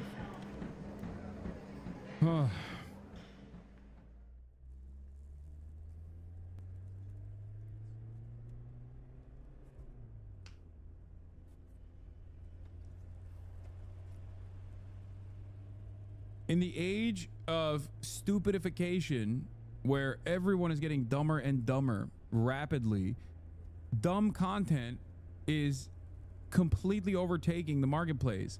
Virtually all the fucking drama channels that take a supposedly apolitical stance end up framing things in the most reactionary way possible. They just don't want to do the research themselves. They don't want to have an opinion. They don't want to ever demonstrate the moral courage of taking a stance on an issue that other people might not even agree with. Okay, the only time you see that is in the immoral direction, ironically enough. The immoral direction of like reactionary ideology, like fucking Nazis and shit. Those are the only people who are like, you know what, I don't give a fuck, I believe in this cause, I'm gonna fucking push for it.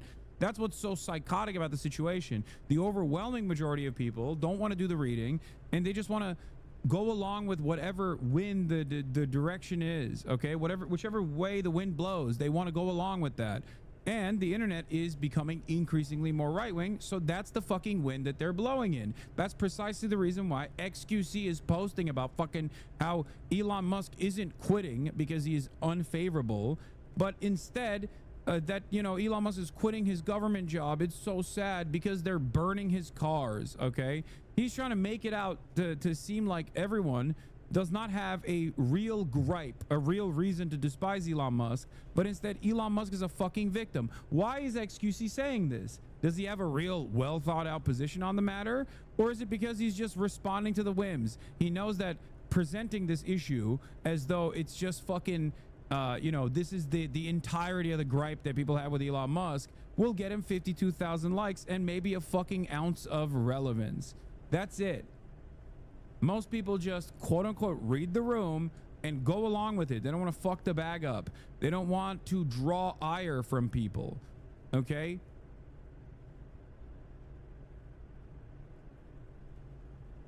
Yeah, I saw his own juicers cooking his ass for this take. That I saw. It was on my timeline. Centrist, by the way. Now we get another Hasan drama farm after Kai Dante rage. This time the defendant billionaires defunded the Department of Education, attacks minorities, and fired thousands of government workers. So cringe. Right-wing grift in full effect. I like how not a single point that you listed is worse than XQC. What XQC is talking about, which is literally arson towards people's properties. You take away people's jobs, social security programs to provide cheaper. This fucking juicer is incredible, by the way. Oh my god. I didn't know that there were fucking juicers out there who were based as fuck. That is crazy. See, this is what I mean. This guy probably fucking hates me, by the way, but it doesn't matter. I'm glad that he's like smart. You take away people's jobs, social security programs to provide cheaper lunches for kids, deport minorities, and you want them to just die peacefully while Elon profits? Irony is Elon's the biggest subsidy baby and loves government handouts for his companies. Holy fuck. That's shocking. This is his own community. This is his own Twitter community cooking him. The asmonification of XC's beginning. Conservative grifting is too lucrative to pass up. 4,000 likes. Voices. January 6. X doesn't care about Elon Musk firing thousands of government workers, defunding Department of Education, fund scholarships, cheap school lunches, attacking minorities, etc. He cares about the billionaires' cars. Holy fuck, he out of touch. Every day he just farm drama. Now with Hasan. To try and portray all the voices against Elon as violent is just stupid. These are small. There are a small few and minority of the movement, the majority of which people are not burning down Teslas. Correct. They are protesting, which you also hate when people do. Stop acting like they're violent.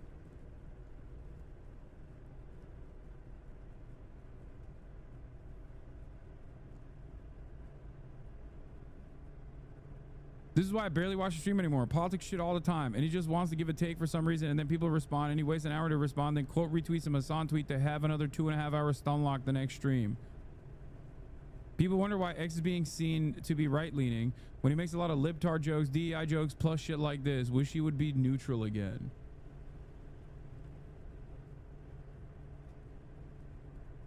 This is one of that account's older posts. I can't see it. Oh, hot take. I would love to see XC, Hasan, or Miz collab streams again. Most of the beef between Hasan and XC had to do with Gamba, but now XC's playing games, contract is up. Hopefully we can see some collabs and return to Twitch. Nah, fuck Hasan. He's a snake. He'd turn on X in a heartbeat if it meant he could gain a morsel of clout. Nah, fuck Hasan.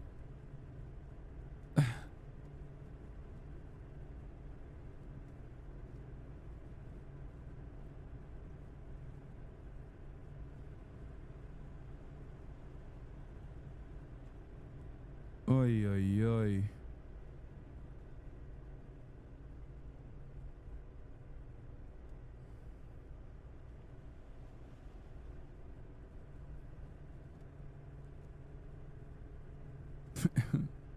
Come on, man. We all know you love the attention. Wait, what? Come on, man. Admit it. You love a good burning Tesla. No, I don't, because 95% of the fucking time, it's because of Elon's dog shit builds that causes those things to fucking erupt with people in it. Okay.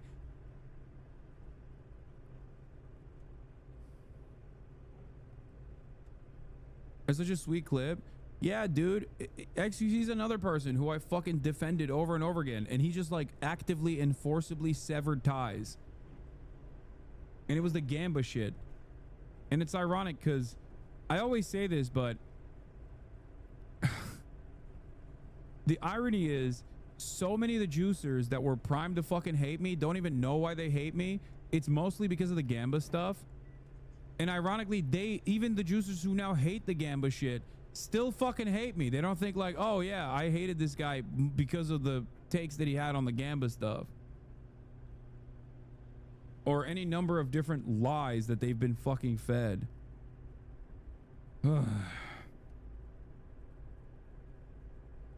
Aren't you tired of being nice? Don't you want to go ape shit? No, I don't want to go ape shit because no one cares.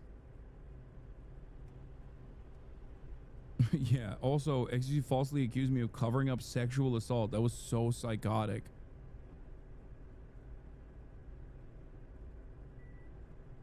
The irony is that I also still after that tried to, you know, make amends.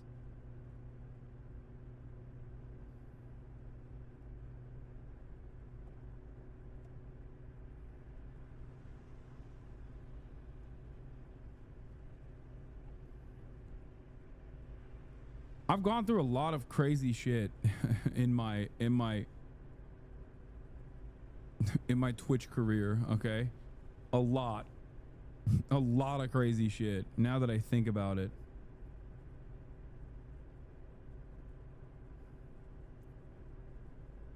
There's a reason why there's so much animosity and resentment towards the brand of Hasanabi online, because of almost half a decade of like centrist and very prominent apolitical content creators routinely lying on my fucking name. Oh, let's get to Jordan Peterson, the Joe Rogan experience, which is another person that I was right on the money on a very long time ago when people used to yell at me over that too. If you go back all the way to the Young Turks days, I made videos about Jordan Peterson being a fucking right-wing douchebag, and people used to fucking yell at me all the time for that too. They were like, how dare you say that? He's a liberal. Fuck you. You're just jealous. You're just jealous of his clout and his Canadian sex appeal. Experience. It's interesting because you're talking about tyrants, right? And you're talking about people of extreme power and how that corrupts. And in that case, there's a large percent. Yeah. Your provocative takes definitely inspire and attract vitriol. Are you Chat GPTing this? Because, yeah, my provocative takes inspire and attract vitriol. I used to watch you on TYT before you said the 9/11 shit, and that pulled me in. Oha, yapt mayin ya. Percentage of those people that are violating all those things that you said, because they do manipulate and they do rely on fear. Like, well, you know, Nietzsche was an advocate of the will to power, right? Oh, here we go. Nietzsche. This is washed, buddy. See, 201,000 views in one day only. I'm telling you, this kind of commentary, okay, the pseudo-intellectual, centrist right-wing takes had a moment. That moment is gone. That was Gamergate. That was like early Trump. That's when there was this attitude where they were like, oh, we just want like brilliant intellectual right-wing commentators that, you know, pull us in and say that they're actually liberal, but, you know, they're on the side of objective neutrality. They're on no side, right? Is gone. Nobody wants this shit. Nobody wants a fucking goofy ass anti-SJW who's an academic. They want to hear like main vein, straight piped alpha dog wearing the tightest fucking suit that you've ever seen. They still wear clownish suits, by the way, but just a different style of clownish suits. You know, they want to look like the most Talladega car dealer you've ever seen. Dudes who just look like they are selling cars at a car dealership in Fort Lauderdale, okay, that say stuff like women ain't shit and they deserve less. That's what these guys want to hear. That's what the youth, the conservative movement, wants to hear. They want to hear about Jews and how they're responsible for everything that's happened. Like everything that's happened throughout history, it's somehow always back to the fucking Jews. Like that's what they want to hear now. They want the main shit. They went from doing like experimenting with a little bit of experimenting with some uppers every now and then to just straight piping crack cocaine, okay? You can imagine that there's a variety of potential motivating forces, and one would be... And Jordan knows that too. He calls them the woke right. That's what they're trying to fucking astroturf here. Jordan Peterson has gone full woke, sad to see. No. I'm not even talking about him. These guys are on the anti-Semitic right. Jordan Peterson is on the pro-Israel, and I mean he is a little anti-Semitic as well, but he's on the pro-Israel side. These guys are on the anti-Israel but also fuck Jews side, okay? Hedonic pleasure, that's the golden calf worshippers, by the way. So that's just short-term hedonism. And that doesn't work. And by work, I mean it doesn't iterate socially. It's like if it's all about you and what some whim in you wants now, Right. first of all, that's not going to serve you well tomorrow. And I don't want to be anywhere near you. Right. Like you're literally an overgrown 2-year-old. Right. And that gets pretty ugly by the time you're 40. Right. So the whole golden calf thing, no, that's just off the table. But isn't it kind of celebrated amongst certain high achievers, particularly in the business world, like that hedonistic, sociopathic drive to constantly get more numbers on the ledger? Yeah, well, I don't know if that's exactly hedonism. Greed is good. That's Wall Street, right? That's Michael Douglas, right? Yeah, Greed is good. Yeah, well, okay, let's delve into that for a minute. Yeah. Okay, so... I'm not advocating for I know that, you're by the not. way. I know you're not. You can turn to hedonism. You can fall into nihilism. You can turn to hedonism, or you can turn to power. Okay, this Abrahamic covenant, it's different than power. It's adventure. It's romantic adventure, actually. Right. And that's not the only definition of God in the Old Testament, by the way. There's something deeper than that it refers to. So those are the options. Now, you said, don't the achievers, who are stacking up numbers, it's like they've found a way forward to attain status, but they've fixated on an element that shouldn't be fundamental. They're not trying to store up the treasure in heaven. They're trying to store up the treasure on earth, and that's better than not doing it. See, this is another thing we need to understand, because I've spent a lot of time, for example, trying to figure out why people are attracted to Andrew Tate. And I know why they're attracted to Andrew Tate. They'd rather be Andrew Tate than an incel. And they're right. Right? It's best to You're a fucking nerd, big dog. You're a goddamn nerd, okay? Oh, Andrew Tate, these children, they want to be Andrew Tate. Exactly. You designed the environment for these fucking incels to move away from you to Andrew Tate, okay? Also, Andrew Tate fans are incels. They're incels who are just... I don't think you could be like a normal guy and be that invested in fucking Andrew Tate.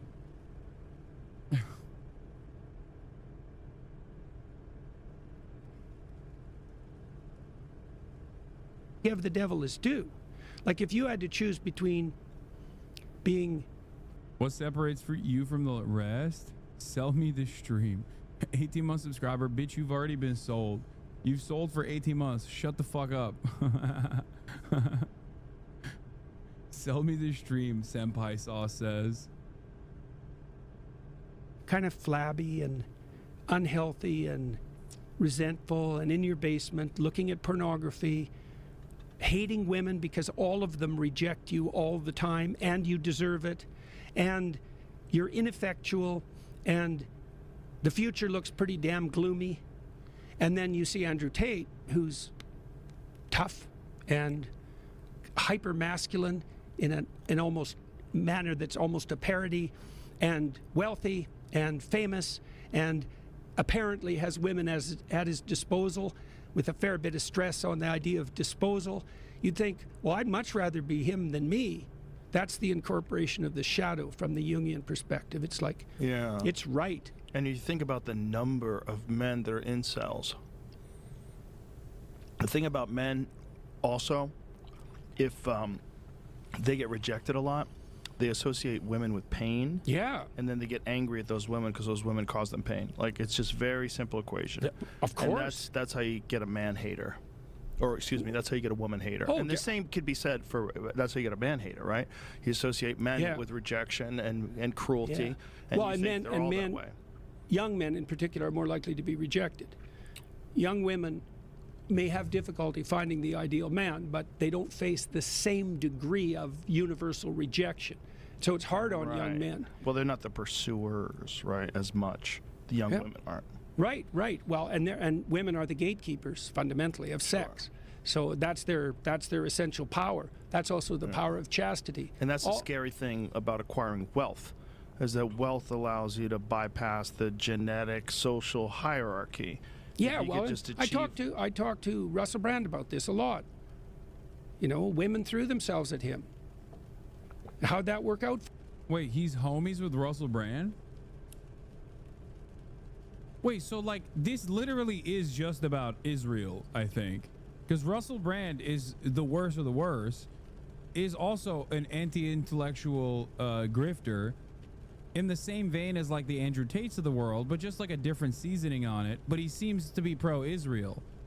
Whereas a lot of these other guys are not only anti-Israel, but also anti-Semitic. I think for most of these dudes, I'm a little surprised. I'm a little surprised. I thought that their gripe was with the anti-intellectual branch of the right wing, which is, of course, all reactionary and, of course, anti-intellectual across the board. It's just simply that these guys present themselves as intellectuals. JP talked about lipstick in the workplace like it was a Hitler mustache. He is 100% a lame Andrew Tate. Oh my God, that's such a banger quote. Exactly. He does. He hates women just as much as Andrew Tate does. You're so right. You're so right. I'm kind of falling for the fucking bullshit that he's presenting here for a second. Yeah, he is just as much as a vicious woman hater as Andrew Tate is. What the fuck are we talking about? He just doesn't have the bro-y vibes that people respond to. That's it. He's also a boring nerd who tries to intellectualize the fucking hatred that he has for women. For him. They wear rouge to be able to attract these harlots. They wear rouge, Joe, to attract men in the workplace. We don't know if women in the workplace are good. We simply do not know. There hasn't been enough time to make this assessment. Do women deserve less? Alexander Solzhenitsyn had a wonderful take in the Gulag Archipelago. As opposed to Myron from Fed and Fat going to a fucking college campus and sitting there in front of a panel that says women deserve less, change my mind. These two arguments are the same. It's just he's a lame ass boring nerd who is trying to intellectualize his perspective, and Myron is too stupid to do that. He's even dumber than fucking Jordan Peterson. He doesn't want to do the pseudo-intellectual shit. That's it. He also knows not to say, you know, Jews are responsible for all the evil of society. He's too smart for that, of course. Not to say that he doesn't think that. I'm sure he is not exactly fond of Jews either.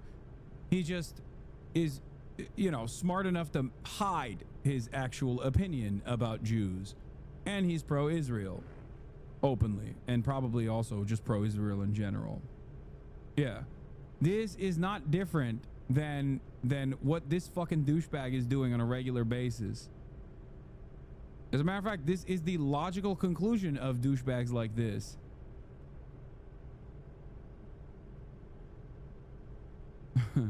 Yeah, Jordan Peterson.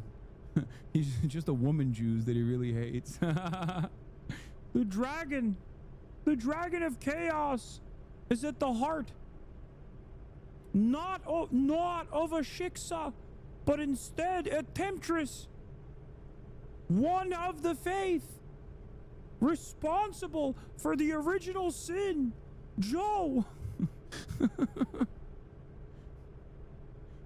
Actually, the Dragon of Chaos is a Shiksa as well. Oh, I hate all women, Joe. Let me tell you, Joe, let me tell you about my grandmother's pubes. Not great. You know, it threw him into great spiritual confusion. It was empty and hollow. And that's worth knowing, to see, because you might say to the people who are interested in the shadow figures, and Tate plays that role, the master of women. Tate fuck your daughter, dude. What are you talking about? He straight piped Jordan P. Peterson's daughter for a while, okay? He is almost directly responsible for Andrew Tate. That's old lore. Y'all forgot about that. I didn't. Let me tell you something about the Dragon of Chaos, okay? His daughter almost killed him because of his benzo addiction. He wanted to quit. He wanted to quit benzos, okay? Jordan Peterson. And he couldn't do the normal way for some reason. I don't know why. So his daughter was like, let's go do this experimental way to quit benzos in, I think it was either like Russia or Serbia or something like that. I don't know where it was. But they had to go do it. I think they had to go do it in literally Russia because they wouldn't do it in the Western world. The Western world, they were like, no, we are not doing cold turkey benzo withdrawals. You will die. So he almost died then. Okay?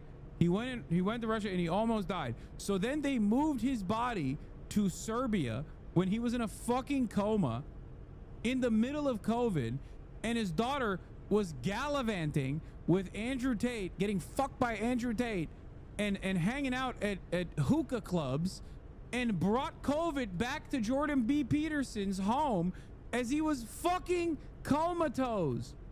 You're saying that as if she's not hot? Come the fuck on. No, I mean, yeah, Andrew Peterson.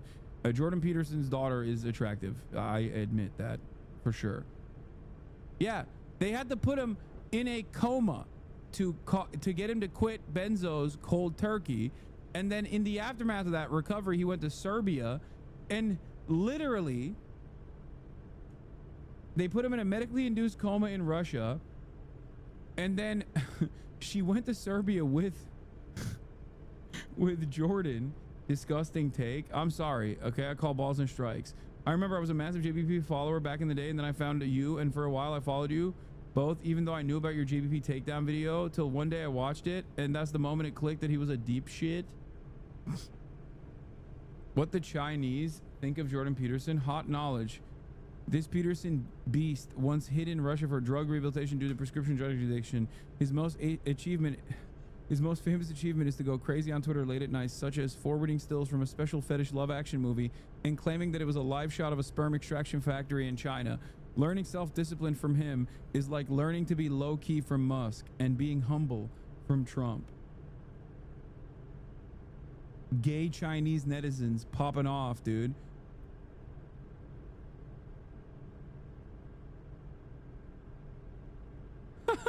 Shut the fuck up. That's literally the image that he posted, but not with his daughter in front of it. But yeah, he posted that and was like, this is what they're doing in China. And they were like, dude, that's a milking factory.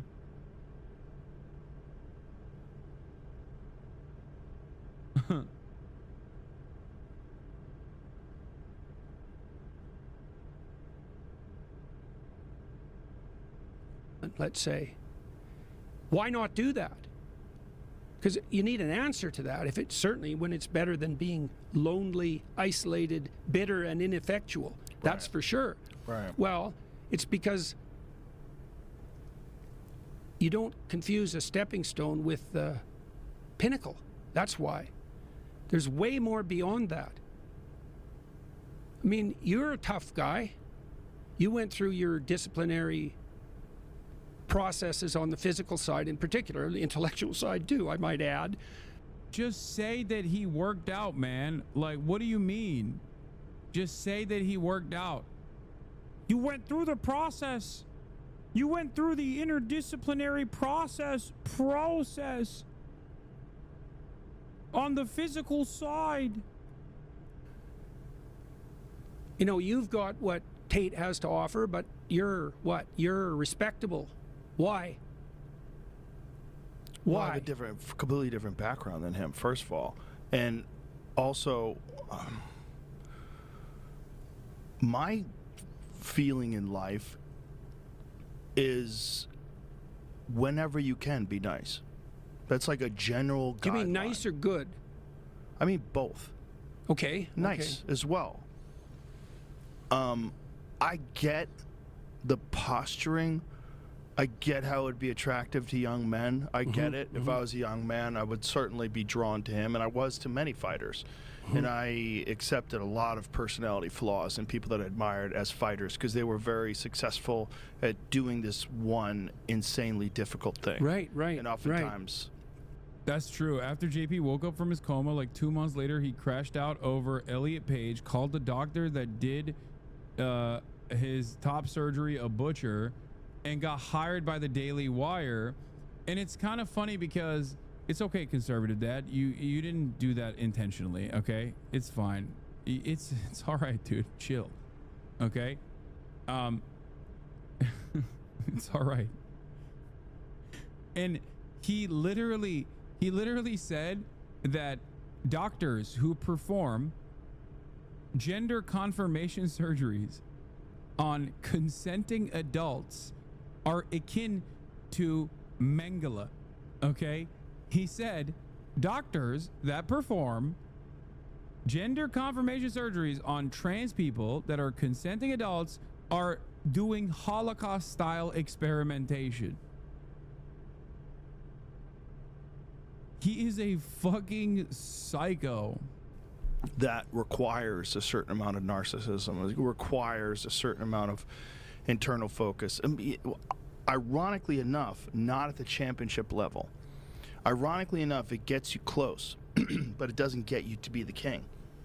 The kings are almost precisely universally disciplined, focused, and generally kind. They're some of the nicest people, the best at the most difficult thing athletically to do. And the most difficult, you're conquering other why do you think that men. is? I think you have to be. Why? I think Miyamoto Musashi wrote about this in the Book of Five Rings. You must have balance in everything in life. If you have imbalance, you can get pretty far because you're so specialized. Right, you're so driven. Yep. But you will fall prey to the balanced man. Yeah, well, that's exactly my point. You will also recognize characteristics in him that you envy and that you wish you had yourself. Like if you're a narcissist and a sociopath, you know you are, and you can't really be proud of yourself. You can't. You don't have the benefit of the positive feedback that you get from true kindness to others. You don't have. Well, you also know that your reputation is founded on sand. And one of the way to rationalize that is, well, everyone does that. Right. Everyone's like that. Yeah, but then you don't trust or like anyone. Right. And then you're really alone. That's for sure. You're really alone. And then if you do achieve success, it's hollow because you realize like. So, you just outlined there the progression that Carl Jung identified as characteristic of individuation, right? With the second thing that you said. So imagine that you start an incel. Right, you're ineffectual and you're rejected as a young man. Now there are exceptions, but let's just play that out as the unhappy majority. Okay, now you look for a shadow figure to sharpen you up, to toughen you up, and to make you strive at least along one dimension, right? And so then you do that. Well, then the next thing that happens in the Jungian stage progression is, for a man, it's integration of the anima, which is the feminine part. And it's integration, it's not replacement. It's like, oh, well, then you discover the utility of empathy and compassion and kindness and mercy and care, while still being able to deal out justice, let's say. And so then you bridge that gap, and then that integration you just said, even among fighters, that's what puts them in the highest place. Right? That's right. That's right. So, but it's hard for the people. It's hard for those who are completely disaffected and also quite angry about it.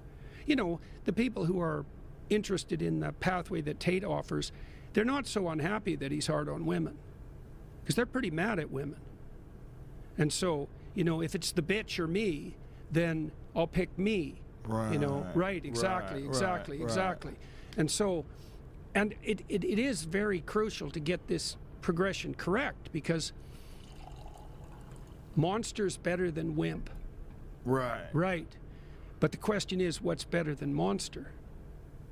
And so it's very interesting that you made those comments on the fighting side, because you wouldn't necessarily think that it would be true in that world as well. Well, one of the best examples. There's no way Joe is having fun with this.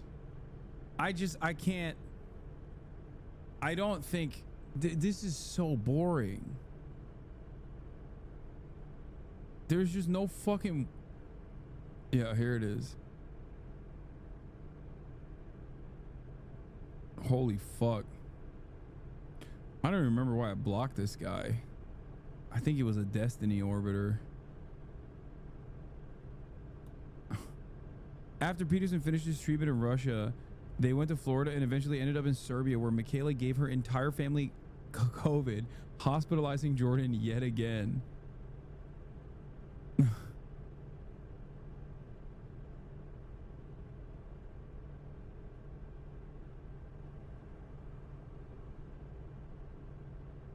Had to do with Kyle Rittenhouse apologia.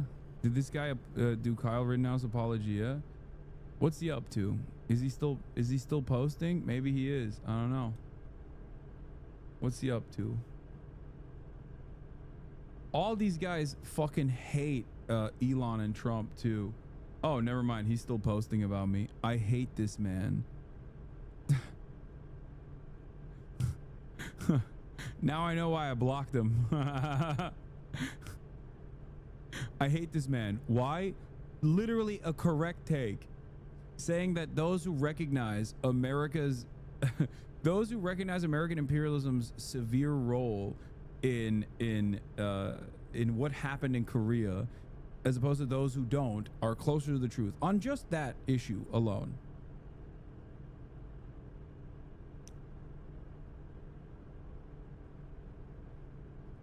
Thank the gifter. Nicole the Muse, thank you.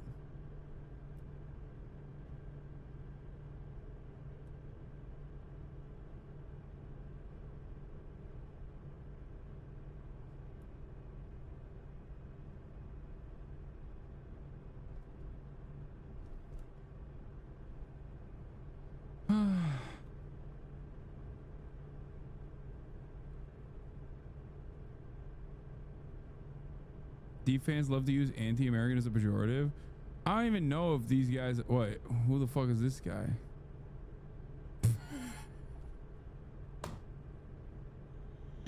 Why? Why do these people do this? Why? You hate Trump. I do too. Please wake up. Just wake up. Wake up. Wake up. Wake up. Wake up. Trump is a extension. Trump is a logical continuation of the system that you are defending. Please wake up.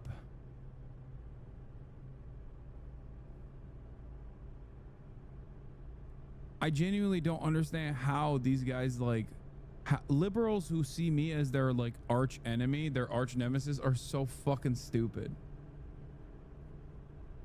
I'm so sorry for linking them. No, it's all good. It's funny. It's a funny little sidestep that we took here.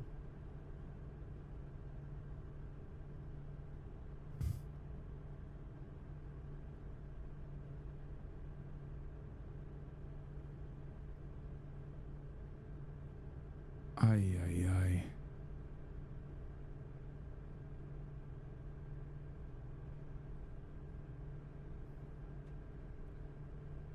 They hate me, but then they fucking take and assume my positions that they initially hated years later, you know?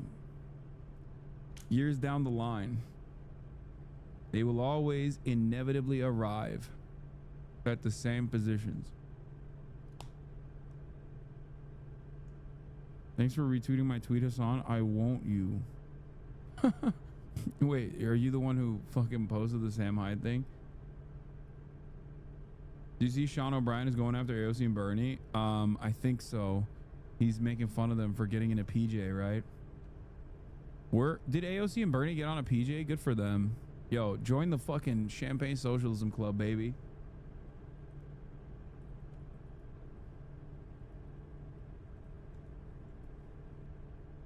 Echo Warriors, AOC and Bernie.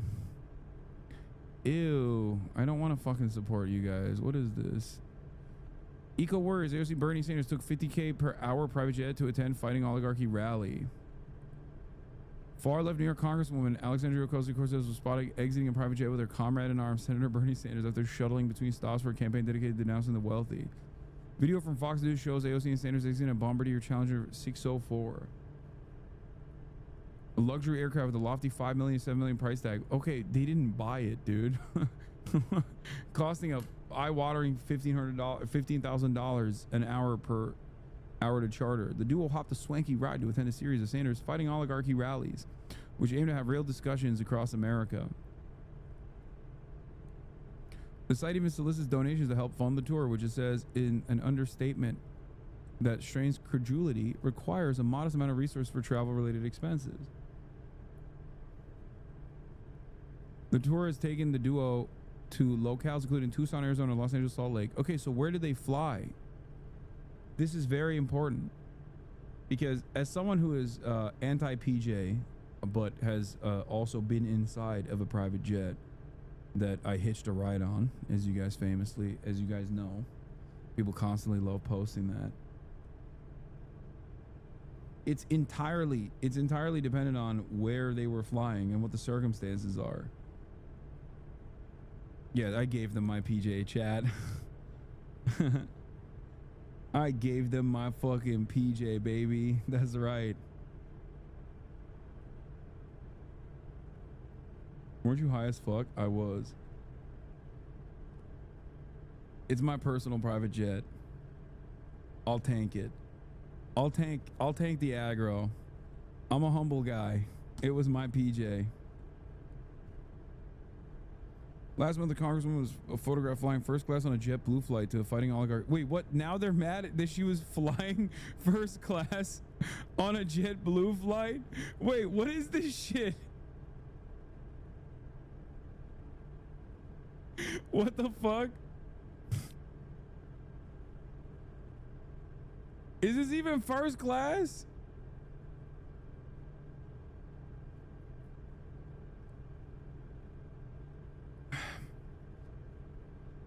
There is no first class in JetBlue domestic flights. It's called Mint, and some of them are lay flat, but I don't even think this is, unless this was like a shorter trip. I don't know.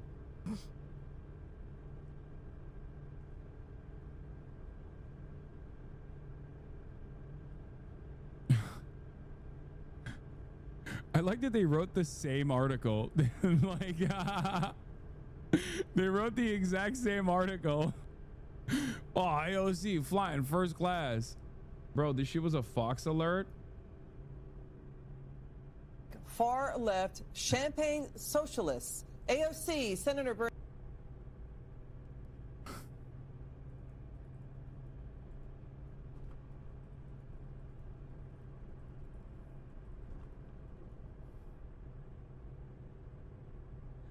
I don't know if I should boost this. I feel bad.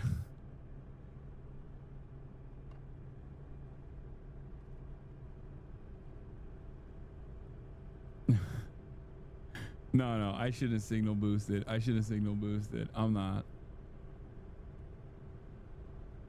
Listen. You know. It was cheap. Listen.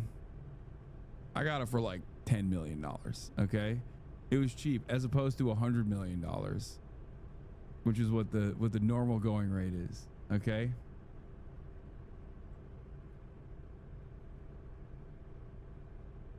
First class JetBlue seat on the same route. Wait, now they're saying she should have flown first class on the JetBlue seat. Wait, last week they were complaining that she flew first class. Now she's in a PJ. They're like, she should have flown first class, which is the people's form of transport. It was so cheap I had to buy it, dude. Yeah, it was so cheap I had to buy it. Anyway, this is 100%. 100K dog and a 10 million jet. He's going to destroy in Content Puke 2.0. AOC responded with the PJ accusation. How much money did you pay for Tyler Perry's Gulfstream jet, for example? Well, for example, that's really none of your business, but... Hey, I'm the one that sold you the used PJ. I can confirm. Yeah. Woke soy right pocket watching Bernie and AOC. Fucking ball out, dude. Freaking ball out. What is this?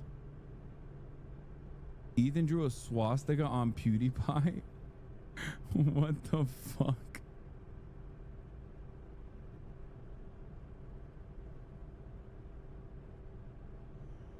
Bro!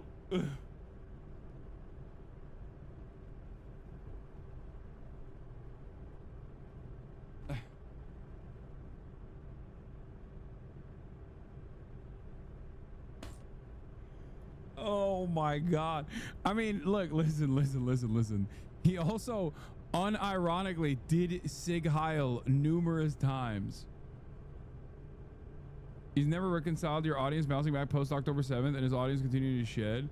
No, don't worry. He just needs to keep crying about how he's a fucking permanent victim of everything. Oh, he drew another swastika on him. Now, I don't think Ethan is a Nazi, okay? Well, I don't think he's a Nazi in the old Nazi sense. I think he is a defender of, you know, the most prominent neo-Nazi movement, Zionism.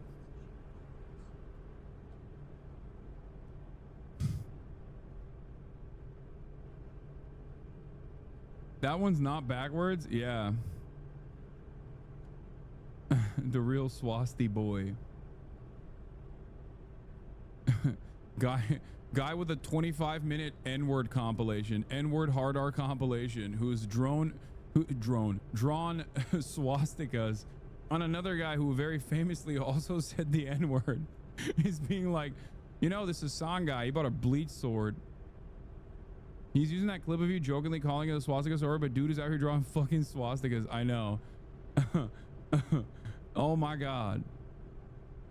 Oh my God. Yeah, I was trying to do a dog whistle, dude, you know, secretly. That's why I purchased it.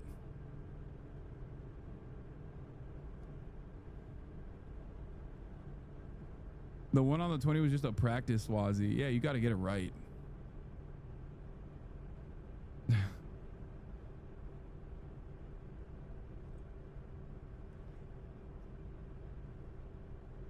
He's like the current version of Trump's. There's always a tweet. Yeah, I know. I know.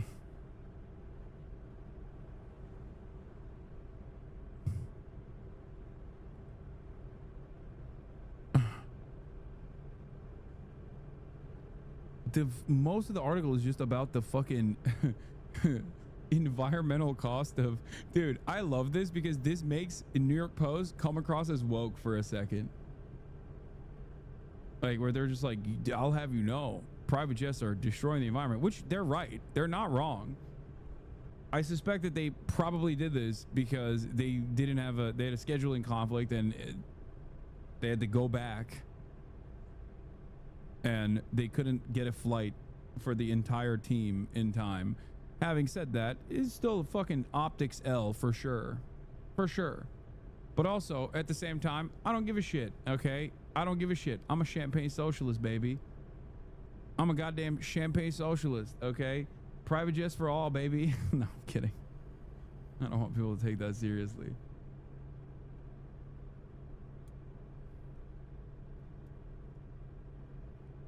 Bro, how are you still live? I've done 3 finals since you started streaming.